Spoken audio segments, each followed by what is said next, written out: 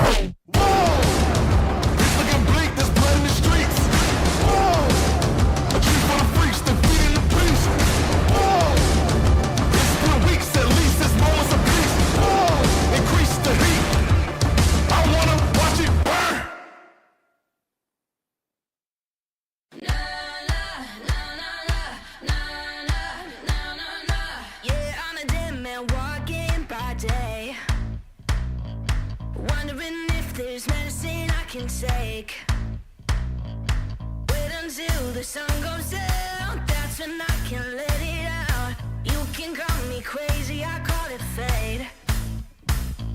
Transformation taking over me.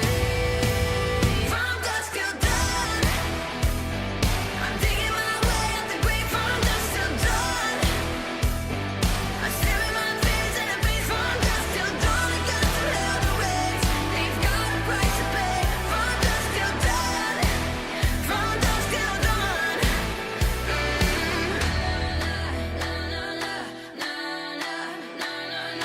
I can feel the ice run through my blood, surges through my body all at once. My heart pumps in the dead of night. My feet run into the fire, right into the fire of my soul. Let the transformation take control. From dusk till dawn, I'm digging my way up the grave. From dusk till dawn, I'm staring my fears in the face. From dusk till dawn, I got to hell to raise. They've got a price to pay. From dusk till dawn, from dusk till dawn.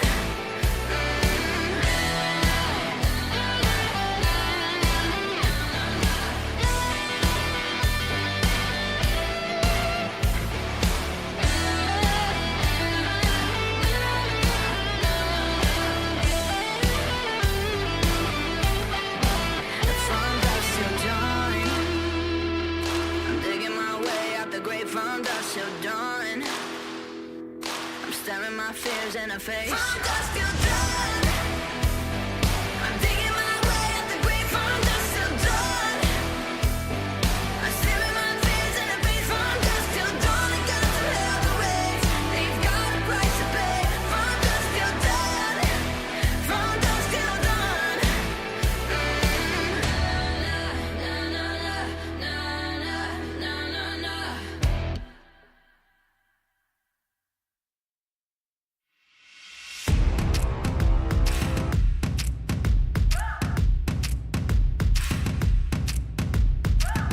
They say I'm young, they say I'm dumb, but what they don't know, it's where I've been and who I am, all the ways I've grown. Blood and the sweat, tears and regret made me hard as stone. On my own, on my own. Put the work in, yeah, I earned it. It's my destiny. Yeah, I'm on top, can't be stopped. Shooting my shot. Oh, oh, oh.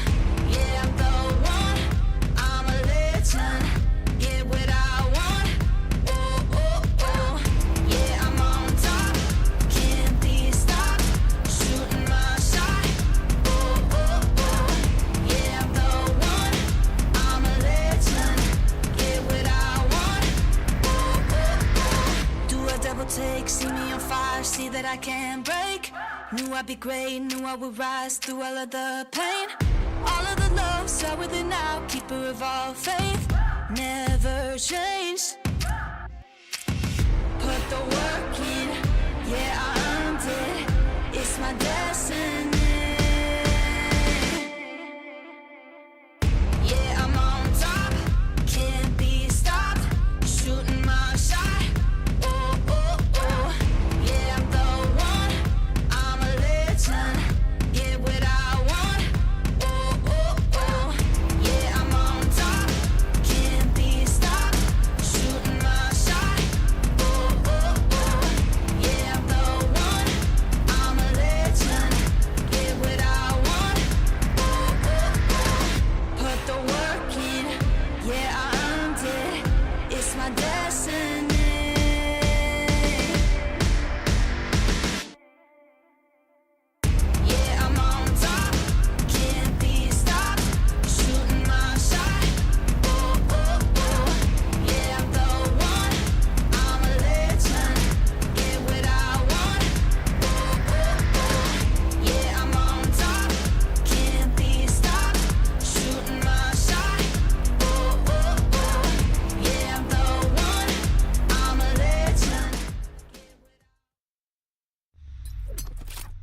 The Crucial Pro DDR5 RAM kit comes with a sleek, modern look that will complement any build.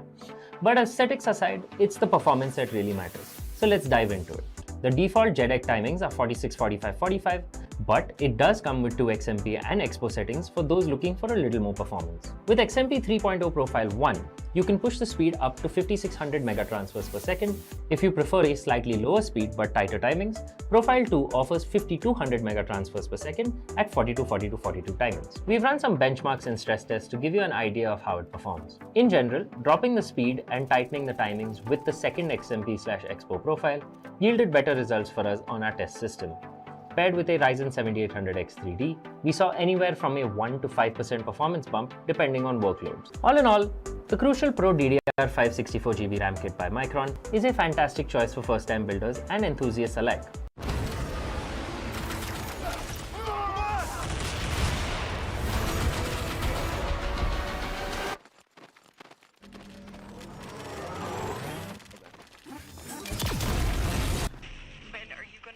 Your system.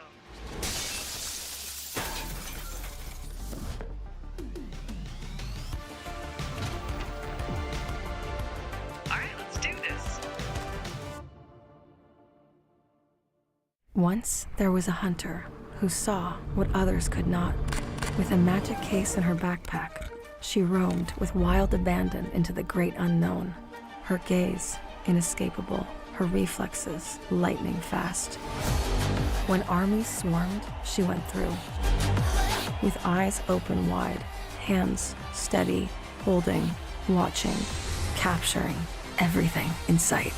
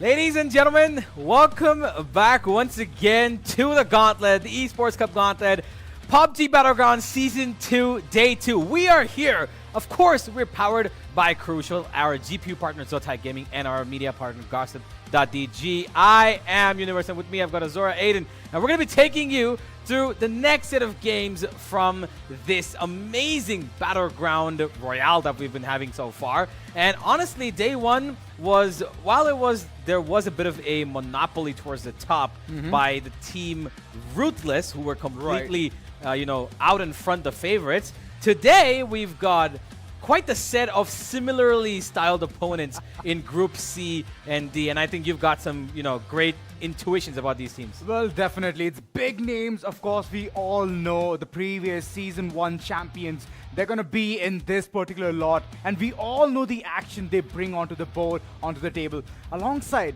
Team Uncrowned Kings and Team Havoc is also there, and it's the same roster. I'm very excited to see how the entire mix is going to work. This time around, the team chemistry is going to be absolutely amazing. Yeah. It's going to be a super bombastic day. C and D, I was just waiting for this opportunity, Group True. C, Group D, it's going to be amazing. What are your thoughts? I'm actually really excited because these teams I have watched them play in back in the PNC qualifiers Right. in 2023. Names that we're going to be seeing today: Uncrowned Kings, Havoc. You've got even the players of, I believe it is Enigma as well. Yeah, Enigma, who right now are in a Yep. different team, the God Squad. Well, let's have a look at what's going to be coming up today, ladies and gentlemen. For There's sure. a lot to look forward to. And of course, the biggest part of which is, I believe, the prize pool. Definitely. What are they fighting for? I do get it. The bragging rights are there on board, but alongside, it's a breakdown of the prize pool as well. 1 lakh rupees will be the total prize pool. Alongside the first place, will get 50,000. Second place, 35,000, and third place winners are going to get 15,000. So I do believe that every single one of them is aiming for the jackpot. That is the first place. Alongside, they get the bragging rights that they are the Season 2 winners. So it starts from today itself. For C and D, yesterday it already started. You all know the story of A and B. We all saw how Ruthless went ahead, secured 74 astounding points, and they're sitting at the tippy top. And I'm hoping that we can see same kind of gameplay today as well. But that chances are very slim because of the big names coming through. Yeah, I feel like there's going to be a lot more spread of the points that's going to be shared between these teams, especially because of the fact that you've got teams, multiple of these playing on the top level. Let's have a look at the roadmap as we do continue talking about them. Of course, this is just how it goes in general in the Gauntlet. If you want to be a part of it in Season 3, just wait up a little bit. Once this is done, you're going to get an announcement on TEC socials, and you want to keep up with their socials. So follow them on Instagram, Twitter, everywhere you can. If you want to play in the Gauntlet Season 2 and test out your medal in the Battleground, then this is your chance. Of course, you'll have to go through the registration phase through a qualifier, and if you're good enough to be in that top 32, then you get to compete like these teams are right now on broadcast, and try to maybe win 50K. Well, true. 32 teams, and the action is jam-packed. 5 days of intense action. Later on, we move in towards the grand finale, which is going to be on 10th and 11th. So mark your dates, book your calendars, and make sure you're going to watch the game live. So that's one thing which I would really recommend to you guys. Other than that, you all know Season 3 is your catch. If you want to play along, then all you have to do is go through the registration phase. Like Universe said, everything is there out there. So yeah. I mean, good amount of roadmaps all across, but moving forward, the point system. Could you shine some light on it, Universe? Absolutely. There is a lot of points here that, can be grabbed only by kills. So yesterday, that was really well. There was a really good exemplary, performance on the basis of that by Ruthless, of course, who took, how many, 58 points just off of kills? Very precise. Yeah, 58 points off of kills, and they had, the chunk of remaining to bring it up to 77. Which is not, of course, easy at all. To get 58 in 5 games means they had to average over close to 12 a game, which is insane because the first 2 that we didn't see on stream, the first game they got 22, second game they got 11, third and fourth when they came back got a little camera shy, they were settling into it, and then the fifth, the final game, they pulled out 16. Well, true. In the first 2 itself, they did secure approximately 22 plus, and it was amazing. And that was the point system which we just went ahead with the explanation. Yeah, absolutely. And I think that this is going to be really interesting for the teams playing today as well, because we've got 2 groups that have been filled with some pretty great names over here. Yeah. We've got Havoc, Uncrowned Kings, the God Squad. These are the 3 teams that I'm going to be having my, main point of contention at. Yeah. Open Reflex is also there in that for me, but I feel like the top 3 that could showcase a lot of their potential today is the 3 names that I just put out. What about you? True. I mean, even Team Studs in the mix of all of this action, they're going to not forget to surprise you. That's one thing about them. Every single time, they know how to shine. In the previous season, you all know Team Studs were the winners, and Havoc, they were runner-ups. Yeah. So you kind of get the gist on what Studs can bring onto the table in the last few maps. So that's one really good thing about them. So yeah, I'll make sure that I have my eyes engaged on Team Studs alongside AWE as well. Yeah, there are, of course, other people here involved, right? And we've got in the sense of Atomic Wild Esports. You've got 2OP. You've also got, a couple of players, in that Chill squad that I feel like could probably do something. So you got the God squad and the Chill squad. So you got two extremes here from both ends. One's here to chill, the other one's here to be the God. But we'll find out at the end, who's gonna get the upper hand. But for now, the 16 teams, how are they gonna be playing up? What are they gonna be playing? Where are they gonna be playing? Is on the screen right now. It's going to be 5 maps, just the usual, as we see always. Erangel to finish it off and start it up as well. Miramar and Taego will take up the middle order. They're going to be our all-rounder in the, lineup. But I think I'm probably going to expect that today we will have a repeat winner. I feel like, I don't know why, I just got the feeling that somebody... Huh? Sorry? Strong feeling, I see. I wouldn't say strong feeling. You could say it's a gut feeling. I wouldn't say it's strong. It's more like, it's like when Intuition. it's like when I was craving ice cream earlier. That's a strong feeling, because I just devoured that ice cream in front of you. Yeah. Apologies Yeah. for that. Couldn't have been pretty. cherries. But this is like, one of those feelings where I'm like, I want a sandwich, but I could do well with a burger as well, So it's not a strong feeling, but I feel like yesterday was a lot of variety. We had 5 different winners. We had 5 different forms of consistency and inconsistency among the teams that did one. Yeah, but today, maybe one team could win twice. Oh, we all know about one thing, day 2 itself. I still remember, I can jog my memory through Open Reflex. First day itself or the second day? First day. Yeah. Mind me. They got chicken dinners at a stretch. First 3 games itself. And they set a benchmark, man. These people know how to kill. Plus that 10 points to just make things so good. Icing on top of the cake. That's one thing which they love to devour. Yeah. Like you devour the ice cream there. But yeah, I'm pretty much excited to see how the entire map will go through, because many teams are here for the treat. The treat being The chicken dinner. Yeah. The competition. Of course, it's chicken points. dinner that's gonna, it's an interesting, connection, because you get the treat usually when you have the money to buy it, but here you need to get the treat first so that you can get the money. Yeah. That's nice. Interesting, That's, man. I like it. It's fun. Definitely. But hey, we should be heading further into the games real soon. Just waiting on the players loading up. But before that, ladies and gentlemen, let's have a look at where the teams currently stand from yesterday, just to jog your memory a little bit back and get a understanding of what exactly the current 32 teams are going to be competing against. And of course, Ruthless on top at 74. Correction, I said 77 earlier. 74. Yeah, 74 points for them. And I think that's a pretty high benchmark to get in 5 games. I'm not quite, like I said earlier, right? That I feel like the spread of points today is going to be more even. So I feel like there's going to be a lot of teams between that 30 to 50 mark, or maybe even towards 60, like mid 50s. But I don't see anybody going as crazy to beat Ruthless right now. Well, there's one thing about today, The first 2 groups, which is A and B, they're going to sit and relax and see how C and D plays. Yep. They can analyze the entire gameplay. They can understand where the push is coming through, and whenever the push comes to shove, what the team reacts towards. Is it going to be a blatant push or a good amount of frag coming through? So that's one thing which even Ruthless will have their eyes upon. They want to test the waters. They want to see what the competition is.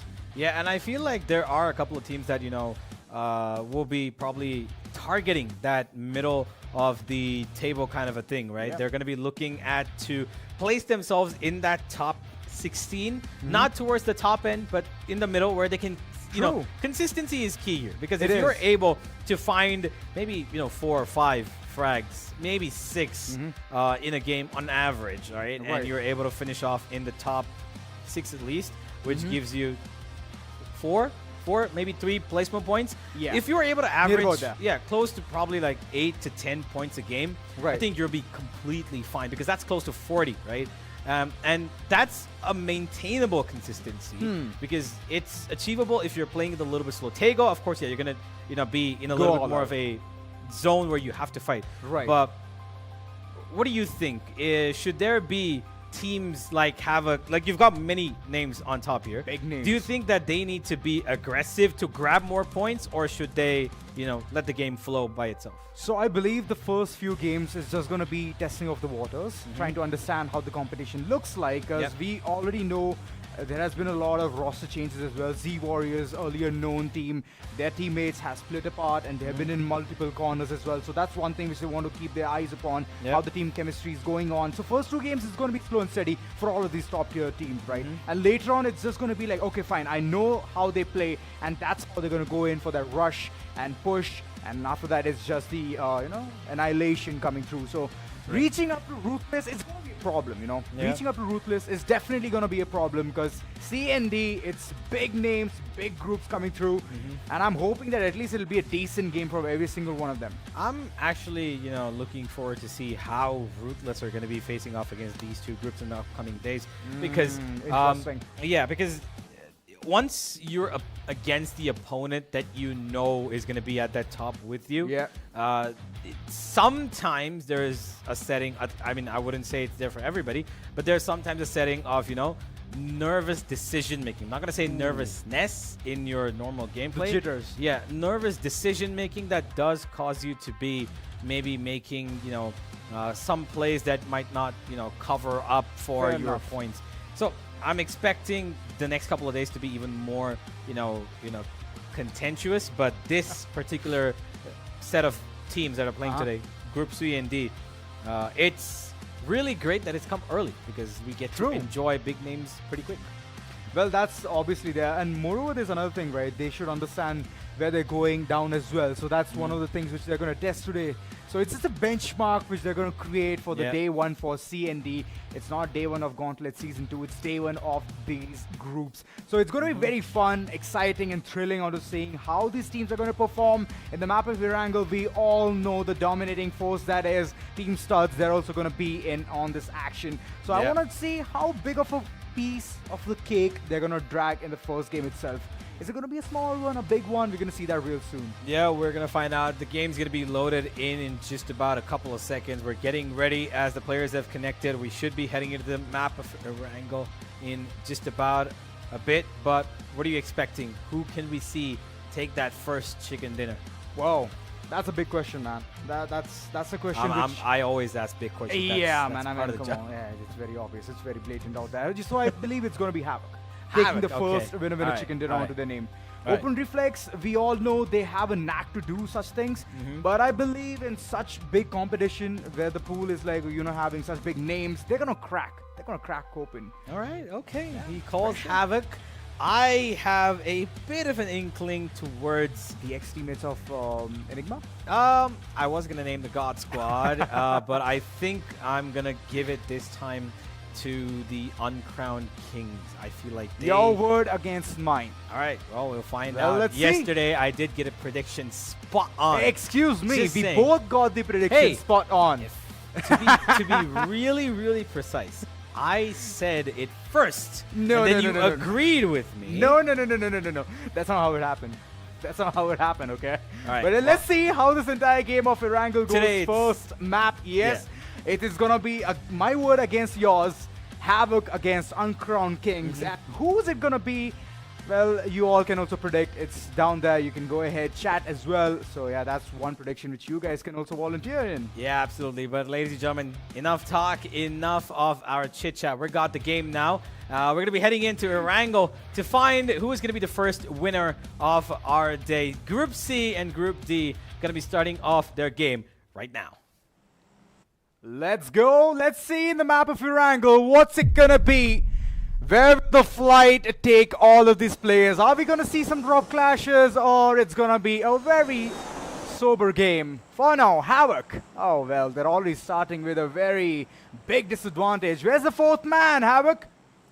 Yeah, well, it seems like they heard you and they're like, you know what, we really want to prove him wrong. So, all right, and that's exactly why we've got them starting off on 3. I'm not quite sure, but I hope that, you know, their teammate can join them in the final couple of games.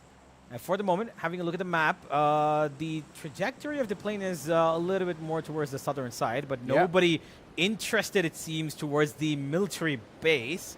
Everybody looking to occupy that northern island. And no real drop clashes as of just yet, but there is quite the bit happening towards just the southern end of Gatka. And I feel like it's, we've got top G there. We've got... Even Error 404 alongside. Exactly. We've got the Knights, I believe, right across them towards the other... forgive me, they're towards Yasnaya. That's Yasnaya. another one as well. 3 teams towards Yasnaya. HAVK right in the center of all of that. And toward mostly concentration. Oh, look at the zone. That's interesting. It's good. It's nice. But it would have been great if teams would have head towards the military base as well. Good amount of loot, but nobody even thought about it.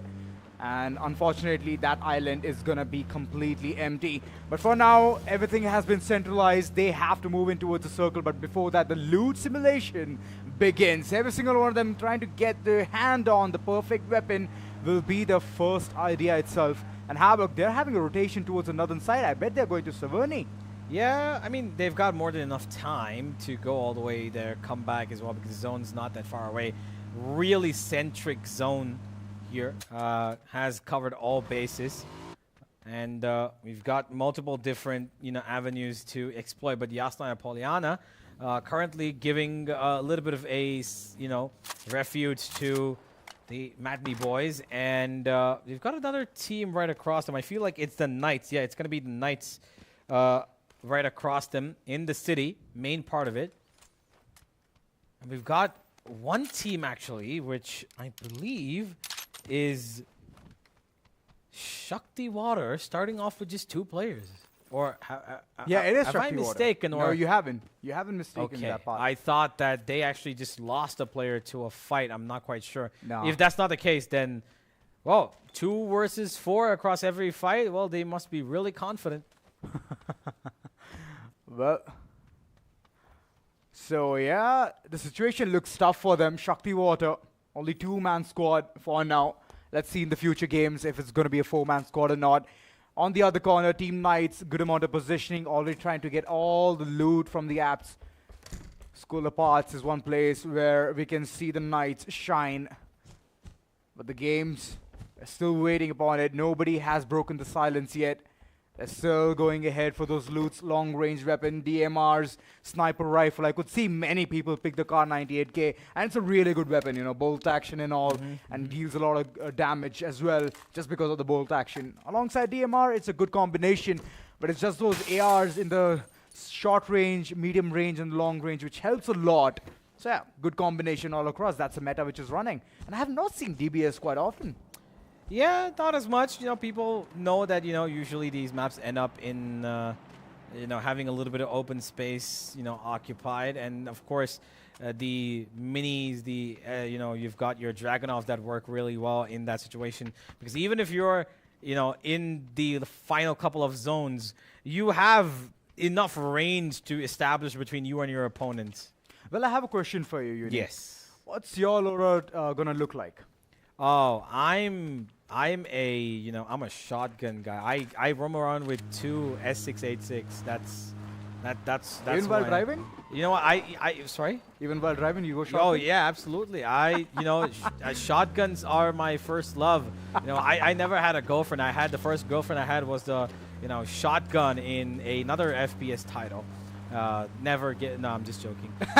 I enjoy the M416 Okay. along with the you're Mini talking. 14.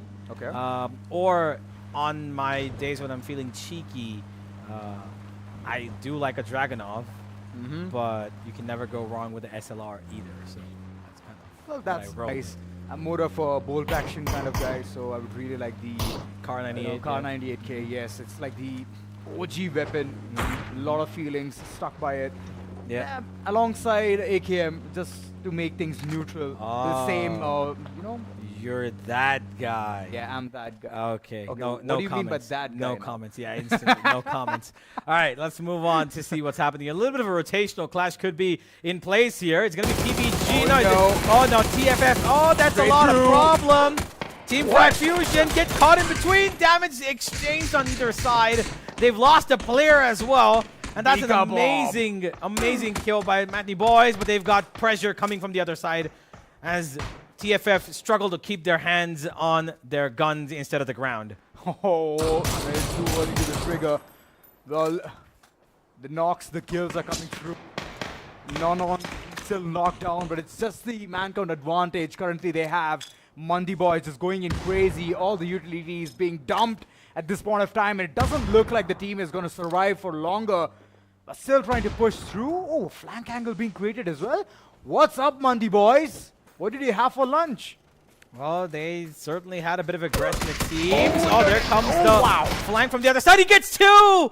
And the DBS that you were asking for, which we did not see the entirety of yesterday, has now just slain 2 members. Oh, no. And there comes a counter flank from Jalid, who needs to be getting away here. But oh my god!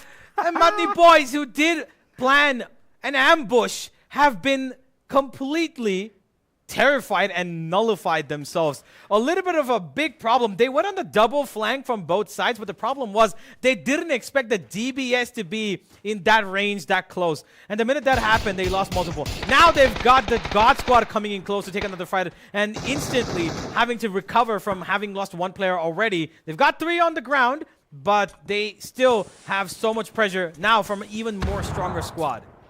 Oh, the God Squad. 2 ex-members of Enigma, and we all know they are known for their aggression. For now, slowly sneaking in. Greek God is trying to playing it slow.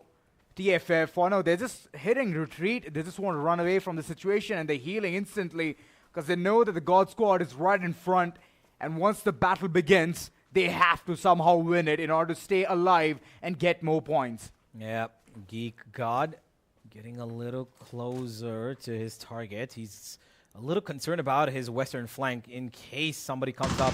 That DBS, of course, is dangerous because they'll look up closer, but there's so much damage. Forgiven gets the one. Oh my god, that's a beautiful knock from Translucent as well. He gets them all, and frag fusion. Oh, a nade! In a couple of seconds. It didn't even need the nade, to be honest. It was a little late because he had a flank come in. Within just a couple of seconds, the God Squad proves why they are called so. Getting everything.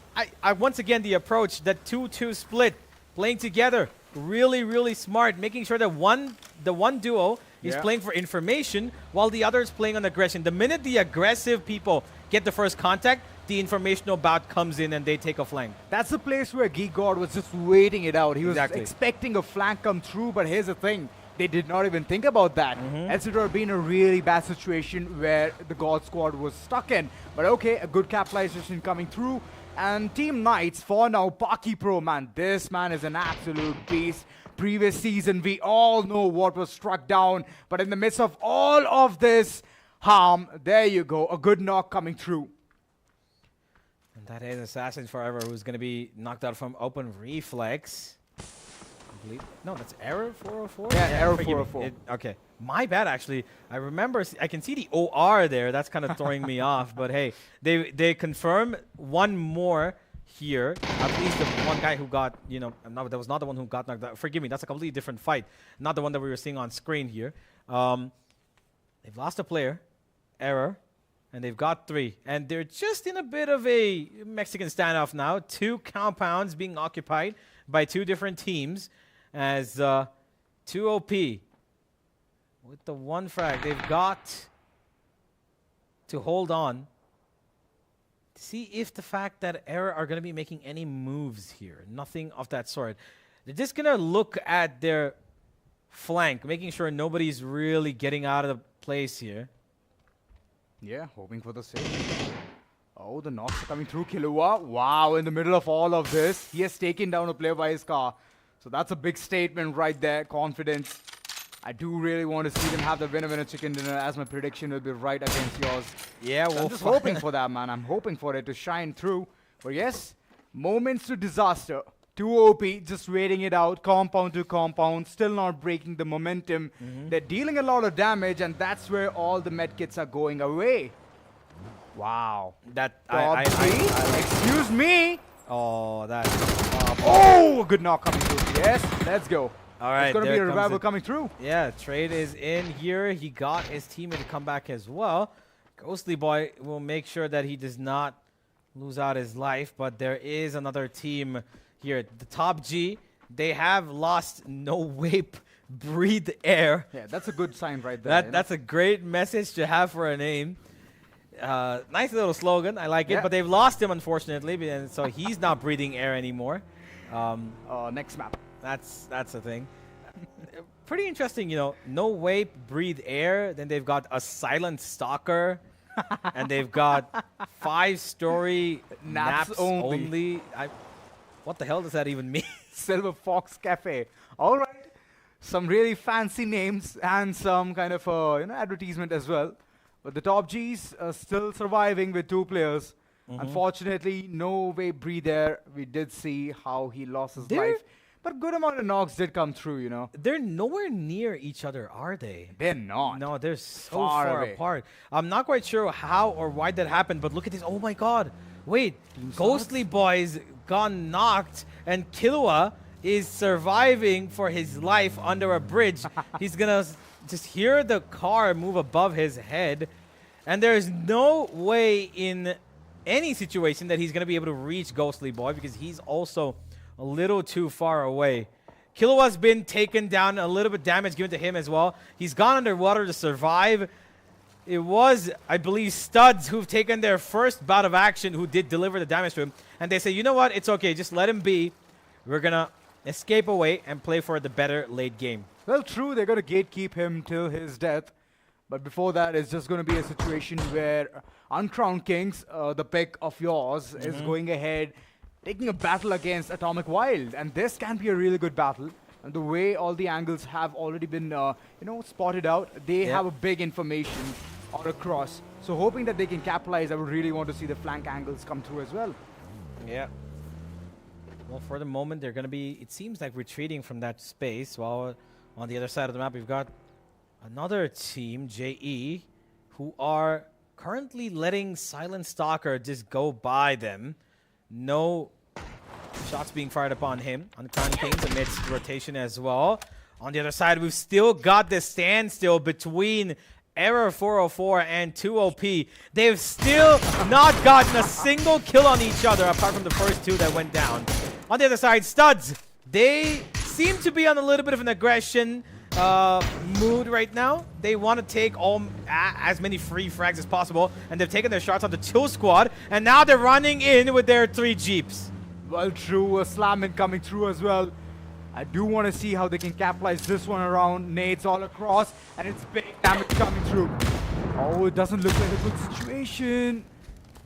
Oh boy, it's all look at the amount of smoke being delivered right out there. It's cloud. It's artificial cloud, but it's all made. One of the cover being the loot box, and it's all gone in tatters, one by one. Every single one done falls, but okay. Mansab, good retaliation from the opposition team.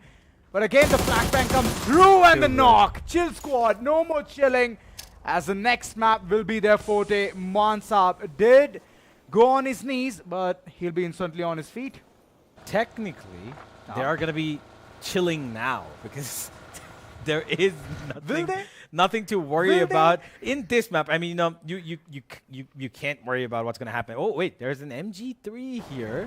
And I don't think that's a weapon that people usually pick up when it comes to the drop, but Atomic, okay, open reflex just gets slammed in, and I don't even know what happened. We're a little too late to the action here. But it seems like a lot of vehicles just came in and they said, yeah, we're taking over. And we've got an amazing, another beautiful name. We've got Ubuwe Uwe. Yeah, we've got Ubuwe Uwe Osas here. The rest of the name is not complete. But yeah, he's the man. He's the guy you need to find when you want that meme. And he's been knocked as well. Yeah, here comes Lights Shakti out. Water. Gautam being the last man standing from the likes of Atomic Wild, as Ubuwe has been taken down, and it is none other than Shakti Water. Far range shots, and the nades are coming through as well. Risen! He definitely has risen from the dead. And I believe Rupesh, he was about to capitalize this one around, but okay, he's been taken down. Paki Pro from the long side. He has gotten the capitalization. Ubuwe has been taken out of the picture. Kenpachi, Ajax, showcasing his prowls with his DMR. I can't lie. I am sad that Ubue has left us. We're going to see him once again in the next 4 maps, and that makes me so incredibly happy.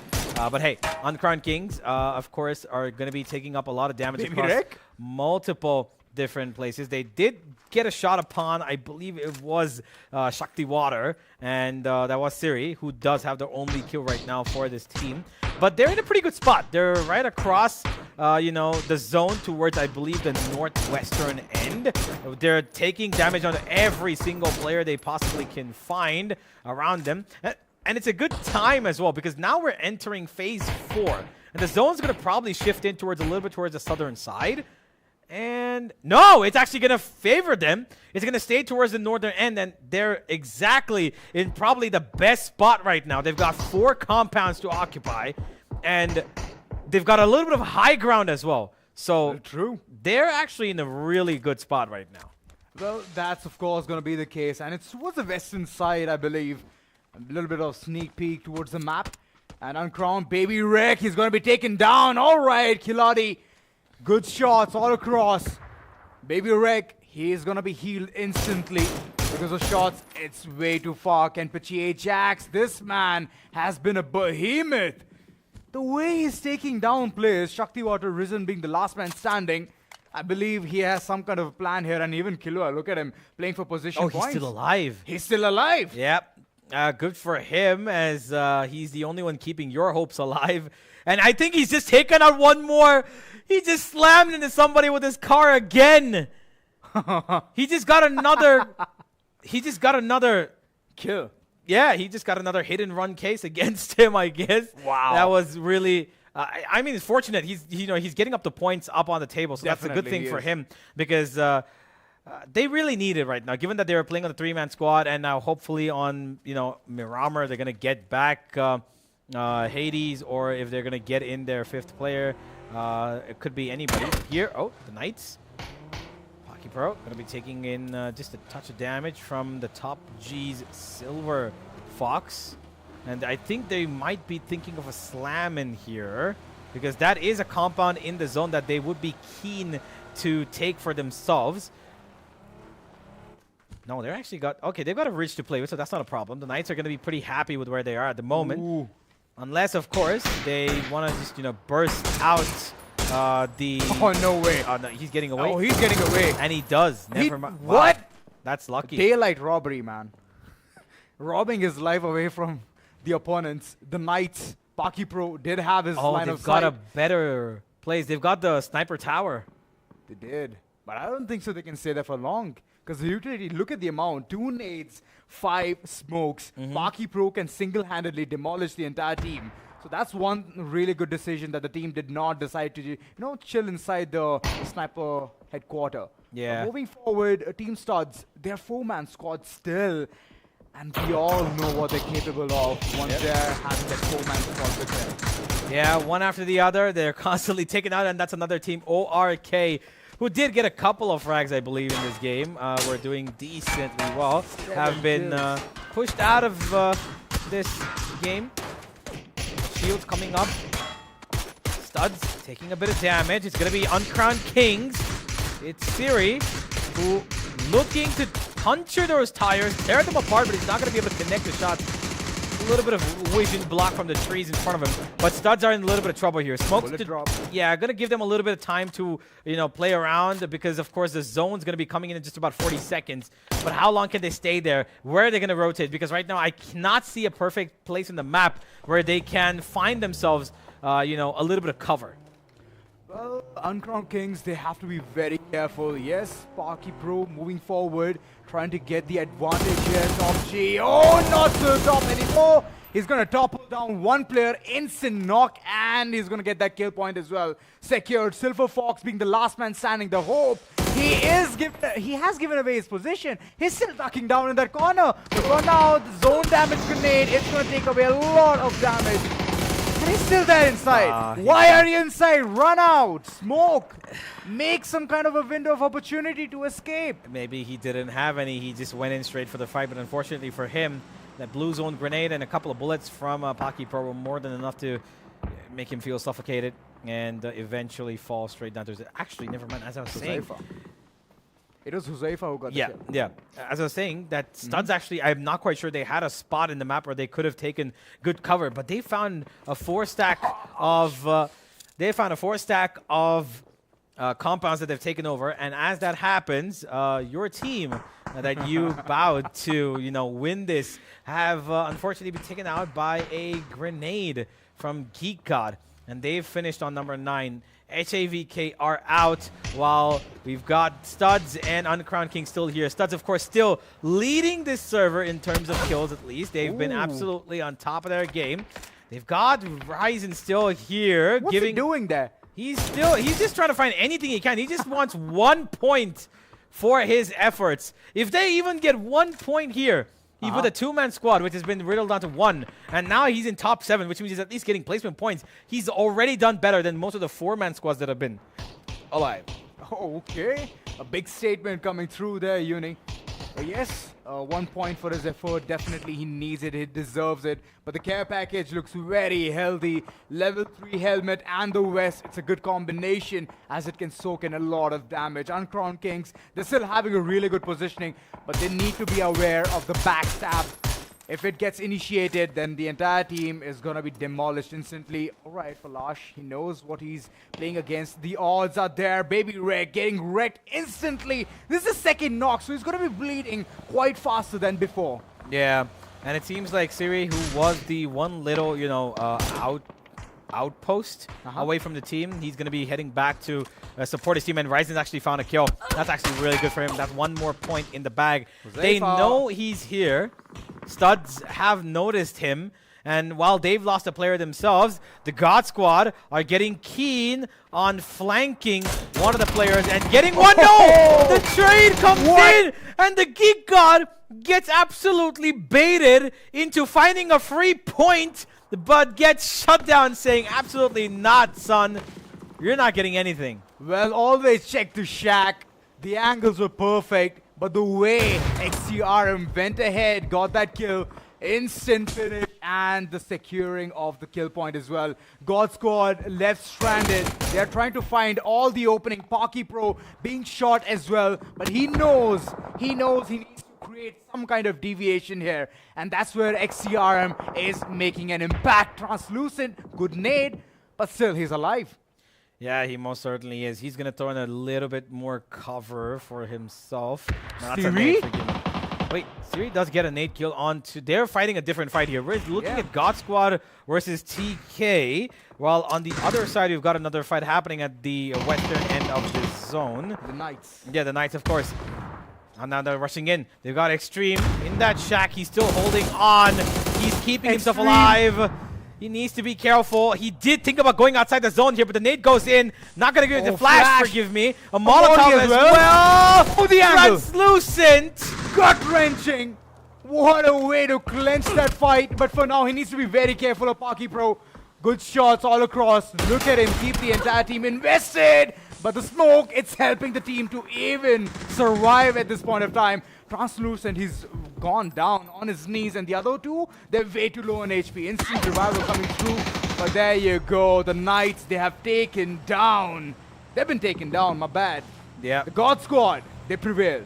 Yeah, it's going to be Raxiel and Unforgiven who need to move forward. They cannot get Translucent back up, which means they have to continue with the remaining 2 players. While all of this is happening, we've still got Uncrowned Kings on the other side with 2 left. We've got JE as well. The Studs are running in for a slam in towards 2 OP, and it seems like it's going to be a team fight here. Retired Bolter gets the 1. They've got 1 more to worry about. Where exactly is he? Around the corner, inside the washroom, but they finish off at least 1 more team. They get him towards the end. Razo and Gimme could not hold on. It's going to be the top 4. As the Studs lead with the most amount of kills. I think they're right now tied with the God Squad as well, as Uncrowned Kings hoping for a couple more points to be extracted out of this game. Well, Josh Esports is still alive, and they're trying the luck out there. All right, a good amount of knock coming through. Well, I just spoke about them, and Obito plays. He has been taken down on his knees. He needs to be revived, but look at the way the push comes through. Uncrowned Kings, Rihan, a recent addition, and he's still putting his mark on the table. Yeah, there's still no confirmed kills yet for him. but he's got damage. And he's going to throw in the smoke to probably cover off for his teammate. Both of them are still alive there. And it's come to the top three. Unforgiven. Oh, there comes Rihan, another knock. That's one more for him from so far away. And now he just needs his MK12 to give out the final bits of damage. The God Squad also have their eyes on them, but they're pretty much safe thanks to the mountain cover. And they're on a little bit of more of a high ground. Well, true, it's a height advantage, but Vihan, he's just constantly creating ruckus here and there. Translucent, Unforgiven, the last two men standing from the God Squad. But here's the thing, all eyes on them. Even retired Bolter going ahead, taking all of those shots. Siri takes down Translucent as well. This is a big fight being broken down, but the kill has been stolen. Retired Bolter, all this while he was waiting for this golden opportunity, and he finally gets on board. 11 kills for this team, and they're at the top. They absolutely are. Retired Bolters are sitting in this little cover that he's got right outside the zone there and take as much value as possible. Does he Death know? throw.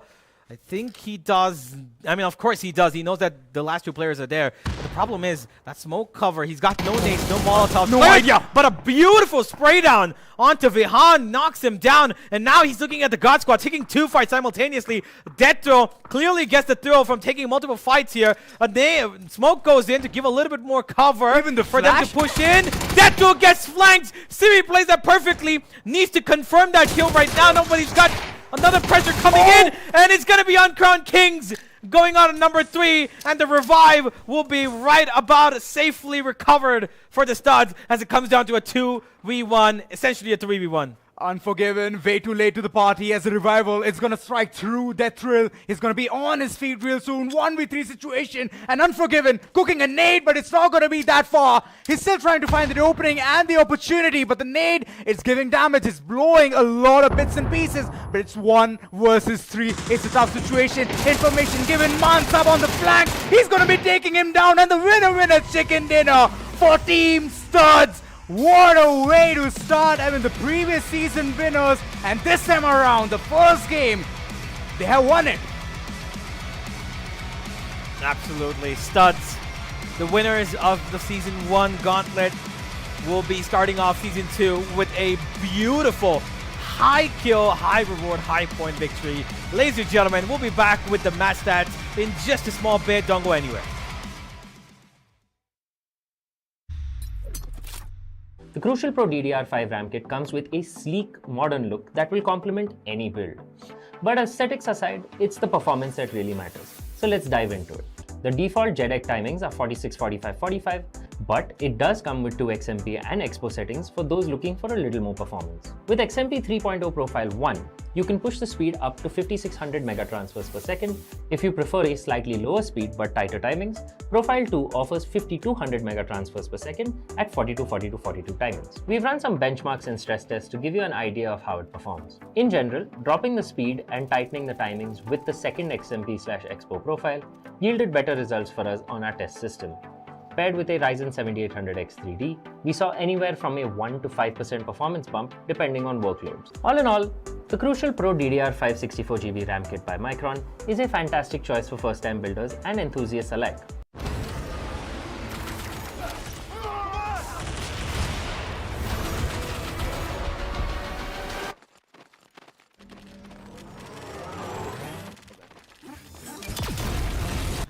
When are you gonna upgrade your system?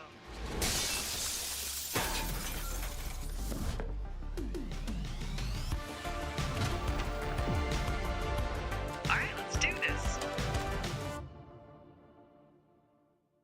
Once there was a hunter who saw what others could not.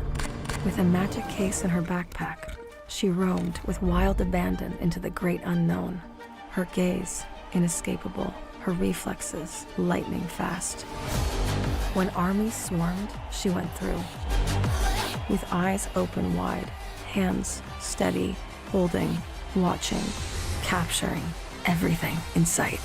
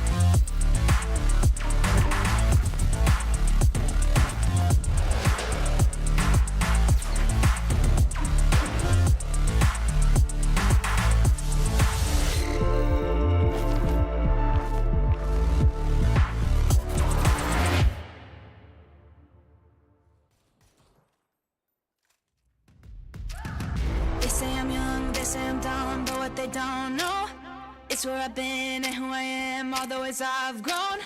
Blood and the sweat, tears and regret, made me hard as stone. On my own, on my own. Put the work in, yeah, I earned it. It's my destiny. Yeah, I'm on top, can't be stopped. Shooting my shot, oh, oh, oh. Yeah, I'm the one, I'm a legend. Get what I want, oh, oh, oh. Yeah, I'm on top, can't be stopped. Shooting my shot, oh, oh, oh. Yeah, I'm the one, I'm a legend. Get what I want, oh, oh, oh. Do a double take, see me on fire, see that I can't break. Knew I'd be great, knew I would rise through all of the pain. All of the love, start with it now, keeper of all faith. Never change. Put the work in, yeah, I earned it. It's my destiny. Yeah, I'm on top, can't be stopped. Shooting my shot, oh, oh, oh. Yeah, I'm the one, I'm a legend. Get what I want, oh, oh, oh. Yeah, I'm on top, can't be stopped. Shooting my shot, oh, oh, oh.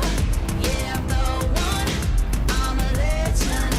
Get what I want, oh, oh, oh. Put the work in, yeah, I earned it. It's my destiny.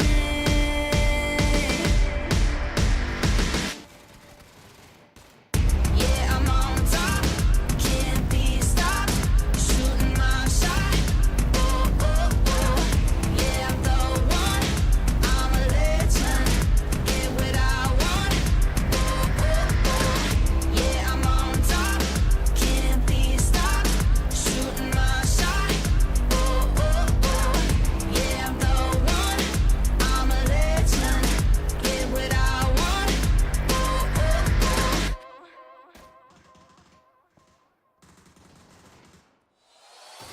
Let's get it.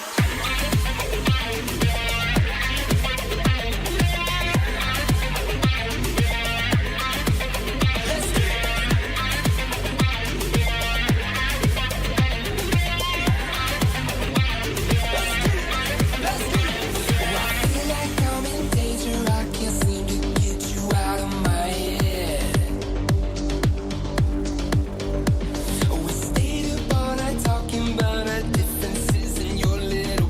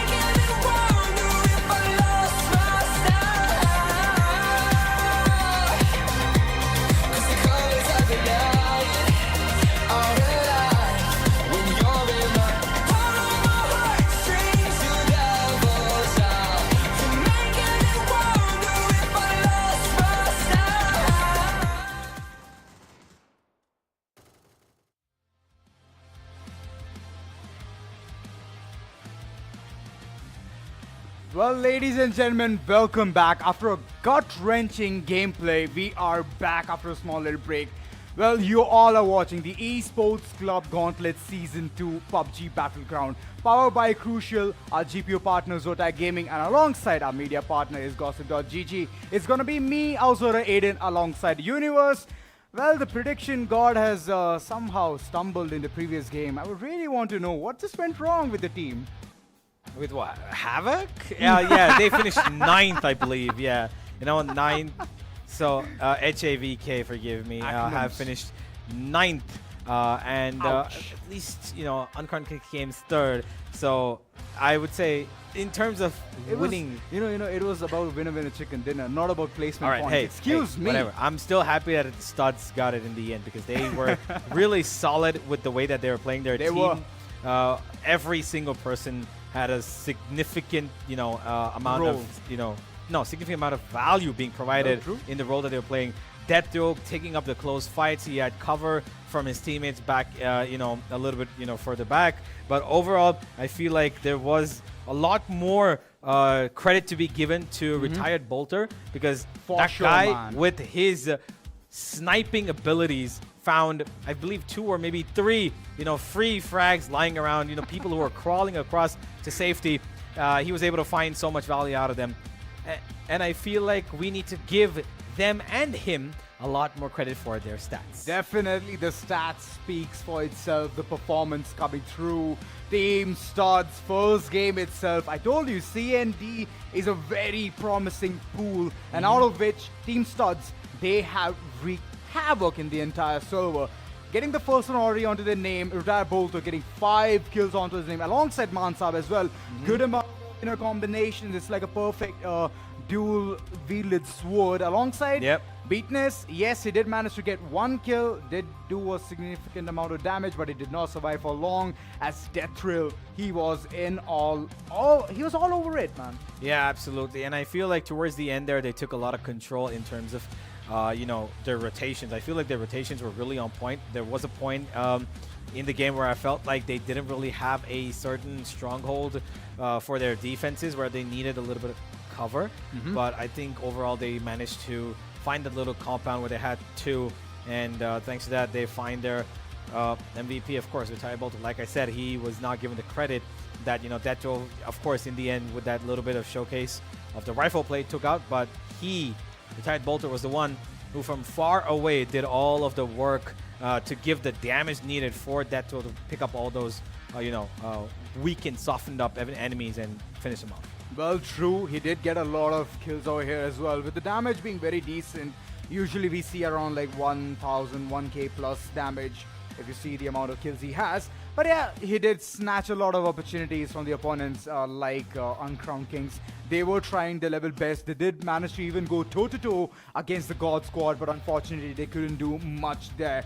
But yes, good amount of kills, and the standings, I would definitely want to see what does it look like. The summary, moreover, has a lot of things to say.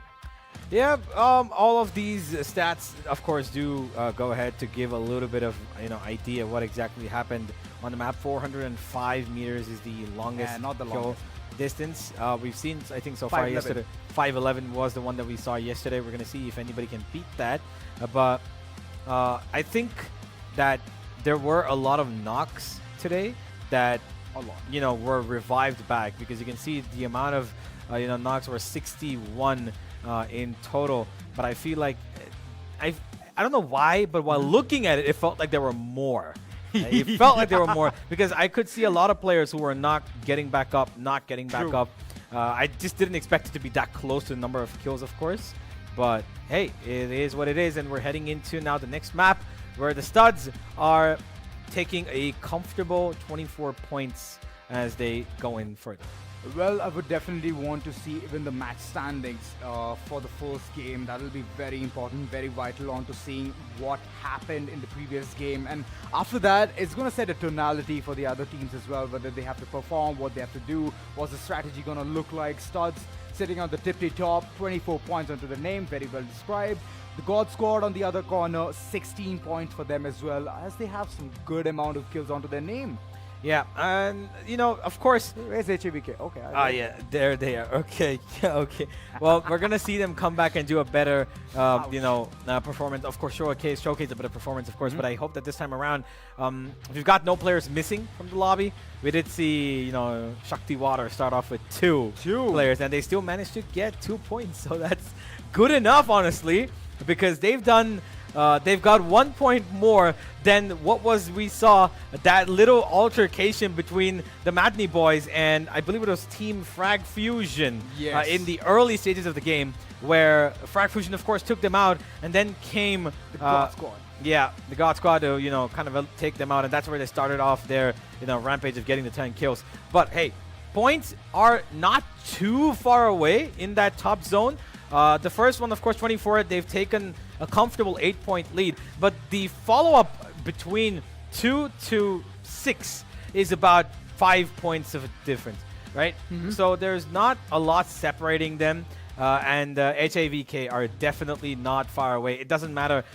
First game, 2 points. They had only 3. They didn't have Hades playing in, and he's been a really, vital member of their squad as well. And I think that if he's coming back, or if they've got their substitute coming in, and of course Shakti Water as well, I think this game should be a lot more competitive, because Miramar has always been, I would say, the sniper's haven of playmaking, and I feel like they could use Hades really well here. True. And Killua, of course, again, the player who survived last for HAVK, he too is really good with the sniper, but this time he didn't get to use it because he was always maneuvering, positioning, hiding to try and find. He did get a car slam kill. So he did. So that's one thing that I 2 kills with really car like. slam, Yeah. 2 kills with car slam. And whenever you talk about HAVK, it feels like you're shooting daggers at me, with your eyes and all. No. I'm genuinely not. For sure, man. I enjoy watching them.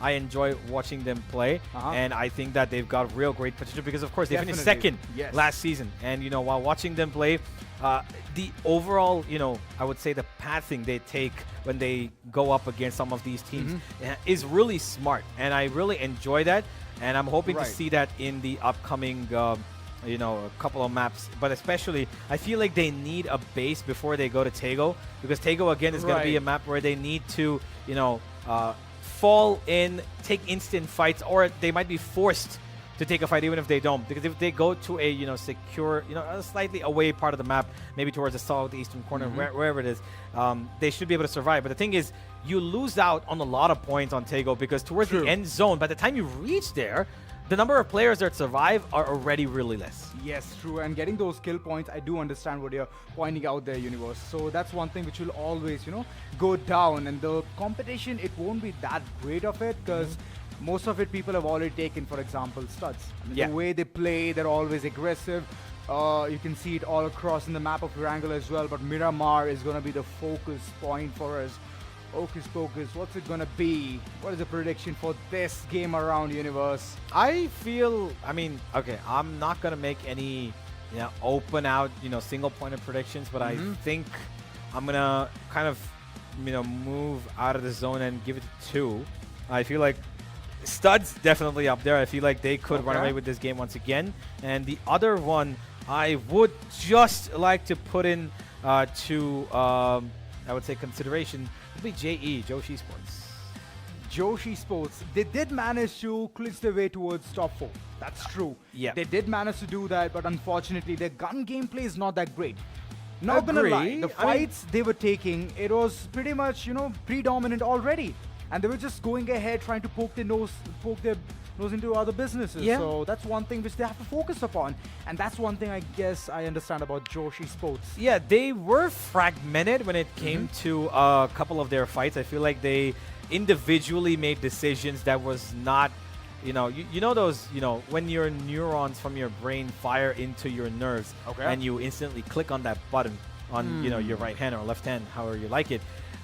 The problem is sometimes one neuron fires to tell you to click the button, but the other one that's supposed to tell your teammate, you know what, I'm going to take this fight, it's that one tiny little thing that doesn't really go all the way. Because I feel like there were times where it was clear that it's not that he didn't want to communicate to his teammate, but he felt confident. You know what? Maybe I can just take this fight.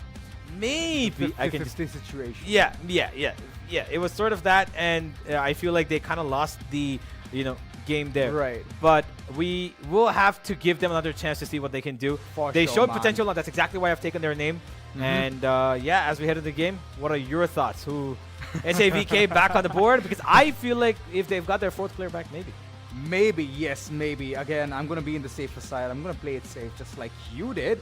So I'm not going to take any names, but I would for sure see Team Studs, go ahead, shine yet again, because we all know, man, it's common knowledge to us.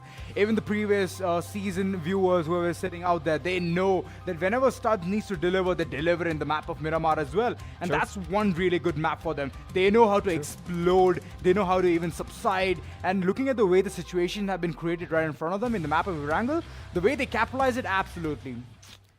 Chef's kiss, man. We'll find out as we head into Miramar. The desert is here to give us a bit of its showcase, and it's going to be dusty, it's going to be hot, it's going to be sunny, and it is going to be packed with action.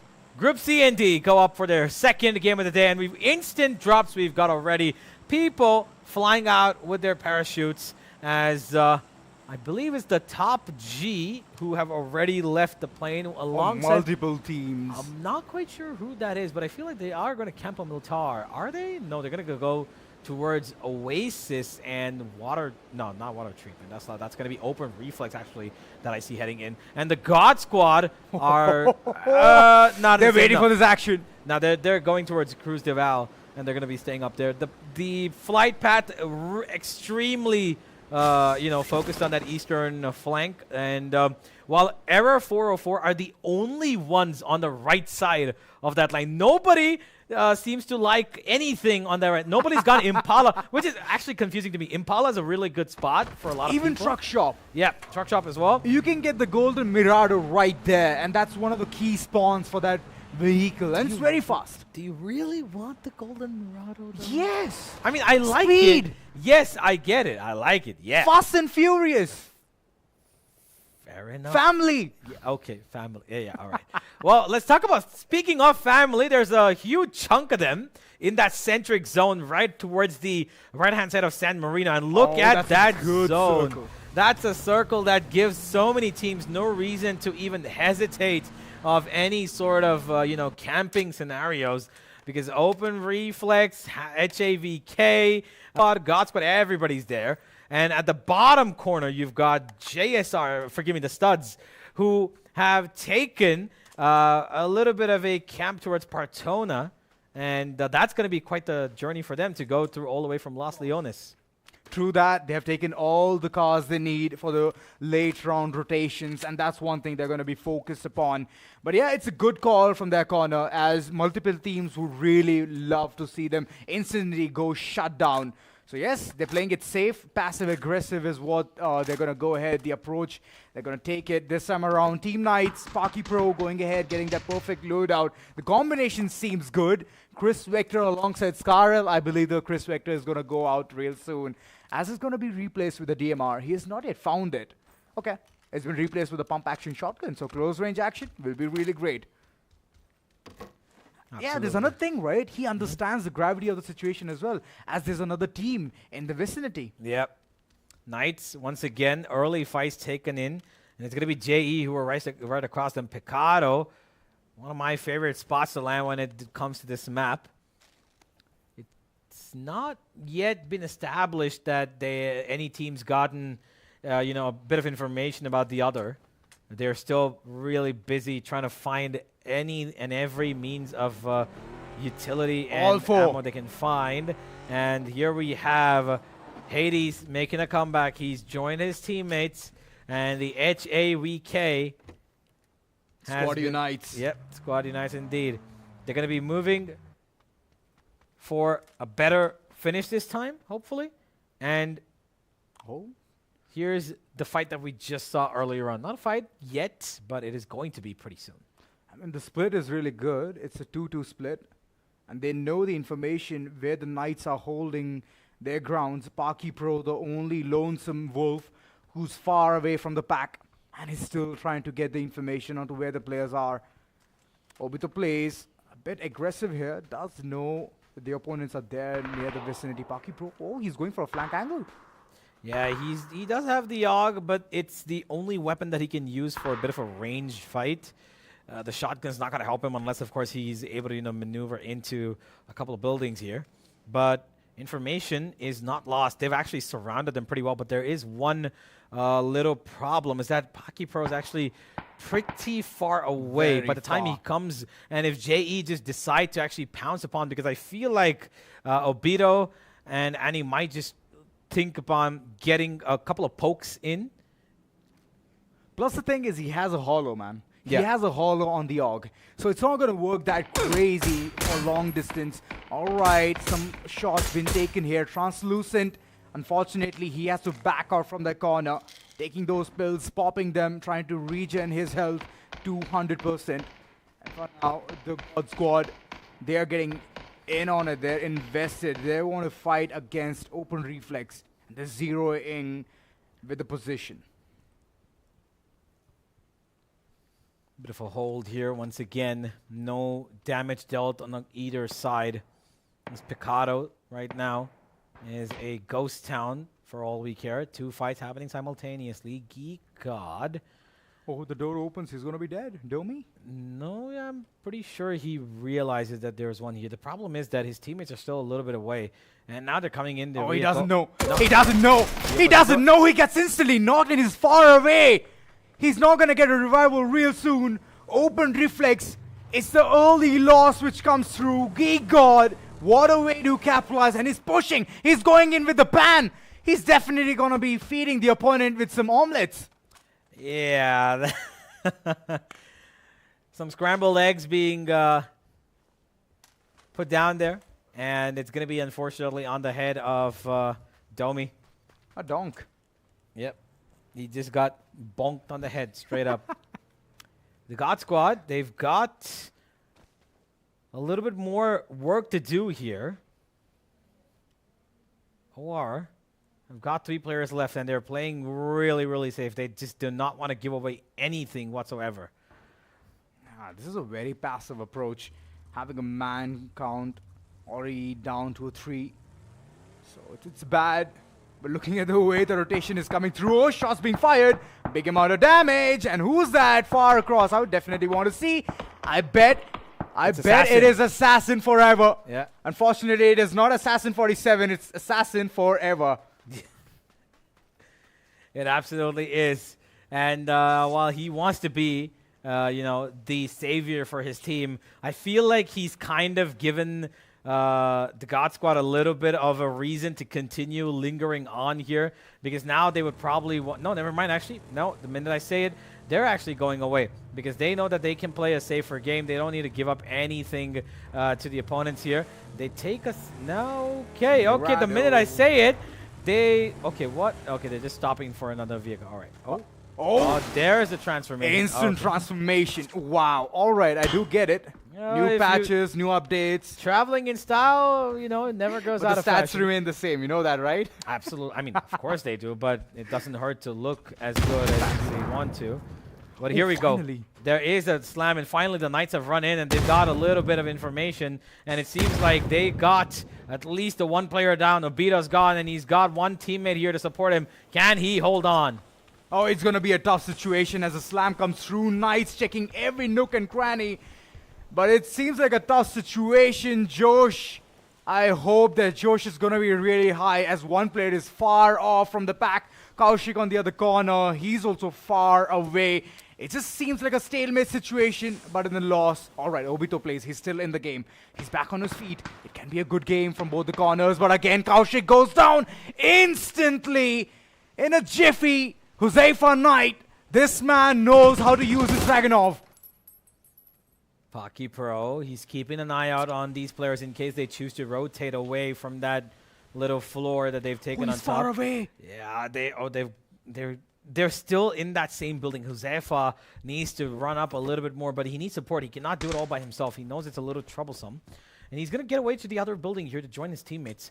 While they've, of course, gotten their eyes on Kaushik still on the other side of City. They know that he probably will be revived, and they're just keeping an eye out for where those revives could come from. Danny gonna take up a little bit more ammo for himself. Exchanges mostly have been in terms of JE losing a lot of their players. Oh no, to don't Notch. peek it. You No, don't peek that way. Okay, that's just reckless. Straight Yeah, up. a big reckless move coming through. Josh Esports for now. Again, the revival coming through. Obito plays again and again. He's in the same situation where he's getting traded off or he's helping the teammate getting revived. So 10 seconds being wasted right off the bat, and it's a push coming through as well. Josefa, XCRM, quick on feet. They want to capitalize this situation. Absolutely. For the moment, it is technically a 2v4 if the side of the Knights decide to push in.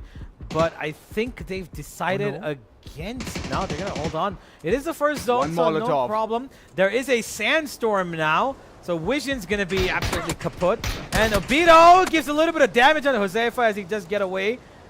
The slow movements, of course, allows for better shot accuracy thanks to the storm around him.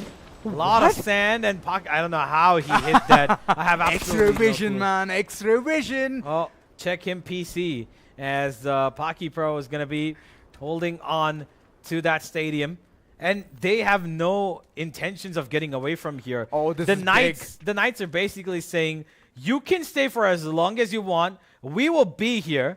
And now he's picked up a bloody Panzerfaust to get them out of their hiding holes. Oh, this is going to be big. But instantly he has dropped it down. He knows that he's sacrificing a big weapon for that.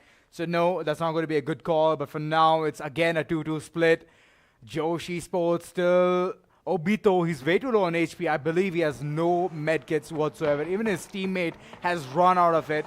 So that's a bad situation to be in. They have to run away towards the zone as well because it's eating them up bit by bit. And that's one thing which they don't want. The God Squad on the other corner. Error 404 under radar. And it seems like Error 404, they don't want to do any mistake. Not Tommy OP. Good capitalization. He has managed to take one player down. Raxiel, he's on his knees, begging for mercy, and I believe he'll get that. Unforgiven. Taking a bit of time to analyze where exactly all these players could be. While they heal up, the God Squad, the zone's just about closed in now, and Phase 2 has begun with them taking up... Honestly, a good spot. They both these teams don't really need to move from here, but the problem is Error 404 are switching between compounds, and I feel like that could be a reason for their demise because they get a little antsy about what they want to, you know, carry in the backpack. And at the minute I say it, Greek God, that's exactly why he got caught. Look at this. They're going from the building, the church building, I believe, to a compound right next to it, and they get caught out. Damage being dealt more as well. The revive, yes, it'll come through, but it's really clear and out in the open that Error 404 are just now depleting resources. Well, it's still a stalemate situation. The God Squad trying to find the forte here. With the helmet, it's all gone for a toss. And yes, it's Raxel as well, whose helmet alongside his vest, it's all downright depleted. Finally, they have called it off. The Knights, they are moving inside the circle slowly and steadily. I can see it's a Golden Mirada moving further. I bet the speed is definitely going to double the pace up and they're going to reach in towards the zone real soon. But yeah, the team who was left behind, I believe the action is still not lost. SKJ Max, he's been taken down, and the slam, it's going to come in through real soon. God Squad, they know the odds. One player has already been knocked down, and even Jishnu, in the midst of all of this, was knocked. Very low on HP, and the slam is coming through. Translucent trying to make a window of opportunity here. SLR in hand, and the shots is going to be on target, but not a lot of damage dealt right there. A slam, it's coming through. Doors open. Is the body going to be parting ways? Still a big question. Oh, God Squad, it's a good roundup coming in from their corner. Error 404, they're in a big trouble. Yeah, they've been circled off. It's a 3-1 right now, that little split. But once again, Monster, the only far thing that off. they need to really be concerned about is the fact that do they have enough to hold on and play a team fight rather than, you know, give up individuals. They should not be getting down. But there is, I believe, a lot of smoke cover here to just bait out somebody. They know that one man's in the church, Jishnu, and he's been nice knocked. nade. A beautiful grenade, and that's going to be them running straight in to probably, secure that little point, because they've got a support already come in. One's covering up for them, and that's amazing. Shadow holds the ground, holds the fort as Translucent goes to the ground. Well, true. The revival, it's coming through. Jishnu, he's quick on his feet. Oh, my name is Shadow. He's still there in the game, trying to create a difference, and he's going to take out yet another player. Oh, it's a good angle. Rixel just waiting. Golden opportunity all across. Not Tommy OP. A good nade coming through. And there's another knock. Error 4, not 4. It seems like they're already come to a standstill, and the decision is soon going to be made. Good amount of nades, good amount of utilities in the hands of Raxiel, and I hope he's gonna be using it to a perfect capitalization. Last man standing, SKJ Max. He's trying to make a difference out there, but the flash, it's out. It's gonna deal a lot of damage. God Squad, are they in trouble? It seems like it. One by one, they're falling down, and there you go, Unforgiven. He's finally gonna be taken out. Error 4, not 4 has been eliminated. Unforgiven and Greek God still alive for the God Squad. Yeah, but a price paid for that exchange. They had to end up losing 2 players Blood for there. blood. Yeah, but they've able to manage 5 points as a total on the back of it. And while we end with that fight, we will see one of our top 3 from the previous Uncrowned Kings who finally make an appearance in this map here, going in a rotation. But as I speak of the rotations, look at who's come in for one of their own, but they're heading into a bit of an open spot. It's going to be the Chill Squad ready the second for one. the Knights, and one by one, they get slattered to the ground. Oh, slam dunk. The situation does not look good. Chill Squad in the previous game could not do much, but right now, as we can see, they are in a very stymied situation. Jadeja is live. He's still there. And Nasik, what can they do? Can it be a big difference? No, what is this angle being contested? Why did he stop firing? Yeah, he shouldn't have. He had a lot of bullets in the magazine, but couldn't do much there. Shikamaru on his knees, and Nasik being the last man standing, nade in hand, the information given as you toss it right above. It's XCRM, the last man standing, Paki Pro. He's also on the ground, and the third party comes through. Assassin Forever alongside Ziggin from the likes of OR. Open Reflex, they're in for a treat. Yeah, they've got a bunch of nades being dropped in here. They're gonna just secure as many free frags as possible. Look at Chill Squad. They're actually being able to revive right next to them. Those boxes, giving them the Sneaky, cover. man. There's no way that's happened. The spot comes in and he gets the knock as well. And ASK finishes him off as well. While all this is happening, here comes another. Assassin Forever will take him down. And just like that, Chill Squad, before they leave the server, will at least take one with them. And Open Reflex have been settled down with just 2 players left themselves. Well, they have been humbled up. That was a very wrong decision moving forward.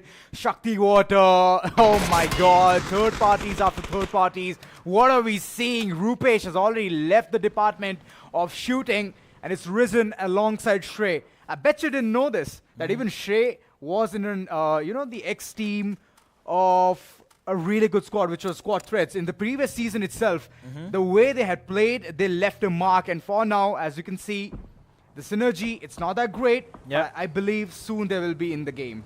Well, let's find out. The Geek God is just about a couple of meters away from Try2 here. TR2, he gets taken down. That's a free point. Once again, he, of course, is alone here, Geek God. But too much damage being dealt, and he somehow, even after getting 100 HP, I feel like he... No, he did not get it. He did it, yeah. I thought he almost did. I almost thought he did.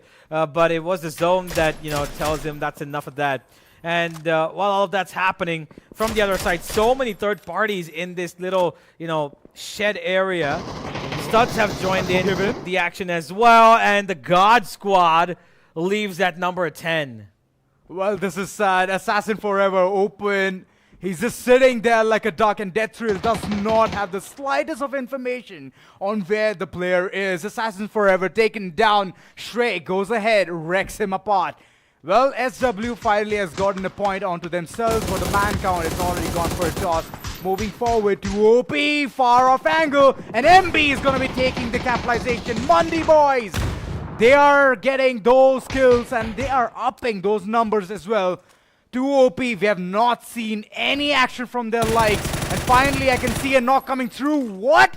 Why would they do that with the pants open, just running all across Matrix? I'm not quite sure. It went all around the place. But now, 2 OP, they've got a little bit more work to be done. 2 players still alive. One of them, 3 technically alive. And Nate tossed in close up, expecting that somebody's right across the ridge here. Nobody gonna be there. Jalid takes a chunk of damage there. But he's not gonna be happy about it. Going around the corner, there comes the spray, and Jalid's gone down. They're gonna finish off. There's no cover because his teammate has also been damaged quite a bit. He's far away, and just like that, the Matni boys will be taken out.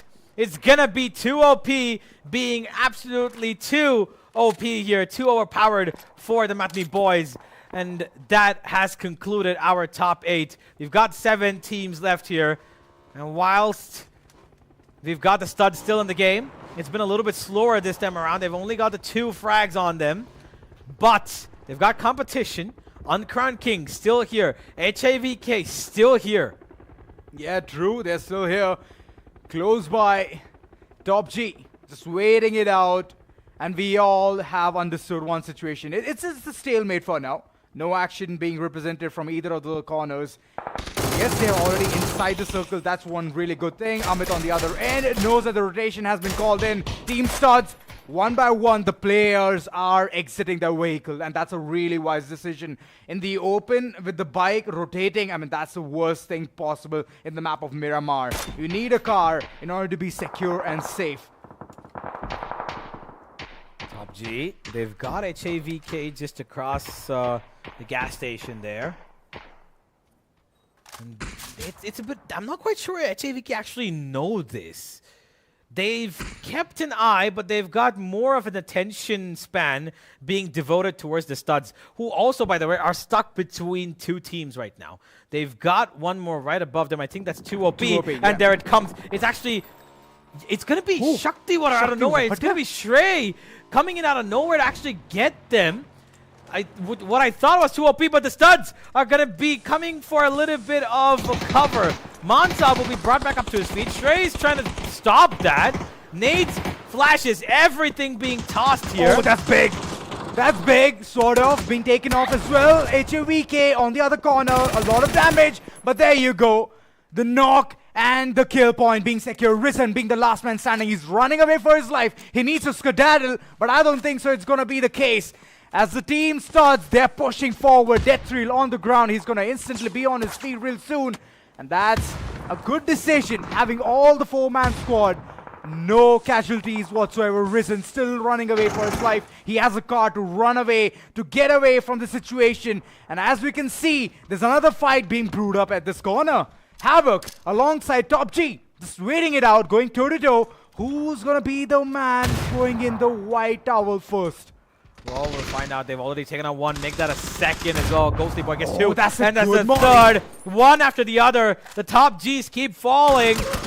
And it seems like it might just be the end.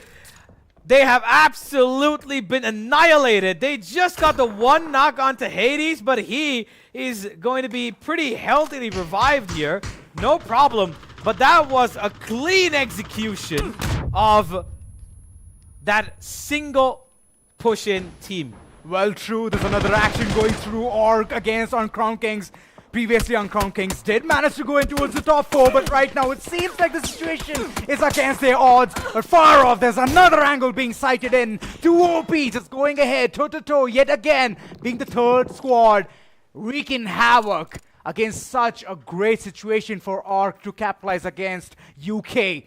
Yeah. But HAVK, healthy as ever, every single one of them trying to get the perfect angle with a Car 98 and M79 to make things even perfect for them. Good smokes. Yeah. As usual, Killua gonna be taking as many, stray kills as possible. Present? That's gonna be big. Yeah. He's right behind 2 OP. Yeah, but he's going to have to play it really smart. While all of this is happening, pressure being put on towards Uncrowned Kings. They've already lost, 2? Third one's on the ground right now. And Baby Wreck, I think it's better. No, he's gonna get spammed down so heavily. Oh, he still no. managed to get away though. He's somehow still alive while all of this is happening. There's so many teams across in the same mountainous region.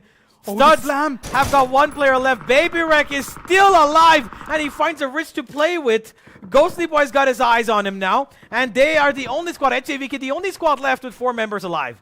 Well, true that HAVK has good positioning as well. The information known that multiple players are playing towards the top itself. It is a hilly area, mountains all across the folds will be a really good cover. But unfortunately, Risen, he's been spotted. Hades plays, cooks a really nice nade, and I believe it's going to be a lot of damage. 26, and there you go, the depletion. Killua, final nail to the coffin with the AUG. And the 8-point being secured by HAVK. This team, when the 4-man squad unites, they are unstoppable. Well, pretty clearly it seems like it. And on the other end, Infected from ORK has taken out Uncrowned Kings, which of course delivers onto us our top 4. We've got 2 OP. As I say, one of their players will be leaving this battle. We've got a little bit of a weird zone here. A lot of ridges, heavy ridges. I'm pretty sure some of them a little too steep to climb, but most of them available to the players to take a lot of cover from. We've got ORK still survived by 3 players. They're taking one after the other. 2 OP have been eliminated, and now it comes down to ORK versus HAVK. Who's going to win this? Because I don't think that the last remaining player on Studs is going to be managing more than maybe 1 or 2 finishes. Well, true that. Stud's the last man standing. He can create a lot of deviation here. And ARC, they're biting this. They're going ahead, trying to investigate onto what's the situation. Stud's the last man. What can he do? Hades plays, goes ahead. Big sprays all across. And Infected. Way too low on HP. Has he been knocked out? Yes, he has been knocked. Good amount of understanding of the situation. And Amit, Wow. out of nowhere, Death Thrill, he has already gone down in dust. ARC, they're not looking good in the situation. It looks very tight. 2 players against 4. And the situation all of a sudden tilts and moves in towards the favor of HAVK to get that winner chicken dinner. Still the situation even better. 1v4, and all of a sudden tables have turned. Kenpachi Ajax being the last man standing. What can he do? Situation is not looking good. He should go for the revival, but I don't think so. That'll be the case as the push comes to shove. HAVK getting the winner chicken dinner in the second map of Miramar. Well, it seems like your prediction was just 1 map late. It was just 1 map late because they needed their full squad, and HAVK did an amazing job of almost winning every single duel they took. Amazing, amazing stuff here. A lot to break down, but before that, small little break. Don't go anywhere as we just rewind from what just happened from this amazing spin.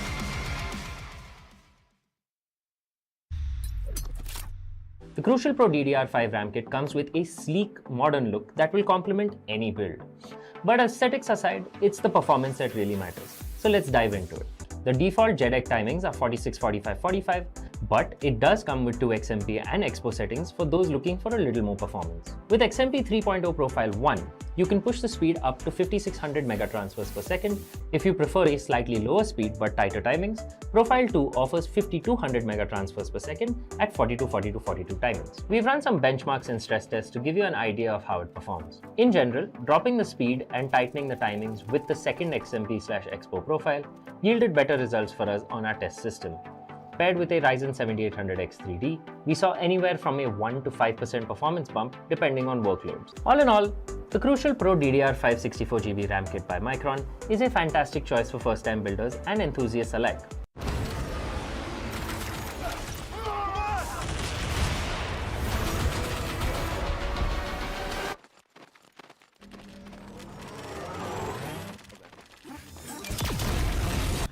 When are you gonna upgrade your system?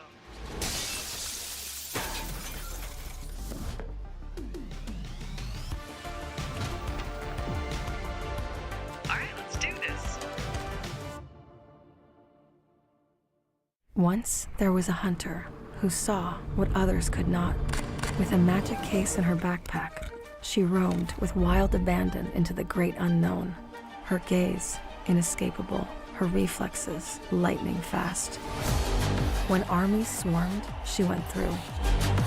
With eyes open wide, hands steady, holding, watching, capturing everything in sight.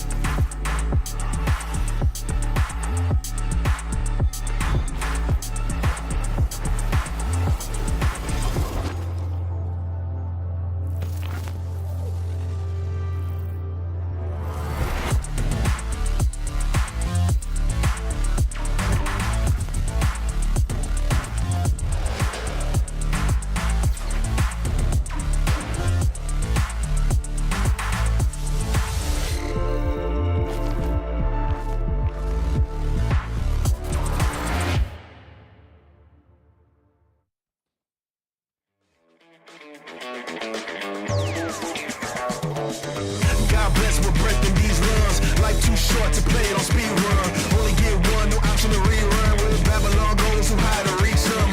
Down to earth, stay grinding when stars come. Rat race, only one to run from. Better say cheese, but say split in the funds. Living in the moment, I ain't worried about none. I'm straight chillin', back against the wall, too acquainted with the feeling. Like it lost the mark, find a way if I'm willing. Only fear God, not sweating his lost children. Price on my head, exported a few trillion. Doing side missions, whatever I'm feeling. I'm built different, cruise with no ceiling. Sun shining on me, boy, I'm indifferent. Go! Come on, let's go. I don't know what comes next, but I couldn't care less. I refuse to feel stressed. There's no fear in my chest. Hear the boom of my steps. Walk away from the pain I've been through. This feeling I'm feeling is brand new. This is the moment I break through.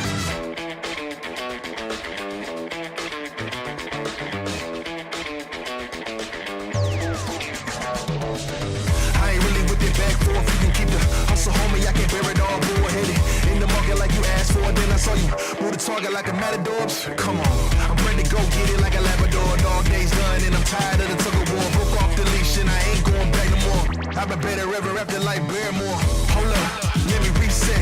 Living in the matrix, used to sequence. I cracked the code, popped out the subnet. Walk around like I found a 20, that's a dubstep. Living in the moment, did you notice that ain't up yet? You can put the pressure on me, I ain't dropping one sweat. Used to be stressed hard, beating like a drum set. Breathe, stretch, let it go. Everybody need a refresh, go!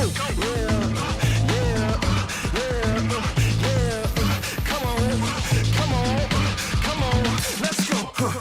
I don't know what comes next, but I couldn't care less. I refuse to feel stressed. There's no fear in my chest. Hear the boom of my steps. Walk away from the pain I've been through. This feeling I'm feeling is brand new. This is the moment I break through. I don't know what comes next, but I couldn't care less. I refuse to feel stressed. There's no fear in my chest. Hear the boom of my steps. Walk away from the pain I've been through. This feeling I'm feeling is brand new. This is the moment I break through.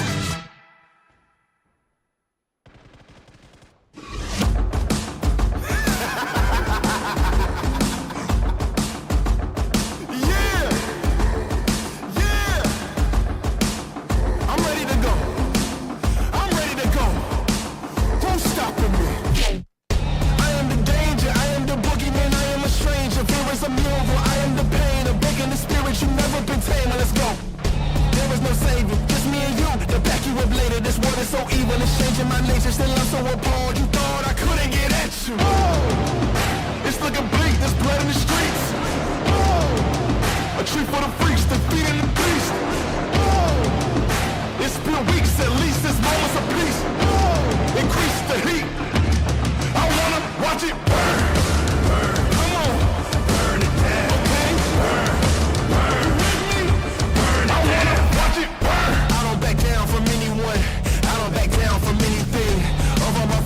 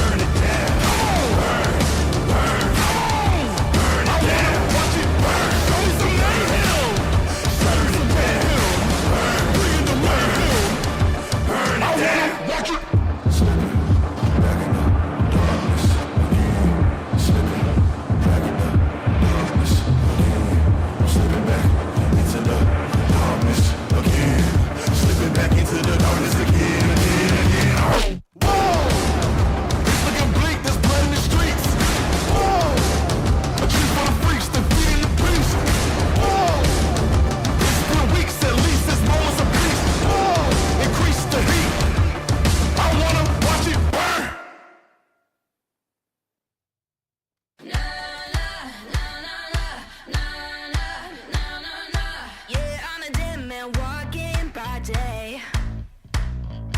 Wondering if there's medicine I can take.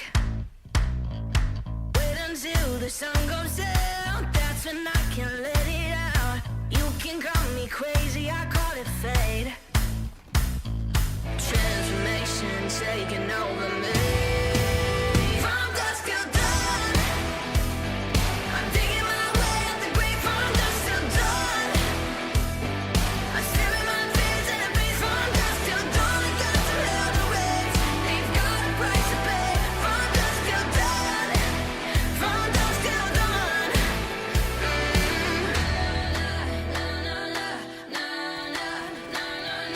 I can feel.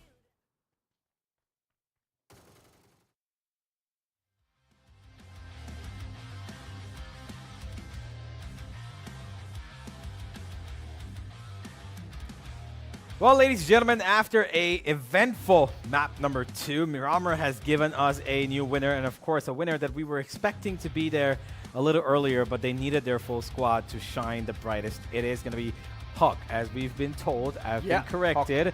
Unfortunately, my producer does not know what it is. We had to be corrected by Hades himself. There is an assassin here who's on the server a lot better, not the one in my ear. But hey, we've got Hawk winning their first game of the day, and we are looking at 3 more to go. And now that they seem a lot more confident, I feel like they could be on a, kind of a streak journey here. Yeah, maybe a streak that could come up. Well, true that. I mean, it's the second map, of course. Good amount of knocks all across, and the kills, it was just pouring down. Hawk, as you've been corrected by Hades himself, has always showcased one thing so good. The frag potential, the team playing the perfect buddy system every single time the trade has been initiated. The way they went against Top G as well. Wow. What a gameplay, man. The mollies, the utilities, all on point. And later on, the winner chicken dinner, just putting them, I guess, very close to the table toppers. Yeah, absolutely. I guess above them. Yeah, it's above them. I'm pretty sure they had, how many? I think 13 frags in the end. The first game, only 2 points. And the second game... So they've gone... I think that they're pretty much... they're not at the top, but they're amongst the top 3. Amongst the top 3, yes. Pretty sure. Uncrowned Kings as well were there. I feel like they got a couple of points in this game. Maybe 2, 3, I'm not sure. But hey, we'll have a look at all of that first. But we've got the stats of the winners. Let's have a look at what the Chicken Dinner winners have got for us. HAVK, or also known as Hawk. As we were corrected by Hades himself. Okay. Yes. The amount of kills that has come through, it is astounding. Good amount of frags all across. Every single one of them has been a lethal weapon. Amit, the way he was taking long shots against Studs itself, he created an absolute ruckus. And from there on, Studs, they did not find their forte. Even though they were at the top of the hill, they could not capitalize the height advantage at all. And yes, Hades plays alongside Killua. Good amount of combination, deadly, lethal. And Ghostly Boy, well, he was a perfect backup system. Yeah, exactly. There was a point where I feel like he did take a fight up. I believe it was against 2OP. I'm not sure who it was. They were just about, an edge away from one of the teams in that little, shed compound right there. And it was Ghostly Boy who started off that entire fight. And he did a really good job of, securing the first one. Compound to compound, it was Top G. Yeah, Top and G, later Top G, on, open area, they went against 2OP. Yeah, no, it was Top G, I believe. Yeah. Yes. And I feel like in terms of getting a lot of the work done, of course, Killua, you can see he's got 7 knocks, which means that his sniper, once again, as usual, has been absolutely blazing through. Close to 700 damage from him. Let's have a look at the MVP, which I believe it should be Killua himself. As far as I am concerned. Yep, of course it has to be. It has to be Killua. He's done quite a bit of damage. 4 kills to his name, 7 knocks, and that sniper gonna be singing as many songs of death as possible because he has given his team the ample amount of opportunities to find the points. 7 knocks says it all. I mean, every single time his weapon has been blazing. Knocks were there, the kills, even though it has been taken by one of his teammates itself, it's all right. At the end, it comes towards a kill point being, clustered, but I do want to see the match 2 summary. Yep. What is it gonna be? How many kills? How many knocks? All on board, right in front of you. And it seems like the same story, but every single time the longest kill distance is in this map. 5-11 in the previous day and 4-1-5 today. This is good. Yeah, of course, it is Miramar, so you would expect it. A lot more damage being dealt in this map, you know, 12,000. significantly. And of course, there's clearly been a lot more, you know, knocks and healing as well compared to how much it was in Erangel. Overall, pretty great. A lot of action overall. It was constant. It was, you know, spread out between multiple teams coming in, third parties, fourth parties. A couple of stray kills, a couple of stray, you know, members who were alive towards the end. But let's have a look at how many of these being alive have secured them some points, because we've got Hawk taking up the top with 22. They have gotten 12 kills in total, as compared to what was 14 the previous game from the Studs. We have ORK in second with 6 and 6. That's a good spread, but there's a huge gap between the first and second. Well, true, but Studs, they're going to maintain that position of the tip-to-top thanks to the performance in the first game itself. And moving Absolutely. forward, Shakti Water, they have showcased some kind of an individual gameplay in this map around, so 5 points to them. And Yep. slowly, as you can see, things are depleting. Josh Esports. Yeah, well, they've not had a great game. Neither have Atomic Wild. Both the games have been a really, you know, under... Water? Underwater? No, I was going to say underachieving game. They've not been able to secure, you know, whatever they would like to. While, yes, in the previous game, we did have JE do a little bit better, but this one completely zero at the bottom. We did have a little bit of a showcase, I believe, from... the open reflex boys. They've got 6 over there, as you can see. They got 6 frags, no placement points, which means they were not in that top 8 at all, which of course shows that they were open to taking fights. Unfortunately for them, I believe that in the end they had the one player surviving who was caught out in the open. I'm not quite sure who it was, but it was somebody you know, who did manage to get 1 or 2 stray kills here and there. I wish I could remember who it was. Was it TR2 or was... I'm not quite sure. Anyway, Yeah. that's in the past now. They have another game. They've got another 2 more after this one, because now we're heading into Taego, which is going to be just as, you know, quick and fast and action-packed as Always. the last 5-6 minutes of Miramar was, because Taego is basically that 5 minutes of Miramar in the end, basically the whole map. So True. I mean, initial, the burst is like, okay, all the teams are going in for the drop clash. They do want to take fights up close and personal. Yep. But later on, it's that standstill moment. It's like the complete standoff. As you can see, players are trying to reach, approach, understand this entire situation on a different note. And then later on again, the fast-paced action towards the depth overs. So that's one of the things which is really good about Taego. But yeah, Miramar, very slow map, man. Way too slow. But still, people try to amp up the speed. Example, Hawk, the way they went through, they were absolutely devious. And yeah, mischievous as well. absolutely. And now we're heading into the smaller map. We've got a bit of a, I would say, aggression that could be coming into the game right now. Let's head into Taego, ladies and gentlemen, as the teams once again fight off for that chicken dinner. Is it going to be Hawk again to take something into their hands, or will we have a new winner? We shall find out. The Studs keeping their consistency on the board with 24 in the first, 10 in the second. Can they break that 74-point mark established by Ruthless in day 1? We'll find out. Definitely, we're going to find out. As we can see, the champion squad from the previous game itself, Team Hawk, going ahead, trying to find the forte. Wow! What is this flight path? Dissecting it from north to south, not even an inch towards east, not even an inch towards west. It's an absolutely straight line. Yeah.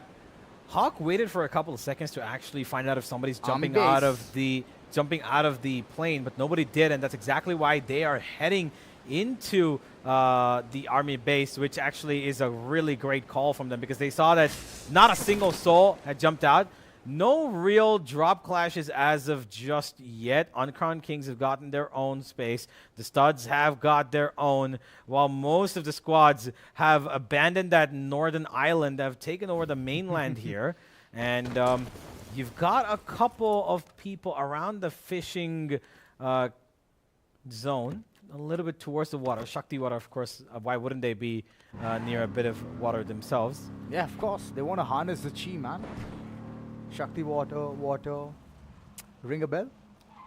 Definitely not. I think you're saying two completely different words. I don't even know what you're saying. It's two different languages at this point. But hey, that's a really eastern-ended zone. No real problems for any team. Of course, rotation's never been an issue on this map for anybody. But we do have, you know, a lot of the stronger teams towards that northern side. Studs and Hawk are the two teams that have taken over their own little spot on the map, so they're going to take ample amount of time to loot up.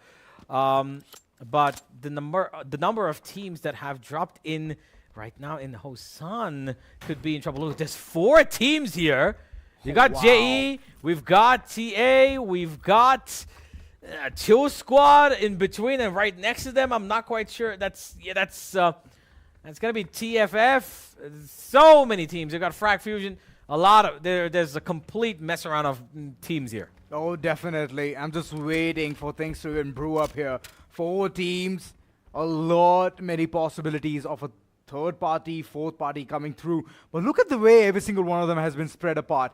So yeah, they have respected the zone. They have respected every single area as well. The compound has been given equally to both the sides.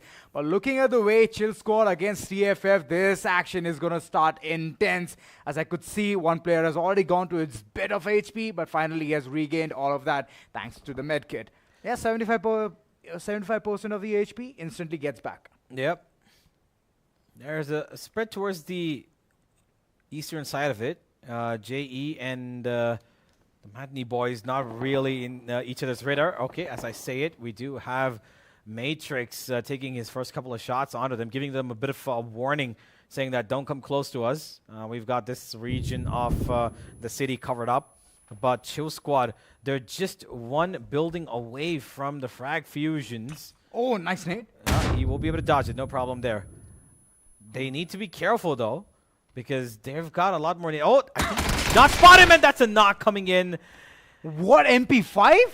Well, from that distance, MP5 spray. Well, that's amazing. That's insane. But okay, the knocks are coming through as well. Chill Squad, it doesn't look like they have a will of survival here. Shikamaru soon is going to be pushed in. As TFF, they're already at the time of reckoning. They know that the 2 players are knocked down instantly. They're going to be on their feet.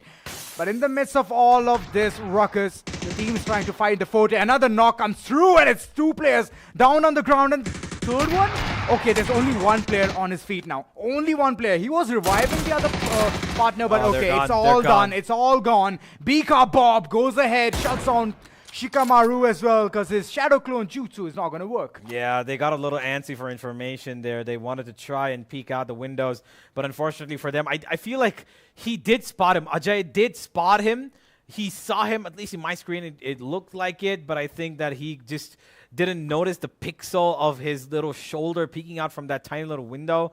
He ignored it, and unfortunately for him, it's going to be the loss of his entire squad. Chill Squad going to be chilling once again from the back lines, as the Madney boys, who did listen to all of that fight, all of that altercation across their city, will be waiting to see if at all they get a little bit more greedy, because I'm not quite sure if the Frag Fusions know. Now they know that the Madney boys are here. The shot does not connect as he would have hoped for it to. But I feel like now they're getting, the game plan's been called. I feel like they're making a couple of movements. Are they going to go for the attack, or is this a retreat away from here? Well, it's going to be a smart decision to go ahead, have a passive approach to the entire situation, run away, because there's another team waiting in the vicinity itself. So going ahead for a, first point of contact and initiating the fight will be a lost cause for them. So yes, Mundi boys is going ahead, trying to get those vehicles and run away from this corner. A good decision, I would say. They just want to, sit back and relax, be the Chill Squad, and wait for the third party and then I'm go pretty ahead, sure they join into don't the want to fray. be the chill squad because the chill squad are Eliminated. gone. Yeah. I'm pretty sure they don't want to be the Man, chill you're shooting daggers onto Chill Squad, man. They're such a good team, humble team. Squad. I mean, fair, but they're not here anymore, so it is. Look at you. It is their own fault. I mean, hey, Yeah, I know, yeah. it's a mistake that cost you Completely your get it. life and your entire squad, which means you've got 2 more games to play. It's just you're gonna have to sit back on Taego, and while all of that's happening on Hosan, we've got teams in rotation taking their movements towards, I believe, the southern end, and Oh, here's the wow. studs. From the northern end, we'll find the emergency pickup. A nice little view for them just to adore before they can, drop down to a safe point in the map. I'm pretty sure they're going to take up a little bit of that central position. I feel like they've zeroed in. Oh no. There is a rotation going past them, but I There are feel two like teams. oh, they could be coming in top G. I'm Oh, pretty sure no, they've no, heard them. No. This This is a could be bad a problem. situation. This could be a problem. Definitely has to be a problem. Knows that the cars were like rotating in that corner. And way finally goes ahead. Good amount of He's firepower. He's here. Yes! Let's Osas go! is here. No, he's losing his life. No! Please! Mundy boys, let them survive. Battle him- another day. Let him stay alive. I love that guy, whoever he is. The name is what's making me feel more gravitated towards this team. But Matni boys, more than enough reason to find a couple of points here. They do have to look for some, and they're in desperate need of it as well. They've not had the best of 2 games so far. So starting off on against the Atomic boys, we'll give them Atomic wins. We'll give them really good confidence. While all of that's happening on one side of the map, look at where Palash is sitting. Oh, Hidden, tucked. He's got a Hawk on the other side. Killua's gone past. No, the There's rotation has another come car. through. These shots, they have been aligned and one way, player has baby, already been get dropped. There's another car coming through for Palash. No way. There's no What way. a dodge, man. What a dodge. Oh, Amit and Killua just have to get away. They cannot be seen. They cannot be stopped. They should not stop because they've got uncrowned kings basically ambushing them, holding on every single Amit, angle what's the possible. game plan? And he's pretty much gone. Yeah, I'm Why pretty the sure- reverse? No, oh my god, he's still alive. He's almost alive. How is he alive, He's baby getting away. Rick? Oh man, he's gotten away. And just like that, Killua so far away. He's hidden. He's surviving. And as I say it, he's still eating up bullets. He's still there. 1 HP. Skin of his teeth. Finally. Although HP is back, what's going on? Uncrowned Kings, they're going head on, colliding with the bull. Wow. And it's working out. Palash, he is out from that corner. Look at him, not even a single scratch onto him. Knows that the player is here somewhere. He wants to go ahead, secure that kill point. And there's another player under the bridge. This is deja vu all over again. Map number 1 as well, as you could see, Team Hawk Yep. was stuck under the bridge. And yet again, the water is running all over them. Killua. And Killua has been shot again and again. He's eating bullets. Yeah, he's not comfortable at all. He's gonna keep healing, of course, but the point is that there's no resources that's gonna be lasting him a lifetime because Siri coming up from the flank here. Oh, he might just be caught out. Killua, I'm pretty sure he's not heard this. That comes straight down. Oh, wow. Killua's been knocked. The last player from Hawk has to now hold on to his dear life because they've been eliminated so quickly that they did not expect that anybody would be sitting on a bridge that small. Hades is also gone. And out of nowhere, the chicken dinner winners, number 1 from the last map, 12 kills they had gotten away with, have absolutely been belittled to just 1 player left. Amit is calling in a rotate. Just going ahead for the position point. Yeah. So, well, that's one of the situations now. Hawk, no more trying to find the footing, just playing for position. Open Reflex, they have been very silent, man. I do want to see them go violent. And that's one of the things from Assassin Forever as well. He needs to start playing. Well, we'll find out if he will. They've got their eyes trained upon a team that just went by them. I believe that's ORK. And they've got a pretty decent compound to hold on to here. Oh, I'm pretty... They can hear a bit of rotation. I think that the vehicles are giving them sound cues as to where exactly they need to be positioned to take on a couple of rotational damaging fights maybe. But for the moment, nothing of that sort coming into their eyesight. Open Reflex. Not had the best of 2 games so far. One game where, yes, they showed in pretty much nothing. That was the first one. The second one, they got 6 frags out of it the previous game. 6 points. But if they're able to manage up 6 in pretty much even this game and the next as well, no problem whatsoever trying to get into that top 10. Rupesh, what's going on in this situation? The Knights is going ahead, pincering SW, 27 damage onto Huzaifa, and he's instantly gonna duck down prone and heal himself. The Slammin, it's gonna wait, but I can already see Huzaifa being aggressive as ever, trying to cook more nades, trying to be a thorn in front of SW. Rupesh is back on his feet, but for how long? The nade was way too close. But finally, the HP, it does bounce back. Instant retreat from that corner. Shrey, we have not seen him pop off. When he was in quad threats, he was absolutely monstrous. But for now, he's been silenced again and again. There's another team ARC just waiting. It's a third party coming through. XCRM shutting down Risen here, and he's gonna get that kill point as well. Rupesh trying to run away from the situation alongside Shrey. Good decision. They're gonna play for position point for now. But the third party, what's it gonna be? The Knights, is it gonna be retaliation from their likes, or they're gonna keep it like, stalemate situation? Well, SW, while they survive currently by 2 players who are going to be playing on, it's once again a disappointing performance from them. You would expect that they would be putting up better numbers, considering how you said that in Season 1 they were really, really strong squad. But it seems like the Knights have proven to be stronger. And ORK have a lurker amidst them, and that's going to be Kenpachi taking out Paki Pro and basically putting him straight to the dirt here. ORK have taken away a point, and Kenpachi still holding on. There is a bit of retaliation currently making its way. Extreme's going to come in here. Kenpachi's alone, by the way. He's got his support coming in, but they're a little late. He's going to hold on to that shed for ground control at the moment, as he does not want to give them anything in terms of opportunities until his teammates can come in. They're here. JC, Infected, all of them are here. And now Kenpachi's got more confidence to take this fight. A BZ goes in. It's not gonna... Definitely has to flush him out. Definitely has to flush him out. The information is there. And he's still stuck up in that shack. Kenpachi Ajax going ahead, taking them shots. Way! Danny! He's so close to death. He wanted to spit fire, but he could not. XCRM on the other corner, just trying to keep the enemy inside the hideout itself. And continuously the parade of zone damage nade coming through. Huzaifa, when he had to shine, he was not able to do anything. The information is not out there, but Danny finally bounces back. Good amount of shots to the AUG, and Kenpachi Ajax, the way he took out Paki Pro, the retaliation is equally good. Nobody was around from the likes of ARC, and they're not able to get that frag as well. So no trades whatsoever. Yeah, and they're getting third party now. There's going to be a sandwich movement here between ORK, there's SW far away, and the studs coming in as well.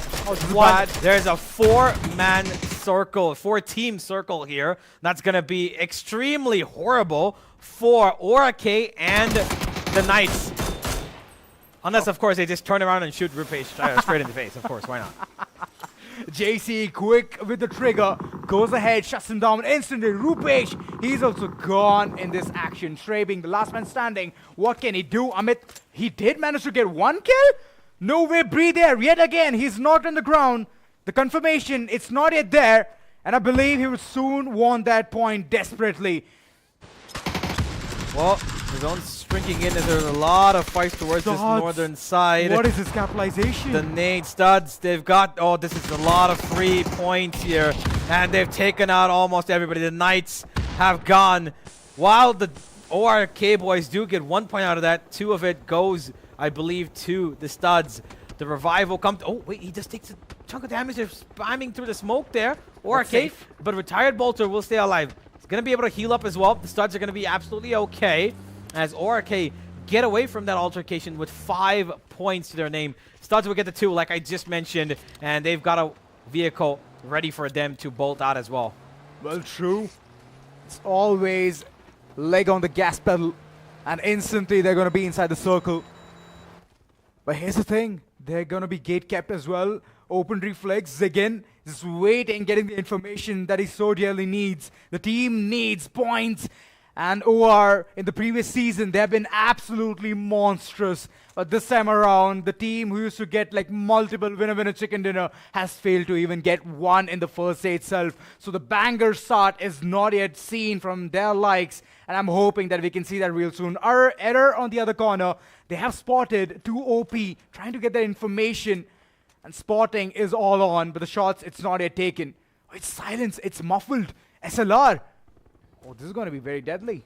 Yeah, he's got information, but no window of shot being given to him just yet. Madney boys on foot on the other side are just behind, I believe that's... I'm not quite sure. I think that's the God Squad. Yeah, they're right around the God Squad at the moment. We're a little bit more farther away from them. But right in the zone, and their fight comes in. The God Squad's ready for them. They're taking a fight against Jalid and against, I believe that was No-Nos. Yeah, it was against No-Nos, and he's come back. They've taken a bit of a safer spot, but ORK are now coming in from behind them, and all 3 of them are in a vehicle. They could be spammed down to death here. This is bad. 1, 2 not going to be coming in. Infected will be taken out here. ORK will be stopped, but JC's been down from the other side. Jalid. And one single little hold up here from the Madney boys has completely obliterated ORK. JC had given up hopes that he's going to win that battle against Mundi boys. Good frags all across, getting 3 on board. They are strong. It's only Matrix who has been silenced. Up till now, no show for him in his corner. Wire running in the open. Geek God. Little do you know that Mundi boys are just waiting out there, trying to get that information. And the shots, they were equally good, but the final blow, that was not yet given. Sandwich Slayer, he has taken down Ziggin. OR is in a lot of trouble. Yeah, they most certainly are. God Squad keeping an eye out on multiple teams here. They spot 2 OP on one side. They did see...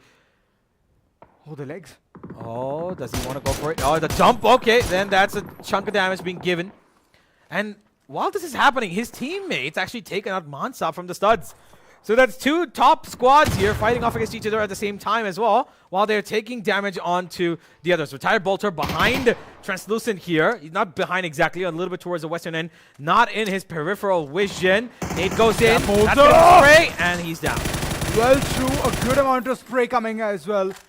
M416 to shine, and the dot side as well. Close range, it's very deadly. Oh, but the shots equally good. Raxiel, good retaliation. The God Squad, the way they're just capitalizing this situation. Mansab, he's still not on his feet. Finally, we can see him. But there's another player, Retired Bolter, who's again begging for mercy, trying to be revived, but the shots are coming through. He's going to be taken down. Unforgiven. This time, not forgiving. The situations being constantly created by Team Studs. So many smokes, so much cover, and they're still staying alive. Beatness is able to finish off Raxiel. Mansab gets the Geek God, and suddenly the game's turned on its head. Unforgiven's the only one left. How in the hell have these 2 managed to pull this off? There comes the trade. Unforgiven will go down, and the Studs show why they were the victors of Season 1. A 2v3 here. They were against the ropes, the zone behind them, smokes in front of them, no vision, no information. The only thing that they know is that there's players around them, every single angle. And then the split up from the God Squad, a little bit more, I would say, unnecessary, distance created between them. And that throws them off. And that's the only opening that Beatness needed. Oh, Mundi boys. They want to capitalize this game. Good amount of positioning. But right behind, we can see Team Studs rotating through. But do they have the information?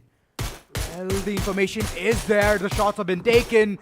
Jalid just going ahead with the MK12, trying to do a lot of damage. But unfortunately, no shots have been connected. Mundi boys, they want to get the 2 as well. 4 kills already on board, and the rotation. Beatness? What is going on? The shots, it was concealed and finally he has exploded, blown up into pieces. But the retaliation equally good. Mansab, good trade coming all across. And Sandwich Slayer, who was going ahead against toe-to-toe with OR, has finally been shut down. He's on his knees. And Assassin Forever going ahead, being the crazy lad, trying to get more information. He's curious. He wants to go ahead, get more kills for the team. But there you go. There's Uncrowned Kings waiting for this third party to even start. Yeah, they've not been a part of any action so far. They're playing for a little bit of the late game, it seems. But the Mutney boys are still looking for their finishes. They have the studs right in front of them. Beatness has been brought back to his feet, by the way. So that's going to be okay. And these two members left from the studs are really strong. And what they do once again, he goes back down. This time it's going to be more difficult. Can Mansab hold on? No, he cannot hold on the angles. It's going to be very tight. Og against the M4.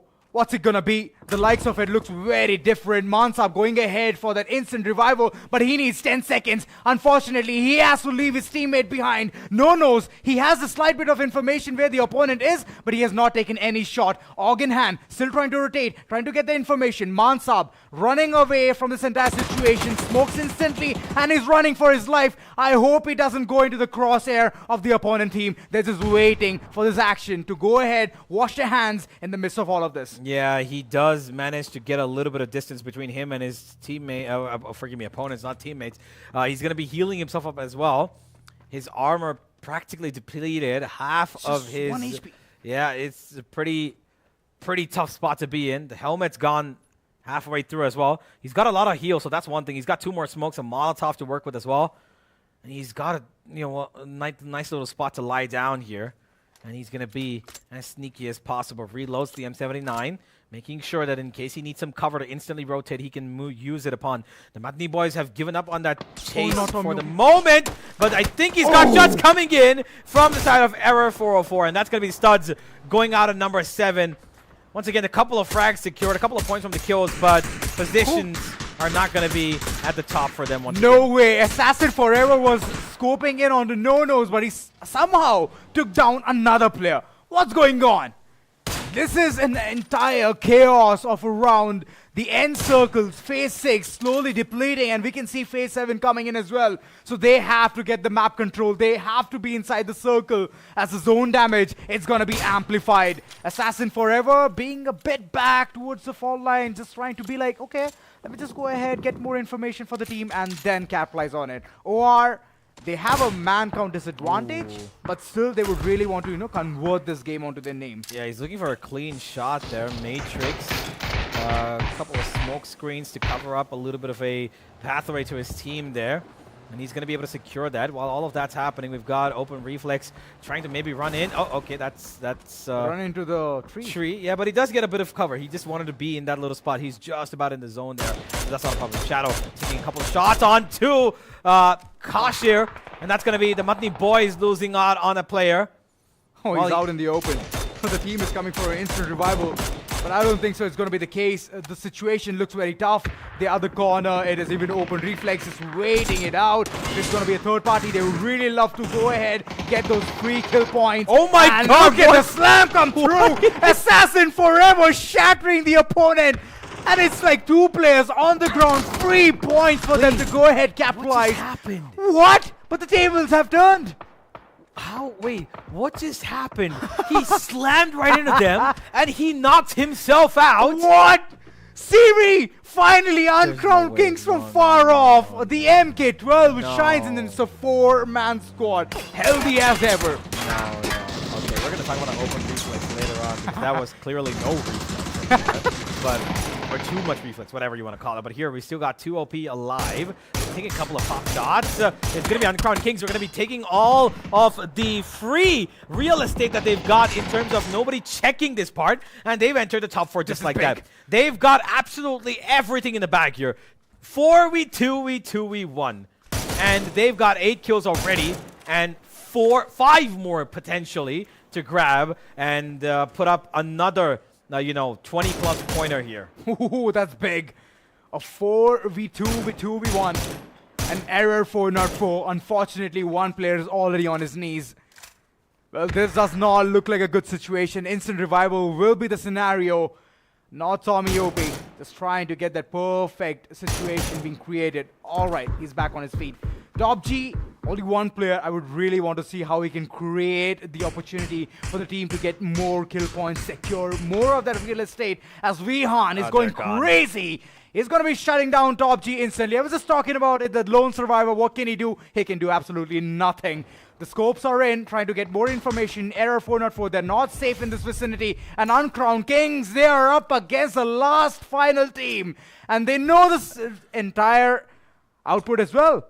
Yeah, they most certainly do. Error 404. That's a that's blue a good zone flush. grenade. Yeah, he's going to get pushed out of there. First couple of shots does not connect as much as he'd want to. Palacios gets pushed back, but he still got 3 players next to him, his teammates, ready with nades. Out it goes, the spray and a nade. The combo's brilliant. Nade. That's a perfect combination, and later on it's just the sheer execution moving forward. Uncrowned Kings getting the winner chicken dinner for this map number 3. Seems like my prediction was 2 games late. And here we are. Well, hey, technically, both the teams that we said would get a chicken dinner did get it. So fair play to us. But hey, ladies and gentlemen, we've got another game coming up. But we will be breaking down how Uncrowned Kings got away with so many points without us having actually looked at them, what happened. We'll be right back after this little break.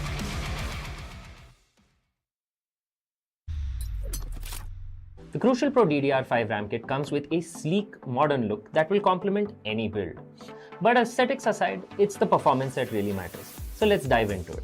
The default JEDEC timings are 46, 45, 45, but it does come with 2 XMP and Expo settings for those looking for a little more performance. With XMP 3.0 Profile 1, you can push the speed up to 5600 megatransfers per second. If you prefer a slightly lower speed but tighter timings, Profile 2 offers 5200 megatransfers per second at 42, 42, 42 timings. We've run some benchmarks and stress tests to give you an idea of how it performs. In general, dropping the speed and tightening the timings with the second XMP/Expo profile yielded better results for us on our test system.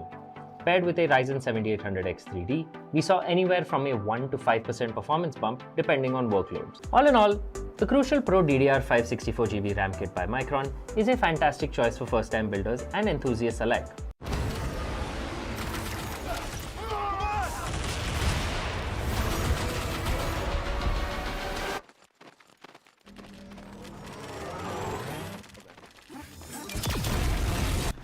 When are you gonna upgrade your system?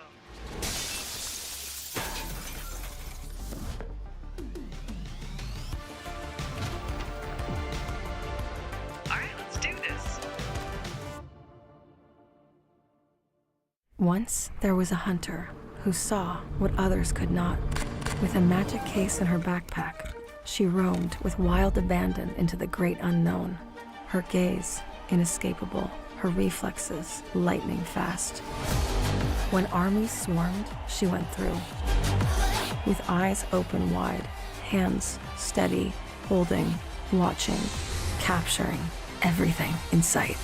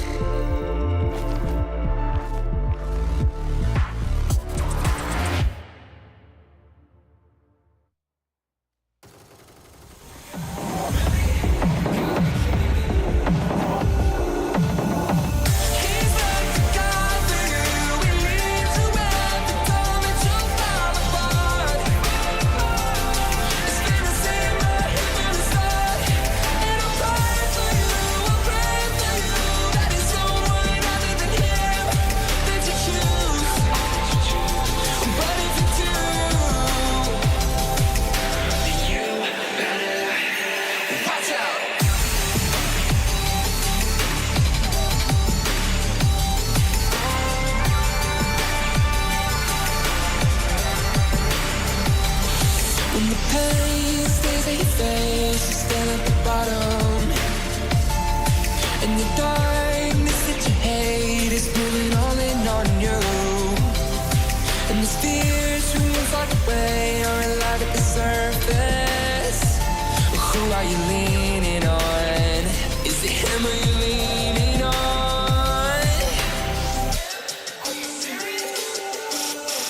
He's not the God for you. He leaves you every time and to fall apart. It's been the same way heaven is hard. And I pray for you, that it's someone other than him that you choose. But if you do, you better watch out.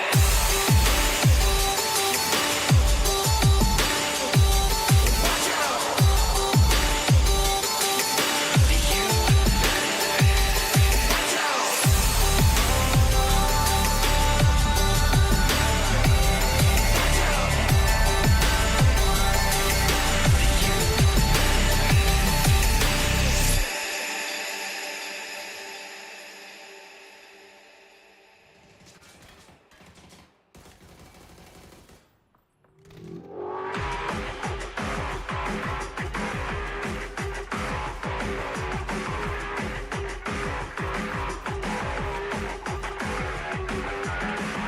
Won't you come and make my heart shake? Let me leave you feeling like an earthquake. This world is a time bomb ticking.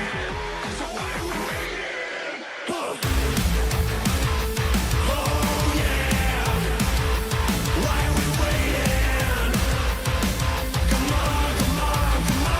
There's no time to waste. Oh yeah. Why are we waiting? Come on.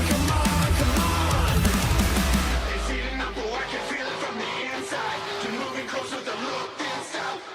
It's like you have a way of planning it the whole time. Oh, and I can't tell whose side you're on. You wait so long. Why do you do this to me now? Wait till I'm turning it out, be screaming out.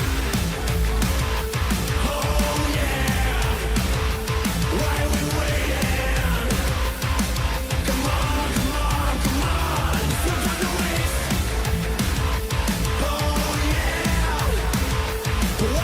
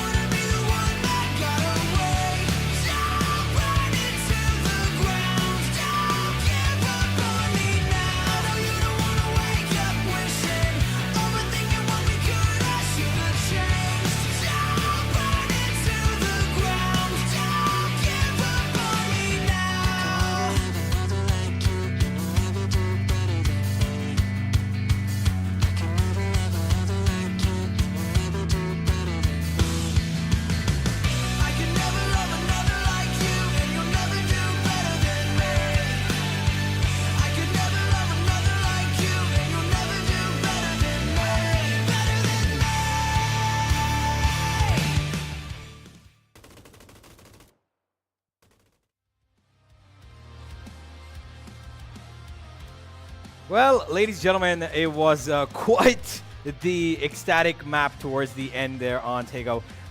So much action, a lot of teams going on about the bout, a lot of third, fourth, fifth, maybe even sixth parties.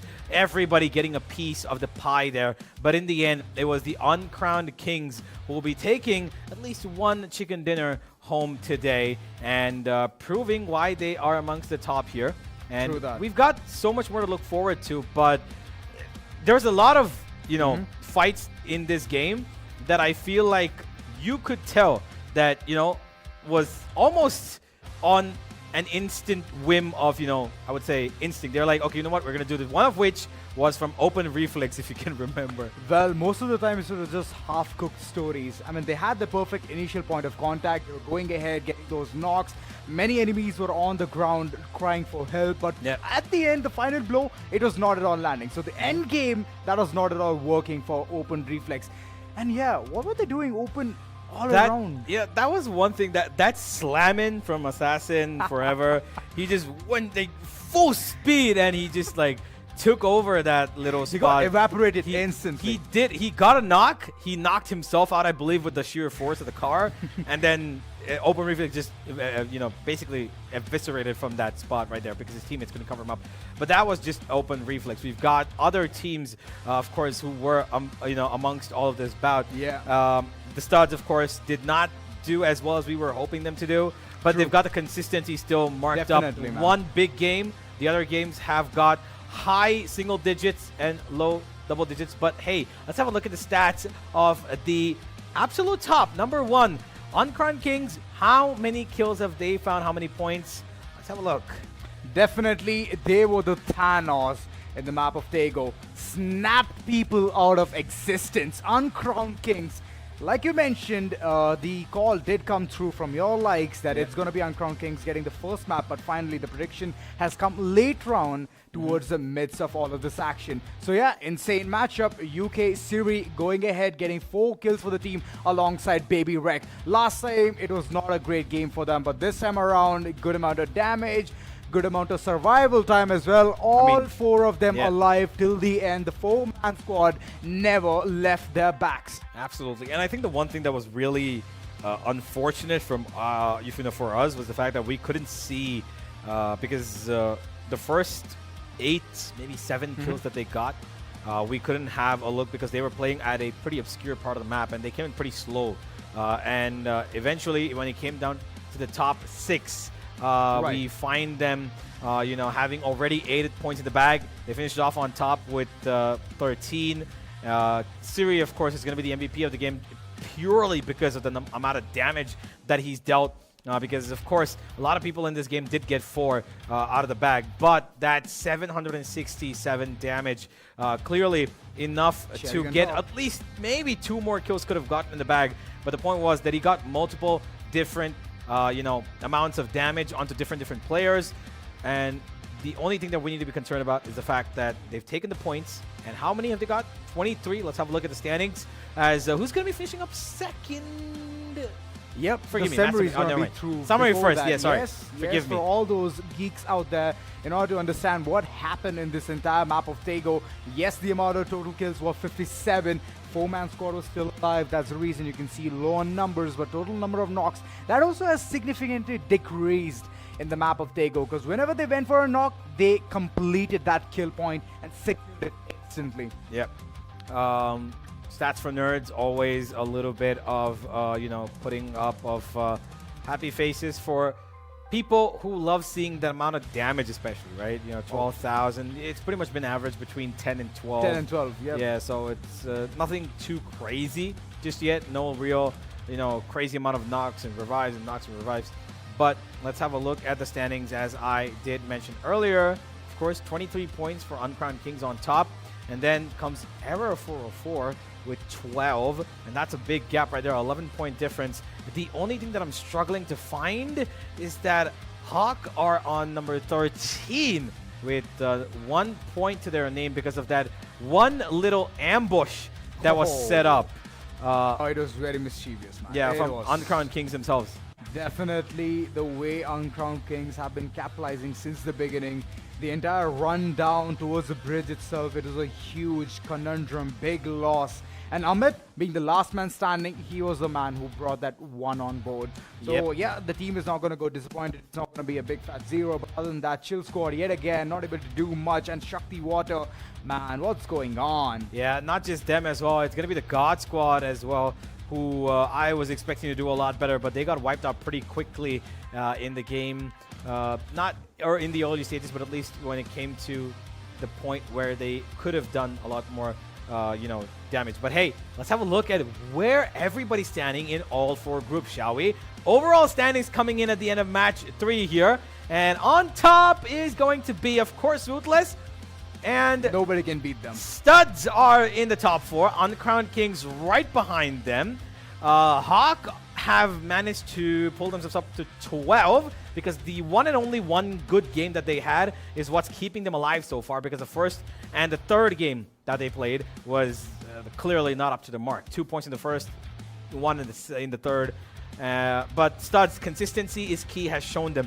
And they've got still 2 more games to go, yeah? Which means that they are really in a good spot to go past Toxicity and Oski. Maybe even touch up Ruthless, but that's a question still to be answered in the next 2. Well, true. Ruthless has been absolutely ruthless with their performance. Day 1, the performance was absolutely perfect. 74 points, and beating them to the punch, it's not going to be that easy. Yeah, teams are slowly, steadily building up the pace. They're trying to cope up with whatever is going on. And as you can see, the second page is not looking that great, you know. First day for C and D and not able to perform. It's all the top tier teams we were telling that, you know, we should have our eyes upon this team, that team, and the other team. It's just working out for them. Uncrowned Kings, Studs, and alongside Hawk. There's one thing that I actually did notice here, and that's the Knights, right? We've seen them on the screen so many times, getting quite a bunch of, frags, but it seems like they're actually not doing that great. 7 to their name, 9 in total across the 3 games that they've played so far. A little surprising because I thought they were a little higher up. But hey, they've got 2 more games to prove themselves. We've got Open Reflex on 16, so that's still a decent place, at least in my opinion. They are pretty close to that top 16 point, right? So they should not have any trouble in at least grabbing maybe 5-6 more in the next 2 games each, and getting them up, because they've got still 2 more groups to play against. A and B both, of course, are going to be playing off against C and D respectively in the upcoming days. And then you're going to have your semifinals, you're going to have your finals, yada, yada, yada. But the point is that you need to be in that top 16 to qualify. Do you see teams like Open Reflex, Cruel X, who are there in that, 18, 19, 20 spot? Do you see them jumping over, or do you not see them making it? I believe Open Reflex, they're playing for a longer race. They're just keeping all the arsenal with themselves. For now, just playing it slow and steady. And then later on, they're going to go explosive. So I'm hoping that Open Reflex, they're going to be that top 4 team among that group. So, yeah. I guess we'll find out, ladies and gentlemen. We've got Miramar coming back again. And we're going to see if or not this map is going to favor Hawk once again. Is it going to be the case? What do you think? Well, it's going to be a big question, man. Already, the confidence start they had gotten earlier on, it's already dwindling because of Taego. And moving further, I do get it. It's their home ground, that is Miramar. But the confidence is one thing which I believe they're lacking. So Hawk, this time around, I don't think so they can get the winner chicken dinner. Well, I guess we're about to find out. We'll be heading into the game in less than a minute. And I have a feeling that while they will be in a good spot, to at least grab a couple of frags and, get a couple of points, I feel like right now they need not be aiming for the chicken dinner. If it comes, of course, go towards it. You're aiming for that. But I feel like their consistency should be in finding out how many frags they can pull out from distance, like what Killua did getting knocks. But hey, are they going to do it? Is there going to be a repeat chicken dinner winner? We'll find out. Here's Miramar for the last time today. Well, we are definitely going to go inside the sandy desert yet again. It's going to be scorching heat there. And I hope that they have their waters with them so they can have that perfect opportunity, the cool, calm collectiveness, as we all say. Hades plays for now, all eyes on Hawk. Where are they going to land? What's it going to be? Drop clashes, yes or no? Again, what is this flight path? Dissecting perfectly in the middle of this I like map. it. I love it. I like a little bit of symmetry. It gives a lot of opportunity and room for the teams to go ahead for the XYZ locations. Yeah, I mean, not exactly symmetry, but I like a straight line. It's, I've got like a thing. It's pretty. It's nice. But hey, whatever it is, stop staring at me. We're gonna look at the map here. 2OP gonna be the only little spot. Actually, they've got the entirety of the southwest region to their name.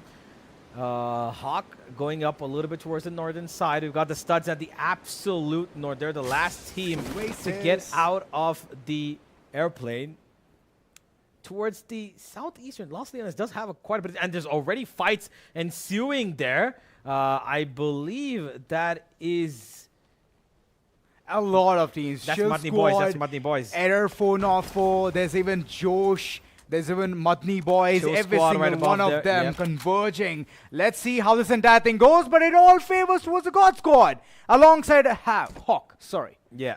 Well, God Squad will be able to actually drive up all the way to Campo Militar if they want to, and set up base there because there's no problem whatsoever in terms of getting the loot. But are they going to look for a bit of an aggressive play this time around, given that the last game was not really as fruitful for them? They need a couple of points from this game to at least establish themselves as a force in the upcoming days, because consistency, like I mentioned again, is key.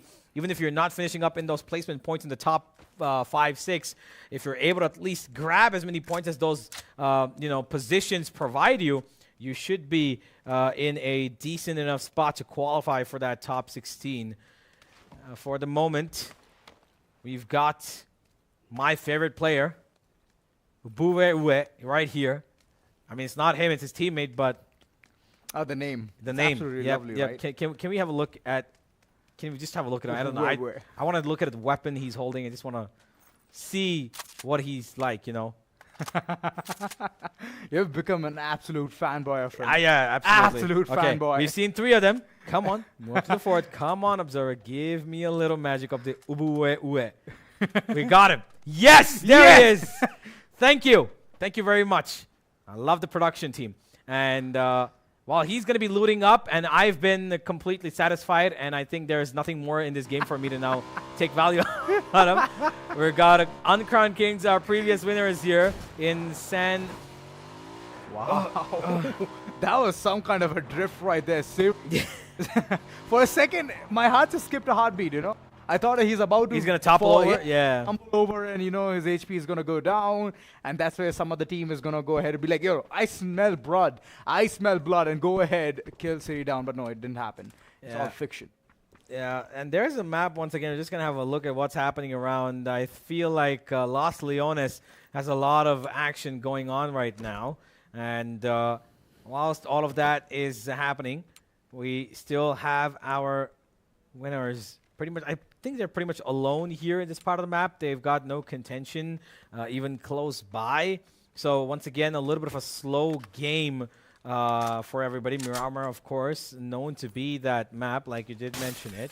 And yeah, I feel like there could be a surprise coming in, because far away I just did see the logo of Hawk, who maybe might head into this direction. I'm not quite sure. Well, that can be the case. They were towards Oasis. Oh, no, it was Team Studs towards Oasis. So, yeah, Studs. What are they up to? What is the loot they're having? Beryl. It's a good weapon, but the recoil, I would always prefer M4 over that. Always. And AKM, of course. Yep. Like I mentioned, the classic loadout. For now, spotting.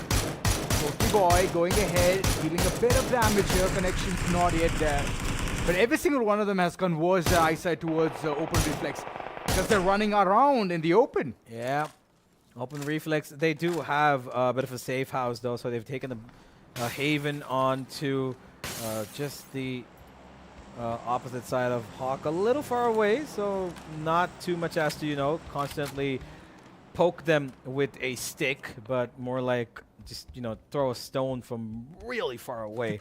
That's the kind of altercation that could ensue here, but no real damage, no cat fight just yet. Open reflex. Last game, not really. I feel like they could have ended that game a lot better. I feel like they had the potential to actually finish up in the top 2. Apart from that one little car slam and then the decisions that followed. Hawk? Still running fresh in my mind. That car slam. All right, man. All right. Enough shade on this. No, team. it's not a shame. I'm actually. I would never, be gutsy enough to do that. So I actually respect it. It's not a funny thing. It's not a funny thing in the bad way. It's a funny thing in the great way that, he actually just slammed right. It was the way that it happened that kind of threw me off. But hey, okay, Momentum, right? I digress. Let's get back. Let's get back. Yeah, for sure. Hawk gonna just puncher or just take out all the tires possible around open reflex so that they've got no other means of rotation possible. But hey, I do want to ask you, while I feel like Hades gonna take a shot. They know that they're close by. Oh, he's close by. Oh no, that's the wrong exit. That's the wrong exit. Ziggin, run for your life. He's definitely gonna take the car and safely exit from that location. 12 damage so far with the SKS. Was that limbs? I bet it was behind. Oh, Trey. Oh, damn. Yeah, well, finally, it's going to be SW getting a point on the board early in a game. And while they haven't been the best squad so far across all games, they are looking to start up on a better note this time around. The Mudney boys, though, with the emergency pickup, going to take a long route across towards the northern pitch up. And look at God Squad. They're like, you know what? We are the God Squad. Might as well shoot whatever's in the air, even if it's half a kilometer away from us on top. Yeah. Nope, honestly, if he gets a knock, I'm going to walk out. I'm never going to cast this game ever again. If he gets a knock right now in the air. Look at you, just oh stranding. my god, for a second I got scared. Leaving me stranded right off the bat. All right, I get it. No, it's just because it's unbelievable. It definitely is going to be unbelievable, but the shots are going to be taken. They're vulnerable at this stage. Mudney boys slowly trying to get the grasp of the situation, and they know that they have a getaway car right there. So yes, they are all about being the Octane. Yeah. Hawk currently amidst rotation. Oh, they're going to take a little bit of damage, it seems. Amit's going to go straight in towards the God Squad. Translucent's going to take him down. And the cover... Why would he do that? I'm pretty sure it's not going to come through because they're making sure that the teammates of Hawk, of Amit, are not going to be able to come and support him either. He's going to be stuck there. He is safe for the moment, but can they actually recover his team? Recover him is the question. Because the God Squad's all now converging on that point, and they're giving so much cover damage, it's impossible, and Amit's gone. Hawk instantly losing out a player so early on in the game. This is just not a good look for them. Well, true. Just going ahead, open arms, good welcome, God Squad. They're taking a lot many shots onto Mudney boys, and right now, Hawk being wide open in vicinity. Geek God did manage to get some amount of damage there, but yes, he needs to be safe as well. As the height advantage, he couldn't capitalize that much. Well, back up to 75 he goes. Doesn't need more than that at the moment. Oh, chipping damage. Nate's wing tossed in from his opponent. That's a knock as well. That's a big one! He wasn't eliminated! What? 16th! Hawk! Big upset. It's a big upset for Hawk. Mistakes all across and the capitalization equally good. The decision making of trying to stop for Amit, and then they held on even after he had gone through to the afterlife. They stopped there, and they should have instantly gone back. The minute they lost him, they should have gone back, and it was just absolutely, questionable, the fact that they could have actually gotten away, but they didn't. They decided that really late, and as a result of that, they got pummeled in the last position with no points whatsoever. And the God Squad will now pay the price for being a little bit too joyful on the back of defeating one of the previous chicken dinner winners, because they've got one knock, but I think it's not going to be finished just yet. Well, true, it hasn't been finished, but the knock comes through. The Mudney boys, they're very devious when it comes to long-range fights. Assassin Forever, for now, ready, amped up, And he has a vehicle as well. Please don't slam So it a again. lot Please of don't edge slam it to this fight. Whenever he goes slam in, it's always going to be a Kobe. Well, we're gonna find out. There's a drop, of course, right here. That I'm pretty sure it's been looted. I'm not. Okay, It has been looted. Yeah, pretty sure it's been looted. But we've got another team here taking up the emergency pickup, and that's gonna be Uncrowned Kings. the defending champions at the moment, as they're right in. Actually, they're in a great spot again. Nobody. It's a ghost down for them. A lot more ammo to be picked up. Better armor, if at all available. Better helmets, whatever you want to get. And they've got so much time on their hands. They don't really need, you know, anything. They're just going to wait for the opponents to come towards them. Because if you look at the map, there's nobody really near. Did I just... Okay, I'm sorry. I just saw the kill feed. And I saw Top G, one of their teammates knocking over his own with a car. Oh. Can we just go to Top G for a second, Yeah, please? definitely. I want to see what Can happened we right just there. go to Top G?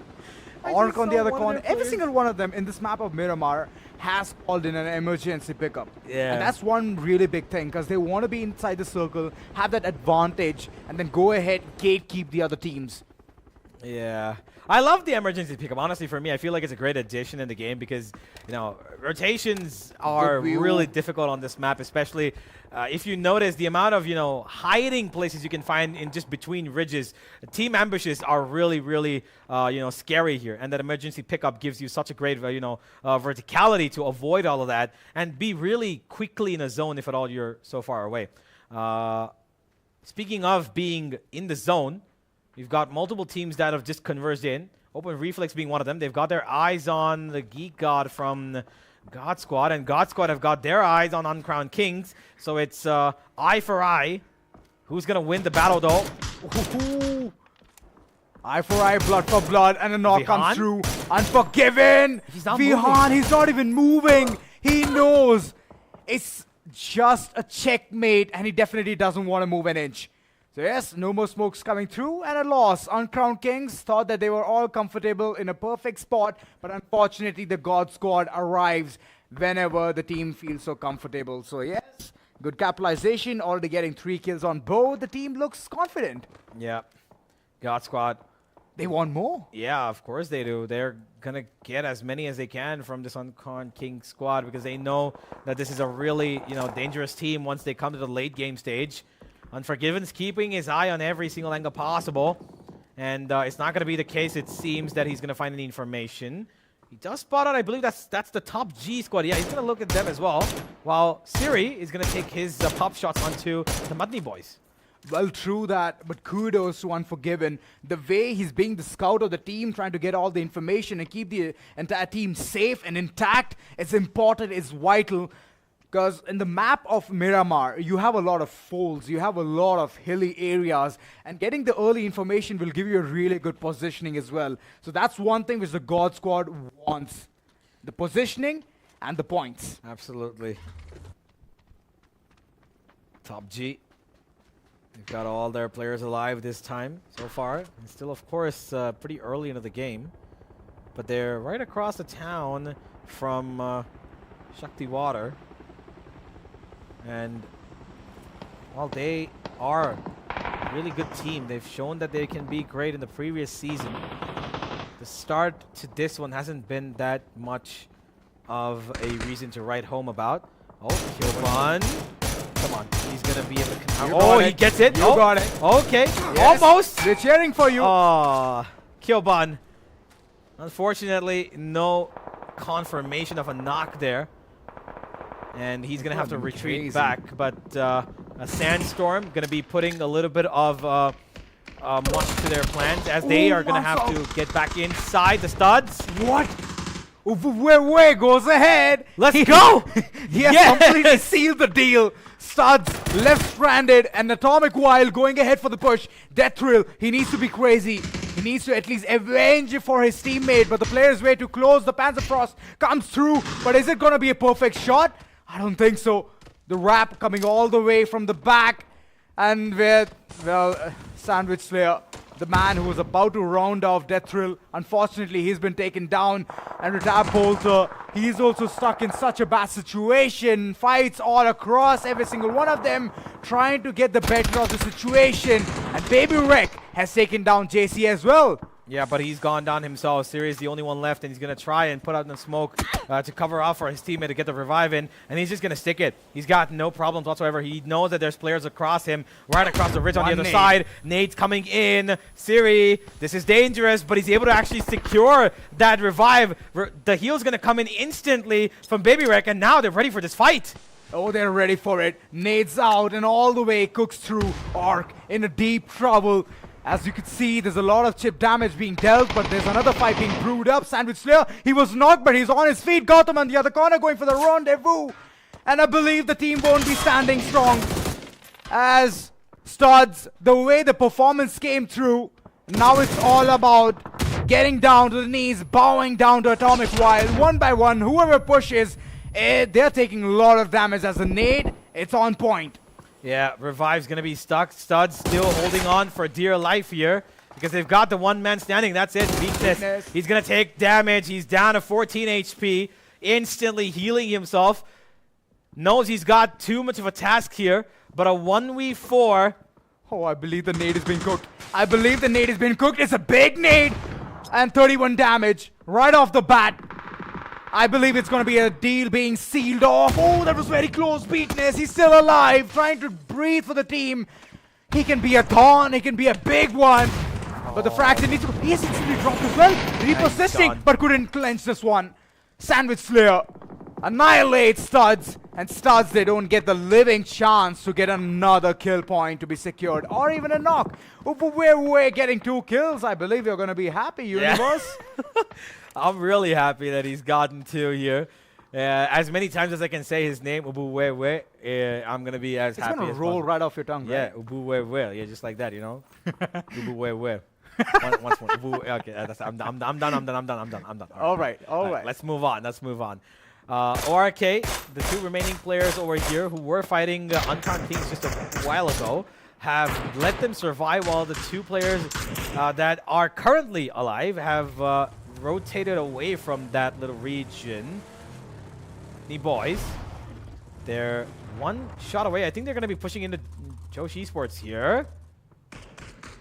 The revives come in. 1 smoke down from Obito to just cover himself off. He does get a bit of chipping damage, but he's isolated in that little compound. Well, true. Isolation is the key to win fights.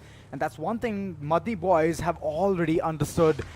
And yes, the slam comes through, but unfortunately the entire compound is empty. Siri going ahead, taking down Nask. And this is a big kill.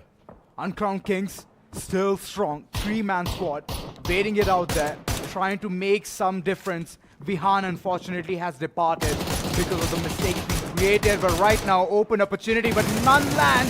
Siri, he's going ahead for the spray through as well, but not Tommy. OP. Wow.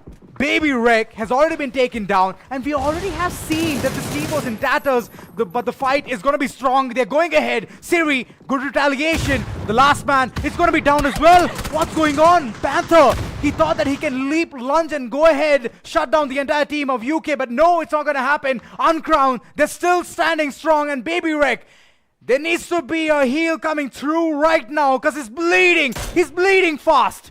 Yeah, he's bleeding, but I'm pretty sure that they will get that revive back, no problem whatsoever.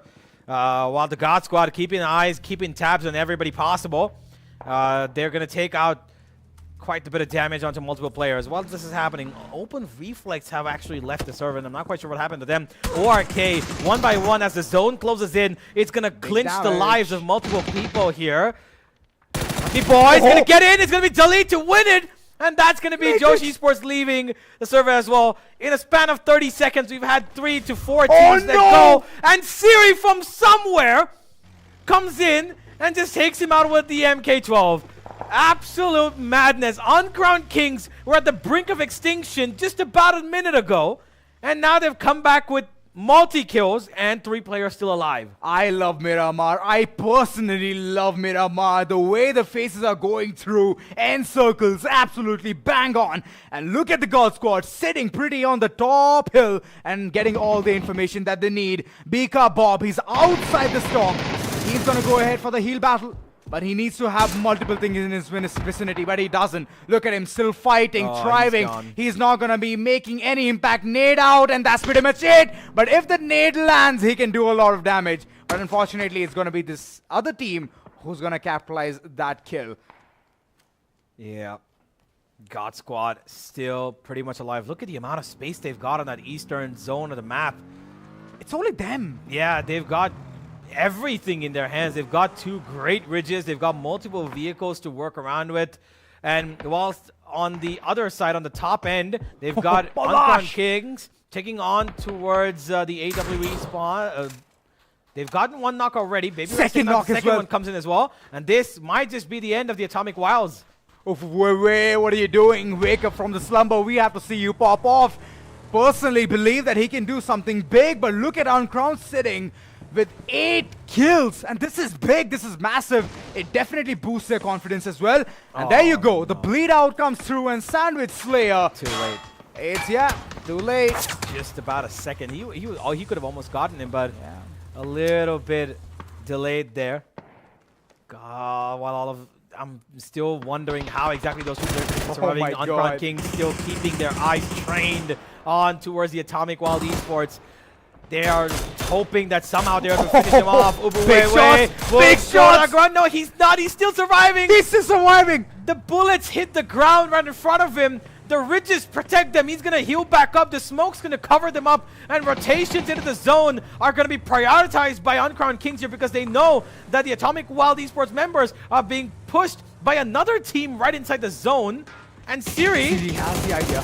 Faint bit of idea, but Unforgiven. He's not going to stand down silent. He did manage to take down 1 player, but unfortunately, he's going to bite the dust. Well, Siri, quick on feet, and he's on a killing spree. 6 kills already on his name, and whoever pushes, he's gonna take them down. He knows he's very low on HP, and he definitely can't survive. Wow. Uncrowned Kings, while going, they have taken 1 member that is way from the likes of Atomic Wild. Yeah, he took down Unforgiven. He took down Ubuwewe as well.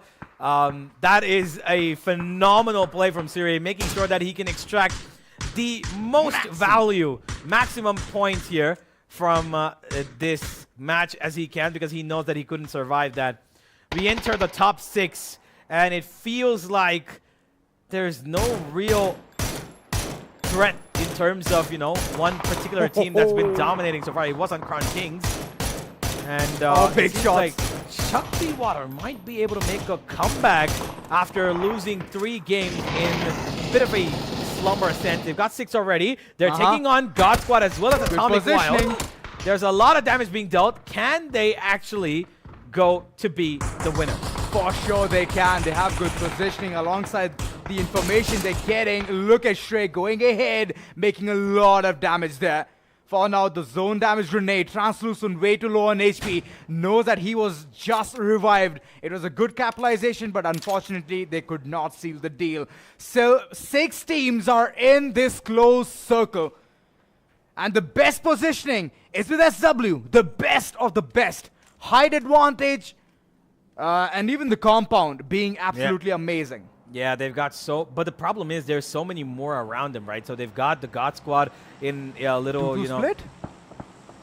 Yeah, they are playing a 2-2 split. They've got that upper region. Like you said, the high ground is available to them. Atomic Wild Esports have left at 6, which means they're coming to the top 5. And Shakti Water are really, really keen on making this to the top 4 as quickly as possible. Well, they're playing it very smart. 2-2 split definitely is going to work, because when the circle shrinks in, it's either going to be onto the side of Risen or it's going to be in the side of Rupesh. Yep. So that's one smart play coming through with this team. They have the 4-man squad alongside the way Top G is also going ahead and just staying in the compound, minding their own business. I bet they're going to take a lot of fruit in this map. Yeah.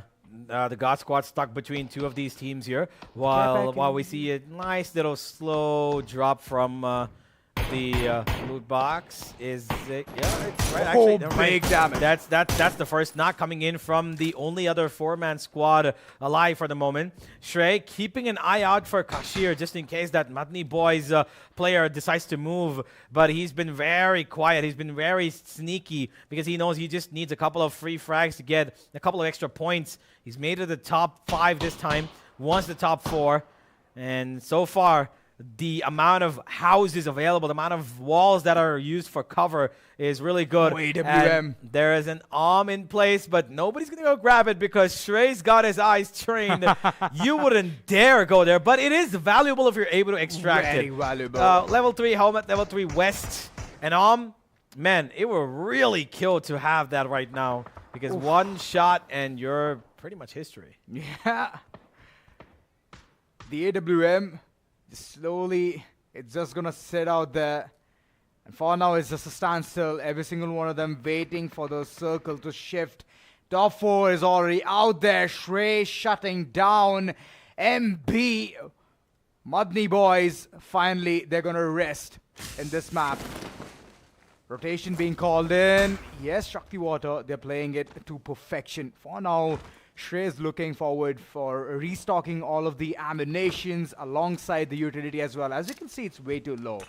Yeah, that's actually a good decision from him, and he knows that he's got no problem because his teammates pretty much have covered the entire part of this map here. He's got time to rotate in as well, so the zone's right across. This is going to be really, this is going to be really easy at this point. By the looks of it, it's going to be really easy for Shakti Water to actually get this out because Top G, they have not taken a step out of that compound from the start of them occupying that little space because they've got 0 kills so far. 0 points even after being in the top 4 in terms of frags. Oh, they're playing it for all positions. But yes, the game has been very kind to them. Top G finally making it to the top 4. This is the second time in the map of Miramar that we're seeing them in the top 4. So, yeah, kudos to them. Hoping to at least make this worthwhile for them. No way breathe air.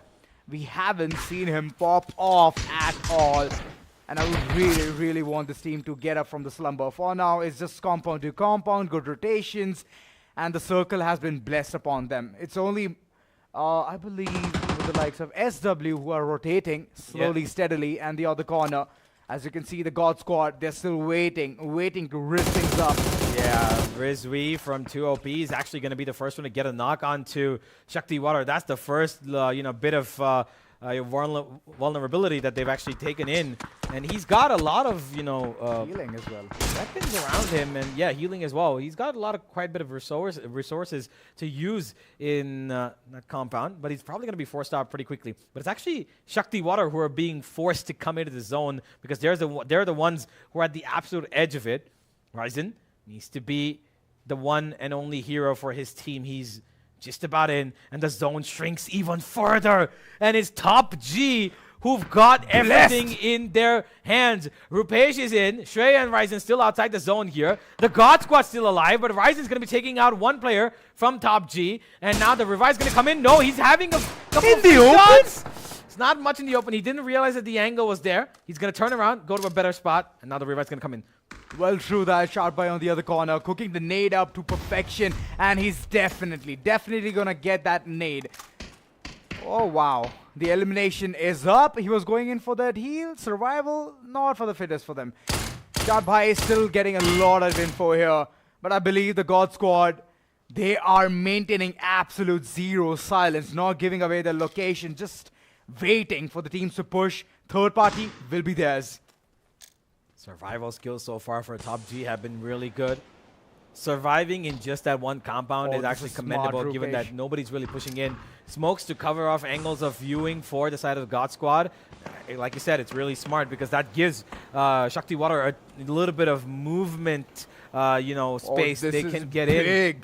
Shrey takes up the vehicle, gonna come down straight from the top. He's gonna have a lot of bullets being fired his direction, but he's gonna get away from it, no problem whatsoever. It's still a 4v4v2. The God Squad can run away with this if they know how to third party at the right time, and that's exactly what they're waiting for. Shakti Water reunited with all 4 of their members. They're all in the same spot now, and it's gonna be an out-and-out battle between those 4-man squads. But will the Geek God be found in the open? Can Translucent take the advantage of a little bit of a third party because the zone is going to shrink in 10 seconds? Oh, it's not looking good. Definitely not looking good. And to answer all of your questions, Universe, it's going to be the circle which decides it all. And it's gone.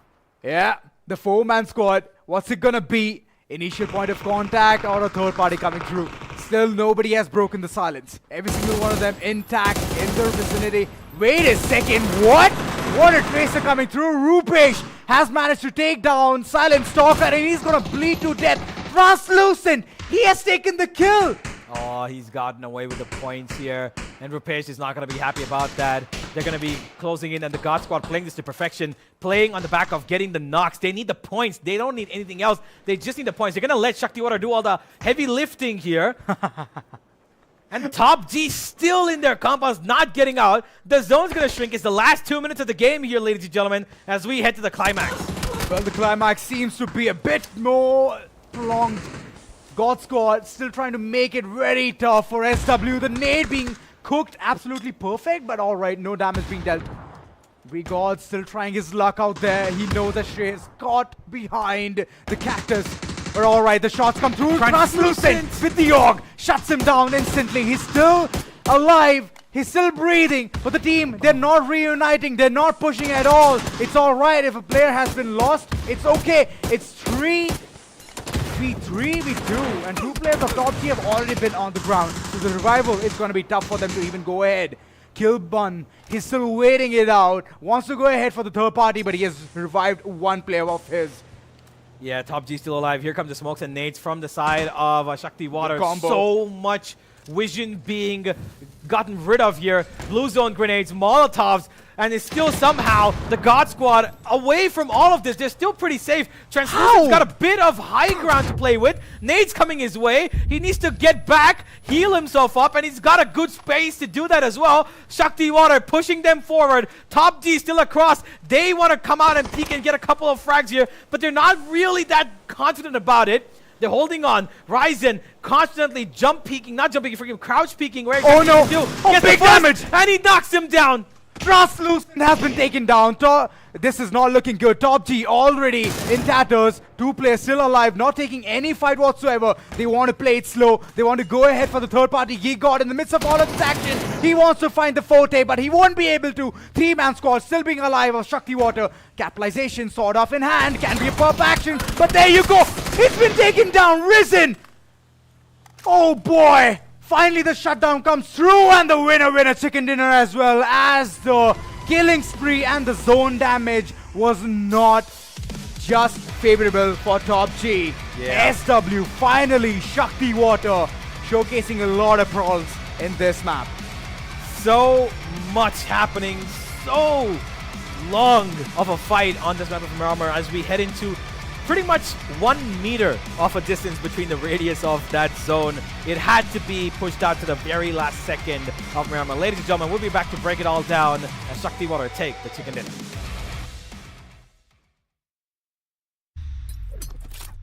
The Crucial Pro DDR5 RAM kit comes with a sleek, modern look that will complement any build.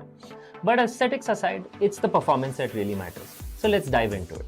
The default JEDEC timings are 46, 45, 45, but it does come with 2 XMP and Expo settings for those looking for a little more performance. With XMP 3.0 Profile 1, you can push the speed up to 5600 megatransfers per second. If you prefer a slightly lower speed but tighter timings, Profile 2 offers 5200 megatransfers per second at 42 timings. We've run some benchmarks and stress tests to give you an idea of how it performs. In general, dropping the speed and tightening the timings with the second XMP/Expo profile yielded better results for us on our test system. Paired with a Ryzen 7800X 3D, we saw anywhere from a 1 to 5% performance bump depending on workloads. All in all, the Crucial Pro DDR5 64GB RAM kit by Micron is a fantastic choice for first-time builders and enthusiasts alike.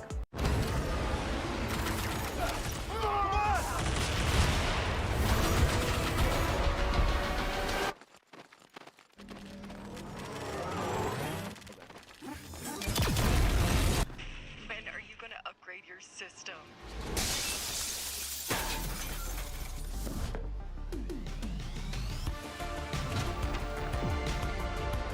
Alright, let's do this. Once there was a hunter who saw what others could not. With a magic case in her backpack, she roamed with wild abandon into the great unknown. Her gaze inescapable, her reflexes lightning fast. When armies swarmed, she went through. with eyes open wide, hands steady, holding, watching, capturing everything in sight.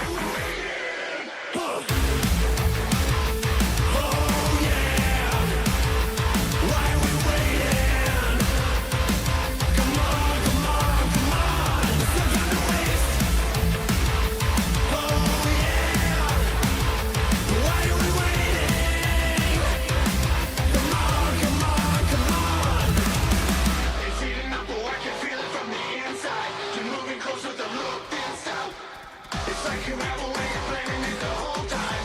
Oh, and I can't tell whose side you're on. You wait so long. Why do you do this to me now? Wait till I'm turning it out, be screaming now. Oh yeah. Why are we waiting? Come on, come on, come on. No time to waste. Oh yeah. Why are we waiting? Come on, come on, come on. The games you play, your giveaway is bringing me to pain.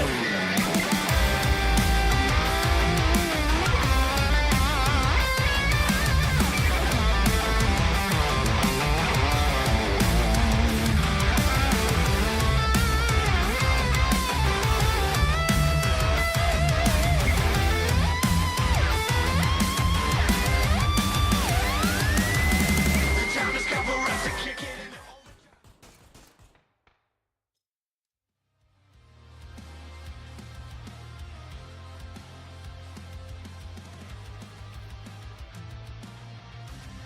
Ladies and gentlemen, welcome back to the Gauntlet. The battleground has been far too action-filled so far, and we're heading into the final map. Miramar had to be pulled all the way to the end of the timeline, where Loki himself couldn't hold it together, because at the end it was broken down and won by Shakti Water. Well, I'm Universe, and with me I've got Azora once again for the final time tonight, taking you guys through the map of Erangel. But before that, we've got a segment to tell you all about what the hell just happened in that previous game. Oh, the story is as simple as it can get. The way Top G went ahead, approached this entire situation, it was wrong since the beginning itself. Yeah. They wanted to play compound to compound, but there was a huge wall just blocking their line of sight. So they died due to the, blue zone, and later on, it was just a perfect action coming forward from Shakti Waters. And yes, that's how you win the winner chicken dinner. Stats are right across the board. So let's go ahead and have more lights upon what just happened. Let's just break it down, right? Yeah. Well, they did get a good amount of frags between them, actually pretty decent. They have 14 to their name, and considerably great amount of damage dealt as well. Look at that, 830 from Ryzen, shot by with 771.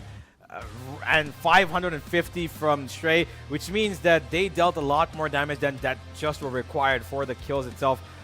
Rupesh has been a sneaky one. Yeah. He has been a sneaky one. This lad has done 374.7 damage and gotten 4 kills. Yeah, I mean he's good. He's good with getting the finishes of the knockouts done, while the rest of them deliver damage enough to get him that little frag. But I feel like this was a game that was a lot more considerably played on the back of patience than it was on the back of action. And particularly because of the fact that Top G were just completely incapable of taking a direct fight. But hey, what they couldn't do was done by this person right here. Here's the MVP, which I believe should be Ryzen. Oh, wait. Drum roll. Siri, never mind, it's Siri. Of course, how can we forget that this man outside the zone was able to absolutely, take out 2 right before he took off to the afterlife. Just literally he died, 2 just seconds. him, huh? Hey, no, I didn't forget him. I love the Uncrowned Kings. But 7 at the last, could have been 5. Should have been 5. But he was able to find 2 onto, I believe it was Unforgiven, and onto yeah. Yes, that's for the nerds. Let's go. Let's understand what happened in this entire map of Miramar. Let's just directly jump into it. And longest kill distance, it is slowly, steadily increasing. The bar is already set to 511, and right now you can see 507.9. Yep. And this is only possible in one map, in Miramar. Yeah, most certainly is. The damage as well, constantly been increasing across every single map that we've seen so far, which means that the players have been taking in damage, retreating, coming back, giving damage, taking again. It's been a constant, 1 or 2 back and forth. But there's a huge difference between the number of kills and knocks this time around, because the knocks have been revived quite a bit number of times, it seems. We saw a bunch of that come in from, I believe it was Uncrowned Kings. They lost 2 players, revived twice. But hey, we'll talk about all of that later. We've got the standings coming in here from the previous match. Let's have a look at that. Drum rolls, match number 4. What's it gonna be? Shakti Water, of course, having 24 points, 10 because of the placement. Winner chicken dinner onto the name, alongside 14 kills. This is big. This is massive. The God Squad finished, unfortunately, second, and Uncrowned Kings just because of the kills. Look at them. Yeah, 12 11 points on board.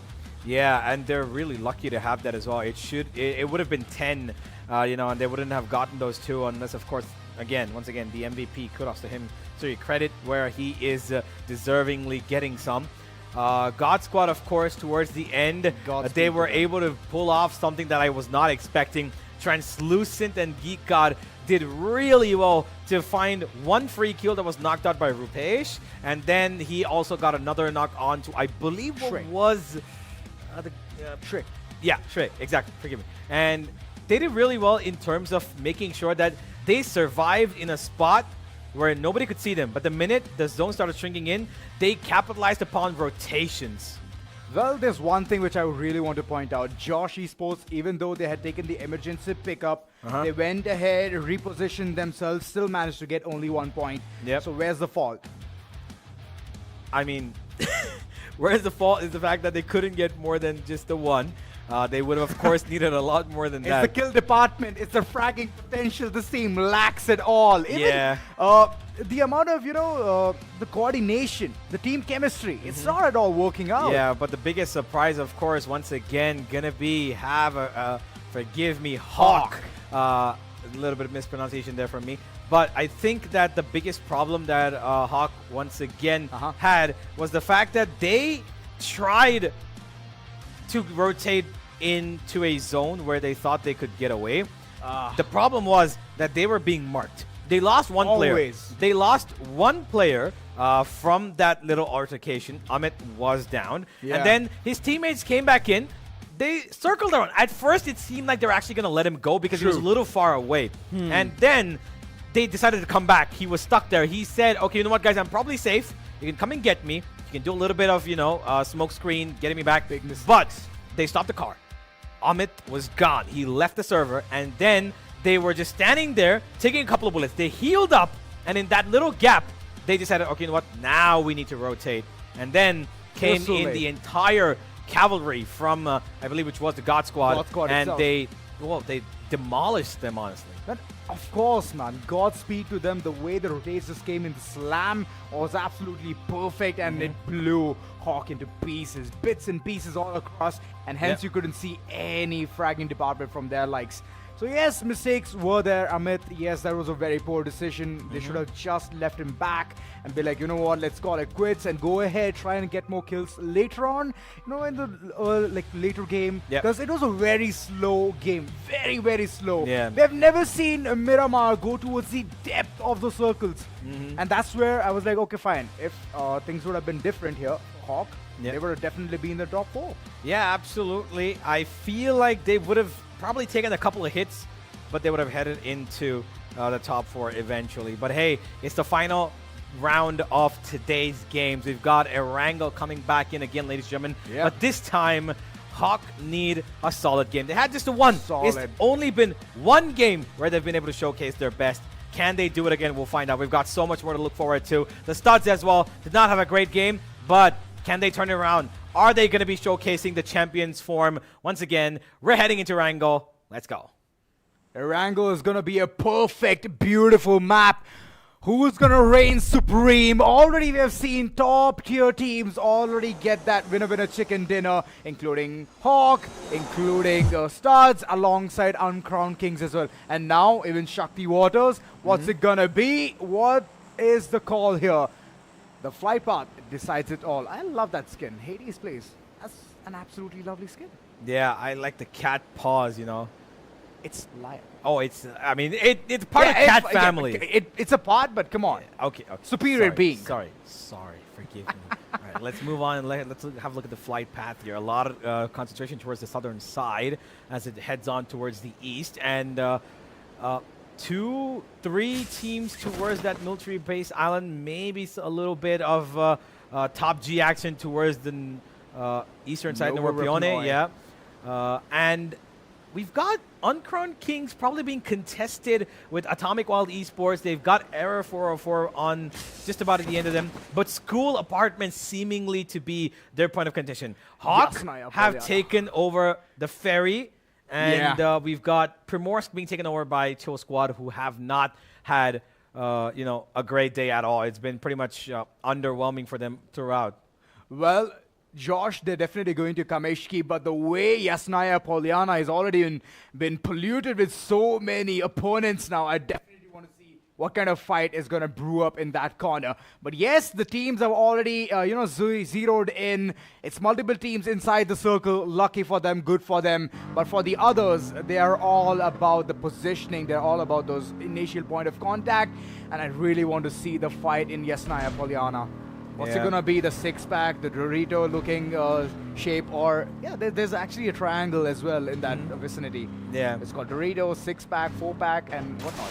Yeah, a lot of names, a lot of hungry names, which makes me hungry to be honest. Yeah, it makes me hungry. I do miss food, but we've got a lot of different teams towards that, eastern coastal area of the map. We did see just a bit ago Translucent take over Prison all by himself. He's alone there, free to loot whatever he wants to. Got a vehicle to rotate back as well. While all of this is happening, we've got Josh Esports looking to gather as much resources as possible. They need it. Once again, it somehow happens.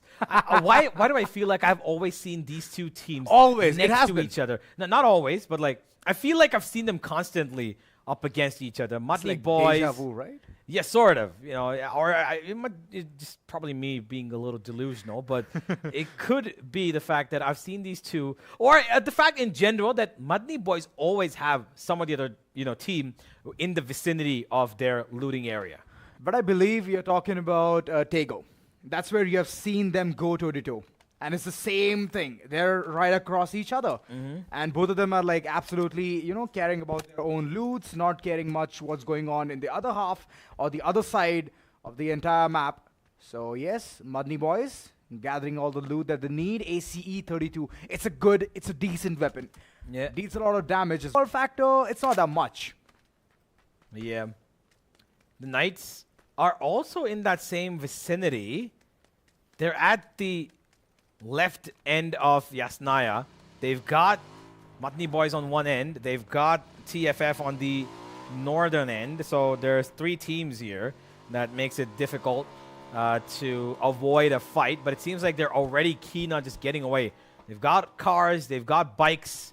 And that's a call away instantly for the Knights here. Because they know they need, a little bit of a late game play here. So they're going to play it a little safer. That's a good decision.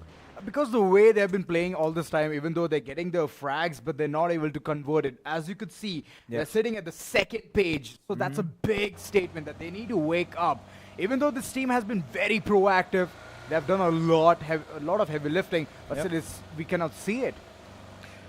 Yep, as we head into the last couple of seconds of the phase 1 of the zone closing in, a lot of teams from that southern end need to be coming in, especially the teams that we did see in the military base.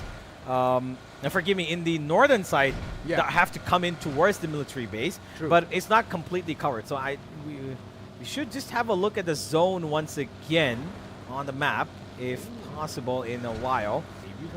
But I think what we need to be... Oh, yeah, you did mention it. There is... Uncrowned Kings' little hideout towards where this rotation's gone through from the Knights. No contact whatsoever. They've gone past the school apartments. Yep. And they've said, you know what, just let them go. We'll play. Everybody seems to want to play for placement points now because they know that, final game of the day, a little bit more effort needs to be put in here. maximum effort is what I would say. If I were quote unquote Deadpool, yes, maximum effort. That's one thing which all teams are looking forward for. And I'm hoping the Knights, they're gonna be the shining Knights that they are.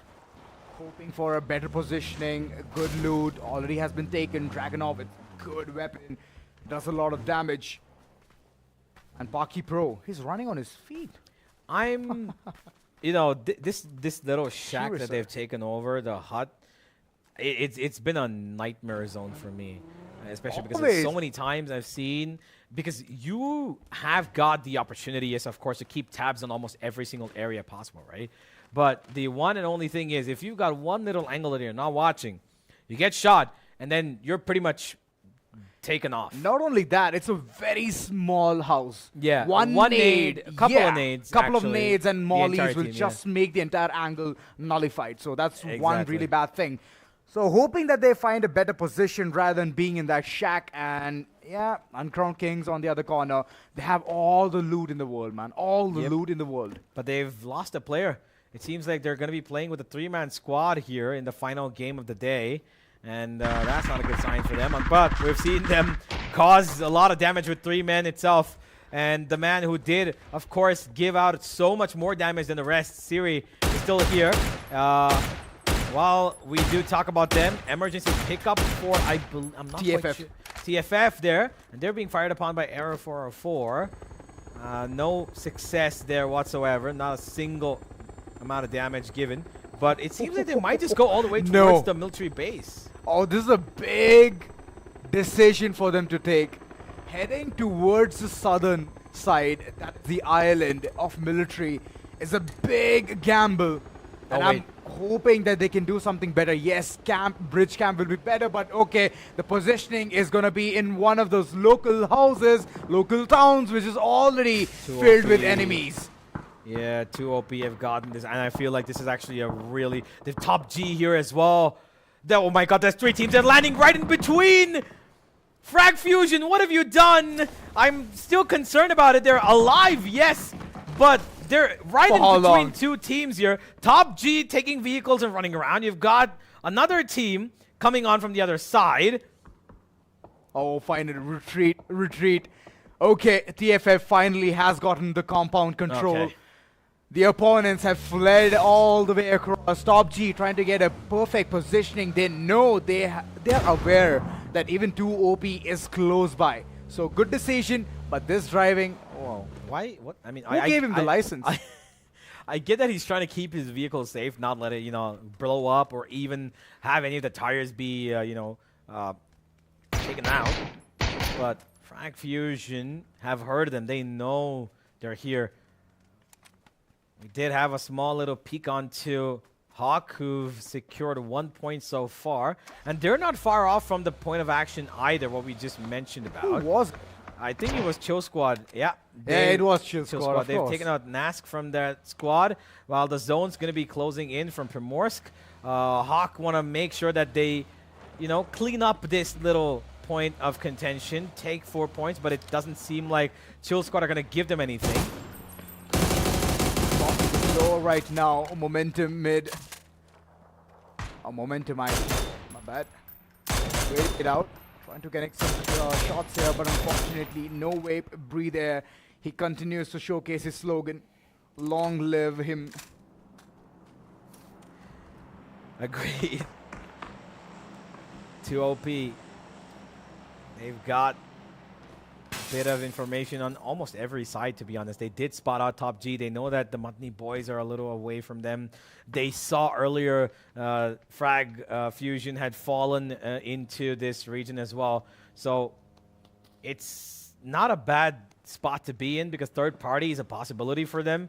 Top G not ready for the fight, it seems. They're constantly in between motions right now. Yeah, to they're and going fro. in, they're going out, they're taking a bit of information, they're taking a bit of damage, and then they're getting spammed by somebody else across the map. It's not been pretty for them so far. Yeah, it's like the pendulum swinging to and fro, nothing working out for them whatsoever. The God Squad All rotations all across, and as you can see, no lights are off, which means all 16 teams are alive. Team Hawk, they're outside the circle for sure. Even Studs, late round rotation. This is active. Good move, but I believe Team Studs is going to go in the arms of Atomic Wild, and that's going to be a big loss for them. Yeah, but they've got one actually coming on from the side of the mountain, as you can see the mountain range. I'm not quite sure which one of those players that is from the Studs, but he's taking a bit of a longer route. Oh, it's going to be death. No, it's not death drill actually.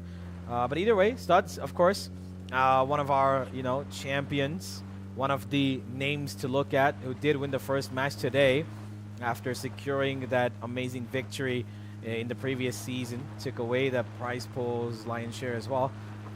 Can they do the same? They, of course, had a consistent performance. They had 44 points towards the end. What on earth is going on? Why? They've got no idea. Josh? They've got no idea. Josh, what's going on?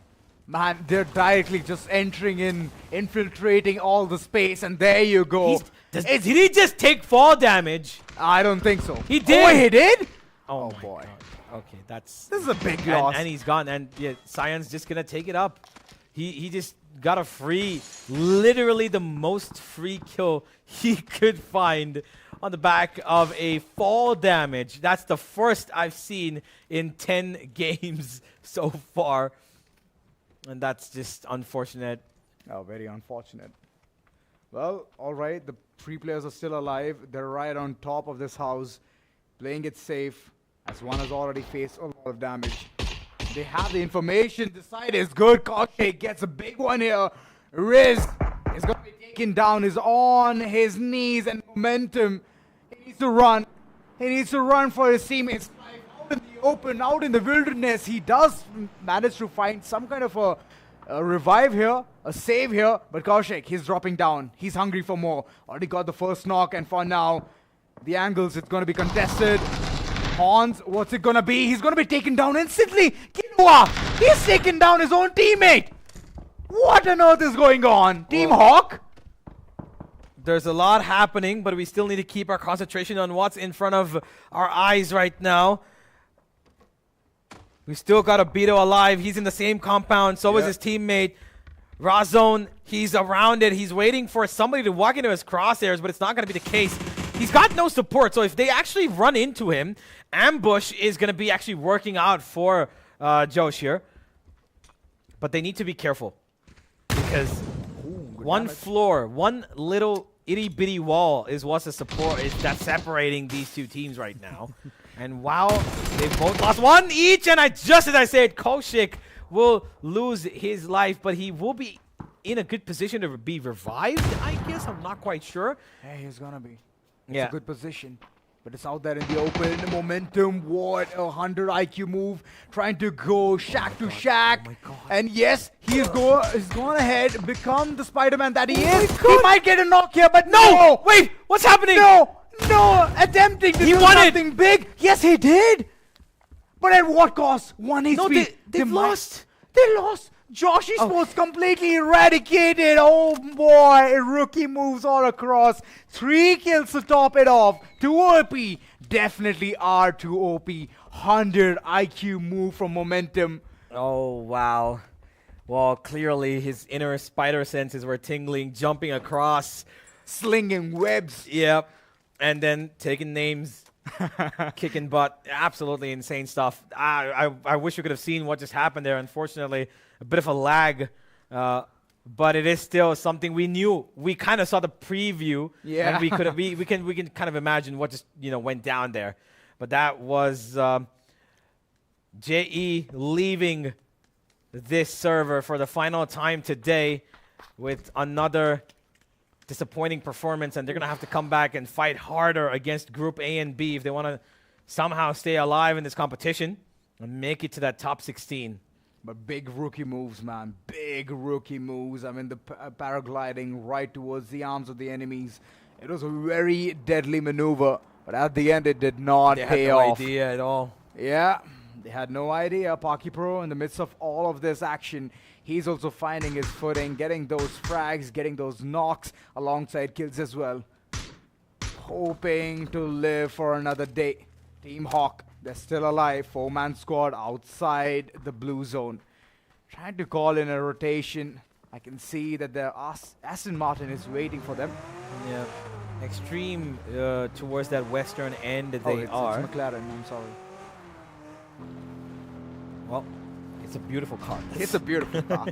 Yeah, they're going to be heading into the zone while God Squad, while they've lost Unforgiven, they've got his teammate coming in, Translucent, to try and cover him up. A smoke will be put down, getting him back up to his feet. But, oh boy, the rest of them, never mind. He's actually not going for the revive. He's going in for the kill. He wants to take care of this player here. And he's got no idea. Dankilati will be sprayed down. Translucent Killer, man. Absolute will make deadly him moves. opaque. Well, true. And yeah, Unforgiven for now. The revival, it needs to come through. Greek God, he has been shot constantly upon. The entire team is under the radar. They've already stepped inside the enemy territory, and Orc, they want to avenge the death of their fallen comrade. Still, the situation looks tight as the teams are converging towards the southern side. Rotations being called in. JC under siege. A lot of damage being dealt, and he's still breathing, still surviving. Yep. Forgiven will be brought back up to his strong feet. Was that the emergency pickup for Atomic Wild? I'm not. Oh, I it think is. so. Yeah, it is, and he's in the air. It takes a chunk of damage. Sees the fact that there's a lot of enemies. Oh, in the no. compound, but Micro! he will be shot out of the air, and it's gonna be Uwe to take it home. Let's go. Oh, the excitement on your face, Universe. It speaks volumes, you know. I mean, you know, I'm not even sure who the player is. It's just the name. As soon as I see it on the kill feed, Uwe makes me so happy. I cannot explain. I don't know why, but it's just, he's like the one comic relief in a drama and action-filled movie that's in front of us. Very well put together, there, Universe. And it's not even. He doesn't even know that he has is. his Panzerfrost on. Ready target, Panther right in front of him. One shot, he will know the location, and that's where the Panzerfrost will go off. For now, smoke screens, good amount of gameplay, sensible all across, and he's trying to block every single vision. But missing them okay, all. he's missing it all. Oh my god, he's missing it all. He did. He threw Where? four. One connected That's to not exactly the way to go. Yeah. Oh, okay. That's no, okay. So shot by missed literally 6-7 shots he tried to fire. Months of someone still alive, and in the midst of all of this, Amit's getting away in a car in between all of this. Reverse gear! And he's stopping. He's taking damage. Where is Hawk coming in? Where's Amit coming from? Where? Okay, they're all on the siege. Infected, taking down Ghosty Boy as well. This is a big sign for the team to retreat. But unfortunately, taking the car in reverse gear doesn't give you the maximum speed. Well, yeah. God Squad. Godspeed to them. I'm kind of gobsmacked about what exactly led to those events proceeding the way they did. But it seems like some of the bigger teams here are taking a lot of damage early on. Hawk have lost a player. Uncrowned Kings anyway started off with that one. And Studs have lost one as well. While all of this is happening, Killua. All of this is happening. Killua is just going ahead with the killing spree once again with the car. Yep, another hit and run case for this man. He's gonna get away with absolute murder, and it's gonna be Studs losing another player. Oh no, Unforgiven. He's gone. Wait, did he just nade himself? Top G's no way breathe air said, I'm gonna breathe in fragments, and I'm gonna take. I don't know. Okay, there's a lot. This map has. It's a lot going on. Unforgiven. He's been taken out by the blue zone alongside Open Reflex. For now, it's a 4-man squad for them, but no kill points secured just yet. Silent Stalker. He's going ahead crazy. Team Knights. Well, Danny has already bitten the dust, so it's big problems all across. I can only see Ziggin just trying to find the peace, harness the yin and yang in all of this action. Well, Open Reflex, while they've not had the most eventful of games so far, one only that is of fond remembrance for the most of us. where they did manage to get a couple of frags together. Apart from that, it's not been that great. This time around, pretty safe in the zone, no problems. And they're looking to probably finish in the top 4. While all of that is happening, we've got another team in front of us, Team Knights, who were looking to play the late game. Unfortunately, having to take on a fight against a demon here. That's going to be the Uncrowned Kings, who've thrown in the blue zone grenade to take them out of that It's a sniper. big damage. Look at Danny, Yeah. XTRM, way too low on HP, an assassin forever, capitalizing from far off. He's gonna take down even XTRM. Double kills for them, but who's gonna steal it? It's gonna be Uncrowned Kings. They all know what's happening, and they definitely want to slam in. Siri, wrong choice. Fate looks down upon him. Huzaifa going ahead, sealing the deal. He did manage to take more damage. Infected! He's having another fight altogether, but okay, seals the deal. Studs. They have been eliminated. Translucent is knocked on the ground. Baki Pro, Huzaifa, what's it gonna be? Team Knight. It still feels like these two players, even though they are alive, they're equally dead. Yeah. Huzaifa is going to be able to get that knock on a Siri completely confirmed because he was going to be bleeding out to death. Baby Rex the only one left now, and he's still going to hold on to that fight over there in the 1v1 that he does have in front of him. While all of that's happening, we've got Hawk here with 3 to their name already. They did lose one player pretty, in a mysterious way, which we did see earlier. But Baby Wreck, 2 shots straight to the dome, cracked and deleted. Now that is a statement. Now he's the only one left, and he's in a good spot in the zone as well. While he's got top G's players a little across from him, but he's completely safe. He's healed up. He's got a lot of utility to play with as well. 4 smokes to keep himself alive, and he's got a ranged weapon for the long range damages that he can deal. So Uncrowned Kings, even though they've survived by just 1 player, it's not yet done for them. Money boys, 4-man squad, strong. The nade being tossed way too good. A silent Stalker, he's running away for his life. He knows when the push comes to shove, he needs to evacuate immediately. It's only 2-man remaining there. And yes, a knock comes through. Translucent, well, they're finding their footing as well. Free kills all across. MK12 shining, prevailing, victorious against such a good team. Translucent getting the 5th kill on board, and the team is unstoppable. Silent Stalker has information where Baby Wreck is, but Baby Wreck, he's not leaving that department just yet. He wants to fight till the end, but it's a Dragunov staring at him. Yeah, he was stopped because Silent Stalker did dish him down. And we just, switched POVs there for a second. I got really scared what just happened. Translucent is going to be the one to take a bit of a knee here, but he will be coming back right up when all of this is happening. Killua is going to be taking the rotation. The car is in vehicle's fire. going to be blowing up. He's going to be able to dodge it in just about. Oh my god, he does take damage. He's gone down about half. And Smoke, take cover. Damage from behind. It's going to be open reflex. Ghostly Boy gets taken down, and that's going to be Hawk again in trouble. Yes, Hawk is in a bad situation here. Domi on the other corner, open reflex. This time they definitely want to seal the deal with a winner chicken dinner. It's long gone for now. Yeah, and in previous games they did not get it that well, but Killua is still managing to get those kills for the team. Baby Wreck, he's pincered, way too low on HP, and the nade! Zikin shuts him down instantly. Uncrowned Kings, they're going to be eliminated. And still, the team is strong. Open reflex. All the mistakes they did in the previous maps, previous games, we cannot see that anymore. Yeah, they've done really well, to be honest. While all have thought that open reflex, they've taken a dip in the performance. Finally, in the last second, they've pulled it back up. Domi proving to be a point in that example. That's a great... No, that's not from him.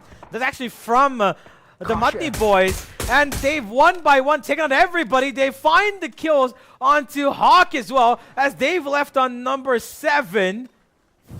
Oh my god. And God Squad leave at 6, so all the top teams that were there, Studs, Uncrowned Kings, God Squad, and even Hawk have all gone away. early into the game. Not early, but like towards the mid-game. Yes, they bid their favor for this map. Last game, not that great for them. Silent Assassin, FAMAS in hand, a lot of damage being dealt, but little does he know, far off angles, it's not yet clear. Smoke screen would have been a best decision.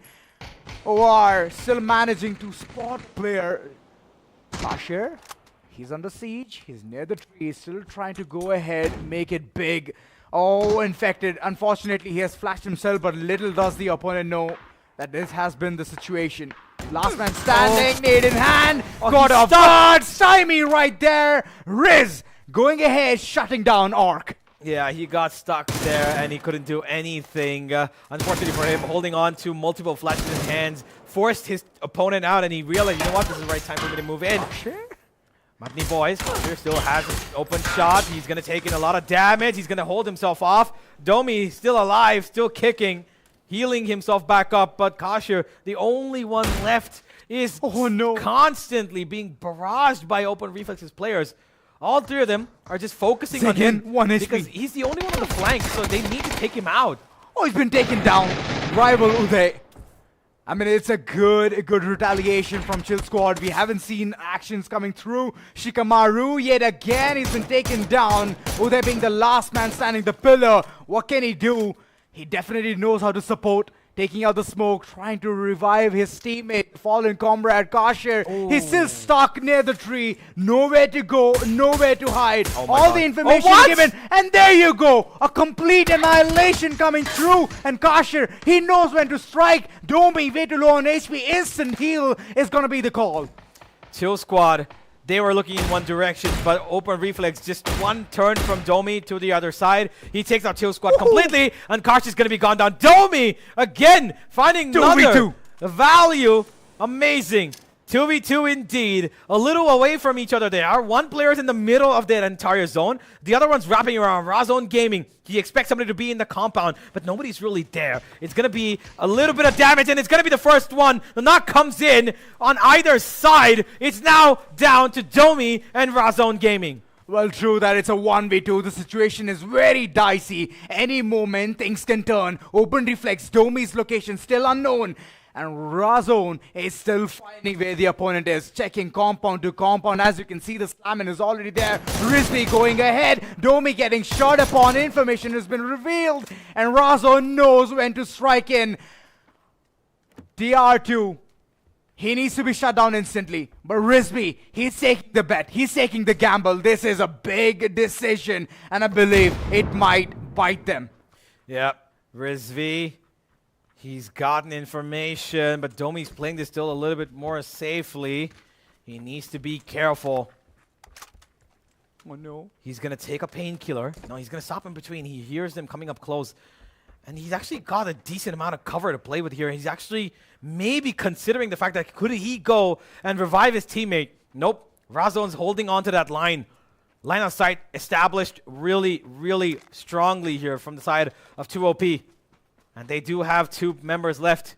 Well, the moment the comrade falls down, that is TR2, he will know that it's a split coming through. But alright, they're going in together. That's one really good thing. 2OP not leaving it in the hands of Domi to decide their fate. So still, the option is available for Domi to go ahead, go blazing guns inside the site and just shut the opponents down. But it's a huge gamble. Is he willing to take it all?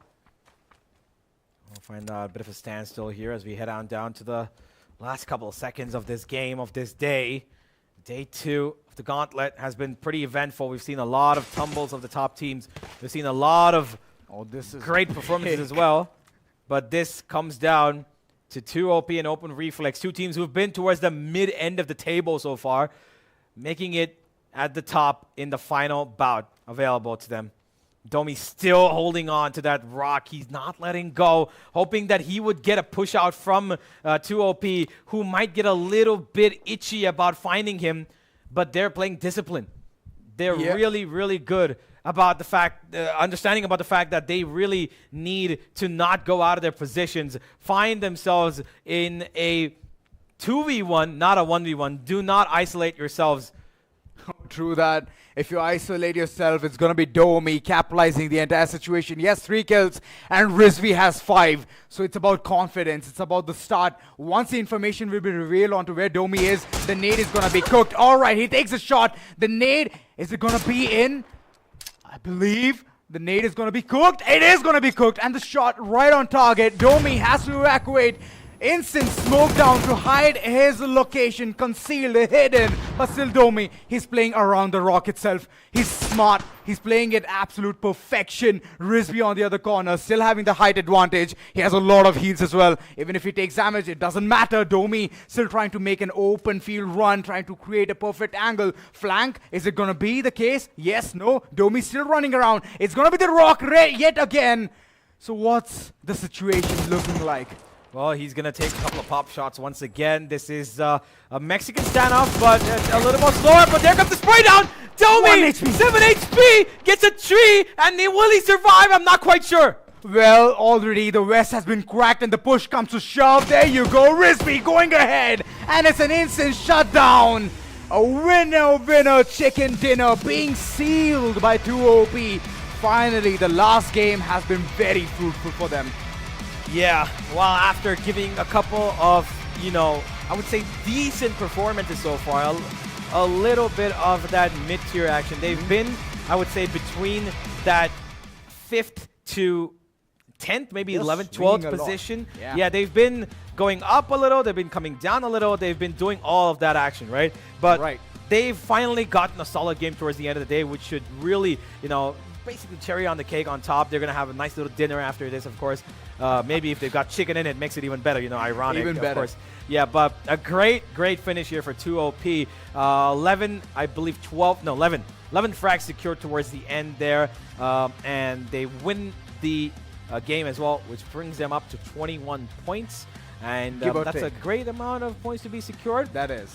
And all of this, wow, the top dogs in the game had all left pretty early into this match. Well, last game jitters, they were trying to make a really good move, but at the end, they were biting dust all across. Every single one of them who got the winner chicken in the early rounds, in the early games, this time they could not shine whatsoever. So the underdogs, finally, 2OP, went ahead, sealed the deal, and that was really good fight. Till the end, it was a nail-biter, Absolutely. Domi was running across, giving false hope that he has already left the rock, but ultimately he did not. He was just there. He was just sitting there, waiting. All right, let me take some more shots. Yeah, he was hoping for a lot of isolation. That's exactly why you could see, the crouch peaks constantly to get one pop shot, one headshot. That's all he needed to try and get a kill. But the problem was that he had to reposition. He thought he could. He gave up the rock, went in towards the tree, and in that little second came the spray down, I believe, from Rizvi, which brought him down to 7 HP. He had to heal back. There was so much pressure on him. The drop down instantly, they came, at that point, you already knew the game was over, because if he had managed to win it from there, Domi, he should be crowned the best player we've seen so far. Definitely, clutch situation, everything on his shoulders, but he cracked in pressure, man. He cracked. Yeah. Even if you had gotten one player down, right? Like you mentioned, Crouch Peaks coming forward, he wanted to hit at least one headshot. If that was the case, right, it would have been a perfect close and shut case. True. Domi, the way he was so confident, aggressive as ever, his aim has been really good. True. To be very honest, his aim has been very good. That's the reason he's there in this roster since a really long time. Even in the previous season, Domi has been Mr. Consistent. Performance on point, and Open Reflex has always gotten those positionings and those skill points being secured as well. They were absolute behemoths in the initial semi-final stages, and later on, they did get derailed. But yeah, you get right. The rise and fall definitely comes through. But yeah, they were Mr. Consistent, getting winner chicken dinner day in, day out. It was like a regular day at the office. So this time, I believe that because of the roster change, because of the roster switch, things have changed. The team chemistry, the bond is not seen. Yeah, I could probably, say that as well. But let's have a look at the winners themselves. 2OP, they've got quite a good number of kills. Let's have a look at what they've, built up for us. In the end, like I said, they did have 11, 5, 3, 8, 9, 10, 11. Yeah, 11 exactly it is. It is that 3-man squad that was surviving towards the end, actually 2, Razone and Riz V were the ones to secure it at the end. But a heavy brunt of the work being done by Momentum with that first Spider-Man-esque, play against, I believe it was Frag Fuse? I'm not sure. Hey, we'll get back to that. But we remember that 1v3 play where we couldn't see what it was, but we knew exactly how it was. He was slinging webs all across. Exactly. Big brain gameplay. That's what we can say about it. Exactly. And Rizvi towards the end there, 740 damage from him. Razone did most of the finishing job. He did get 3 kills, 195 damage. Does not completely give into what exactly he was doing. He was finding the frags that were pretty much knocked down around. And I remember there was a lot of times where he was being the menace for other teams who were not really looking at him. But hey, while we talk about him, we should always obviously talk about the MVP, which is of course his teammate Riz Wee. He ends up. It is 5 kills with a damage of 740.3. That's a lot of Z's. That's a lot of damage. Yeah, I agree. It does justify the amount of Z's he's got in the name, and clearly must be a player with that kind of damage potential. He must have an equal amount of Riz. Well, I do understand that, but even though he has so many Z's, he did not sleep in the game. Exactly. That's a good point. Not bad, but I think that Rizvi, his calling, I'm pretty sure whoever called it. I'm not quite sure who's the who did the calling in the end there. But I think that the patience that they showcased towards the end was really important, because they could have easily gone for the split push to kind of go around Domi there towards the end, but they waited for him to move out of his position, and then only did they take on their fight. As we head into the match summary here, almost peaking 13,000 damage, a lot of healing being done as well, and overall it's been pretty eventful. Yeah, it has been absolute chaotic, if I would sum it up. Map of Erangel, every single time, it never fails to surprise us. New winner chicken dinner teams coming all the way through. The way the performance is coming, it's absolutely amazing. So yes, finally, I would really want to see the last thing. Last but not the least. The standings. The standings. What's it gonna be? How does it look like? Match 5 standings right on your screen. It has been amazing for 2OP. Good decisions taken. Open reflex in the midst. They did manage to squeeze in 13 points, but it's only these 2 teams having the double digits. Look at the others, sitting in only 1 digit. Mudney Boys 9, the God Squad 9, I mean 9's all across, and then 7. Hawk, poor decision making yet again. Lands them to hashtag number 6, 5 points only. Uncrowned Kings, surprising. Yeah, even after all that, they were able to actually find 5, kills, and which gives them pretty much the same amount of points as Hawk.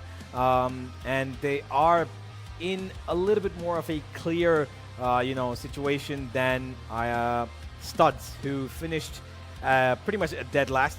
Just but one, of course, the 1 kill that they did get allows them to be above Error 404. But overall, I think it's been kind of a steady decline for Studs, but let's see where they finish up. Overall standings, ladies and gentlemen, coming in as we will be witnessing, if or not the Studs have crossed any further. Nope. Whoa, they surprising. are going to be actually dropping a couple of places from where they were 2 games earlier. And Uncrowned Kings will be occupying the 2nd spot. Excuse me? 2OP has taken over even Toxic City? That's actually pretty decent, given, like I said, they were there amongst that mid-region teams, 5 to 10. They were getting frags, they were getting at least, well, look, pretty clearly, the placement points have shown you what they've gotten, right? True Which that. means they were always there in that placement. Clearly, 5 games, 24 points. They've been able to snatch 5 average placement points every game, which means they've gotten 2nd technically in every game. Of course, the last game gave them 10, which means the previous games they were still able to manage up at least 2 to 3 placement points every single time, which has given them 45. Like I said, consistency is this time key. Well, definitely page number 2 right on screen. I would definitely want to see who are there in the danger zone. Orc, surprisingly, they did play well, but ultimately the kills is one department where they could not do more. Even the placement. Placement also has been very shy. Upon that, Team Frag Fusion, well, the name is so cool, yet they're not able to deliver any single blow. Every single time, as we can see, Madni Boys is right in front of Frag Fusion, and then they managed to shut them off. But Frag Fusion this time, I believe they took an emergency, exit from that location, and they went further towards south, and they could not do much. Yeah, absolutely. And Top G as well. That one game that they finished second, that's the only, solid placement points that they could find because they had no kills.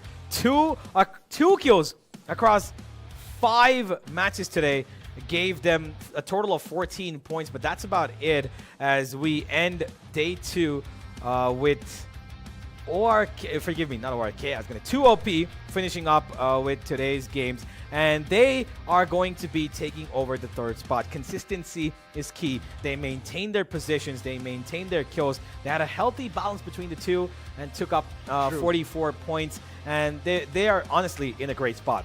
Definitely, they are in a great spot, and the gameplay, it has been consistent.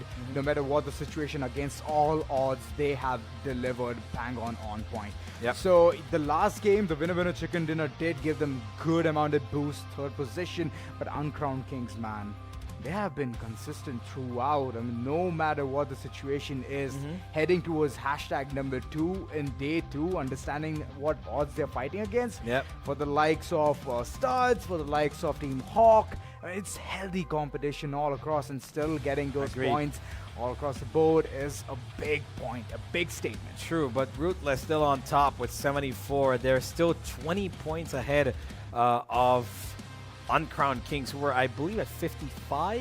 I'm not sure. Somewhere in the 50s, but they're still a good, 15 to 20 points ahead of the next team, which gives them so much more of, I would say, breathing space, right? And I feel like they could be doing so much more. But what you can also be doing more, ladies and gentlemen, is by improving your performances by getting better gear. Definitely the RAM top of the line from the likes of Crucial. All you have to do is check it out in the description. All the information is out there. DDR5 with 5600. Wow, speed is unmatchable. It's unbelievable. You can multitask, open how many ever tabs you want. Even gameplay has significantly improved with that. True, yeah, and if you want your PC to load up faster, you want your laptops to be quick, the SSDs are, of course, just as good as the RAMs. Crucial have brought in some of the fastest SSDs you can get. Definitely. And within a couple of seconds, you could probably break a, Guinness World Record. Who knows? They're for sure, man, for sure. Every single file you want to load it into it, it's all downright done. And you can load your game as well in a faster pace to top all of these things. Yeah, of course. And those are, of course, achieved by the 4070 Ti Super. You can see right there. Right there. Okay, not just about it being a great performance thing, but the fact that it looks so pretty as well. So pretty. Yeah, RGB, you got 3 fans, It's so white. much cooling. It's why 1440p gaming. You usually don't even get that on most streams on YouTube, but you can game at that resolution. Possibly 4K as well. Yeah, if you know how to tweak all the settings. Yeah, the stream you're watching right now, though, is 1440p because we, of course, are powered by the GPUs of 4070 Ti by Zotac Gaming. So check them out as well because they've been doing really well with their graphic cards. But yeah, I think the last thing we're going to talk about, of course, is the Armory, aren't we? Yes, the Armory has been absolutely amazing. The virtual set powered by Brainstorm. All of this. And yes, designed by Fury alongside very well executed by the Esports Club. Here's where you see all of that happen. Yeah, exactly. All these screens, you're looking at it, like I said yesterday, you think it's not, but it's real. There's It's no real. green screen here. It's Look, real. I'm touching it. I'm touching it. Right now. I'm looking at it. Yeah, I'm looking touching the at it. screen right now. You can't. Yeah, okay.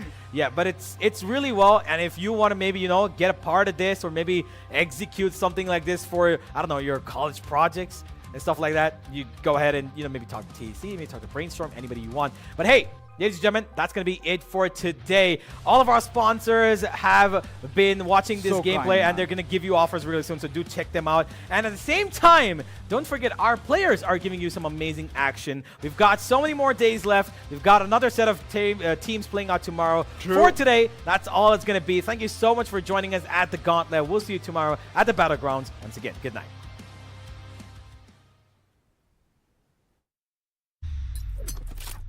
The Crucial Pro DDR5 RAM kit comes with a sleek, modern look that will complement any build. But aesthetics aside, it's the performance that really matters. So let's dive into it. The default JEDEC timings are 46, 45, 45, but it does come with 2 XMP and Expo settings for those looking for a little more performance. With XMP 3.0 Profile 1, you can push the speed up to 5600 megatransfers per second. If you prefer a slightly lower speed but tighter timings, Profile 2 offers 5200 megatransfers per second at 42, 42, 42 timings. We've run some benchmarks and stress tests to give you an idea of how it performs. In general, dropping the speed and tightening the timings with the second XMP/Expo profile yielded better results for us on our test system. Paired with a Ryzen 7800X 3D, we saw anywhere from a 1 to 5% performance bump depending on workloads. All in all, the Crucial Pro DDR5 64GB RAM kit by Micron is a fantastic choice for first-time builders and enthusiasts alike.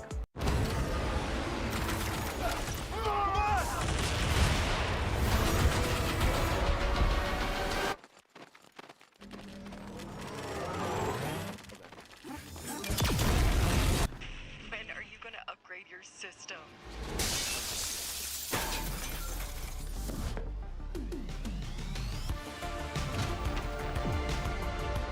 Alright, let's do this. Once there was a hunter who saw what others could not. With a magic case in her backpack, she roamed with wild abandon into the great unknown. Her gaze inescapable, her reflexes lightning fast. When armies swarmed, she went through. With eyes open wide, hands steady, holding, watching, capturing everything in sight.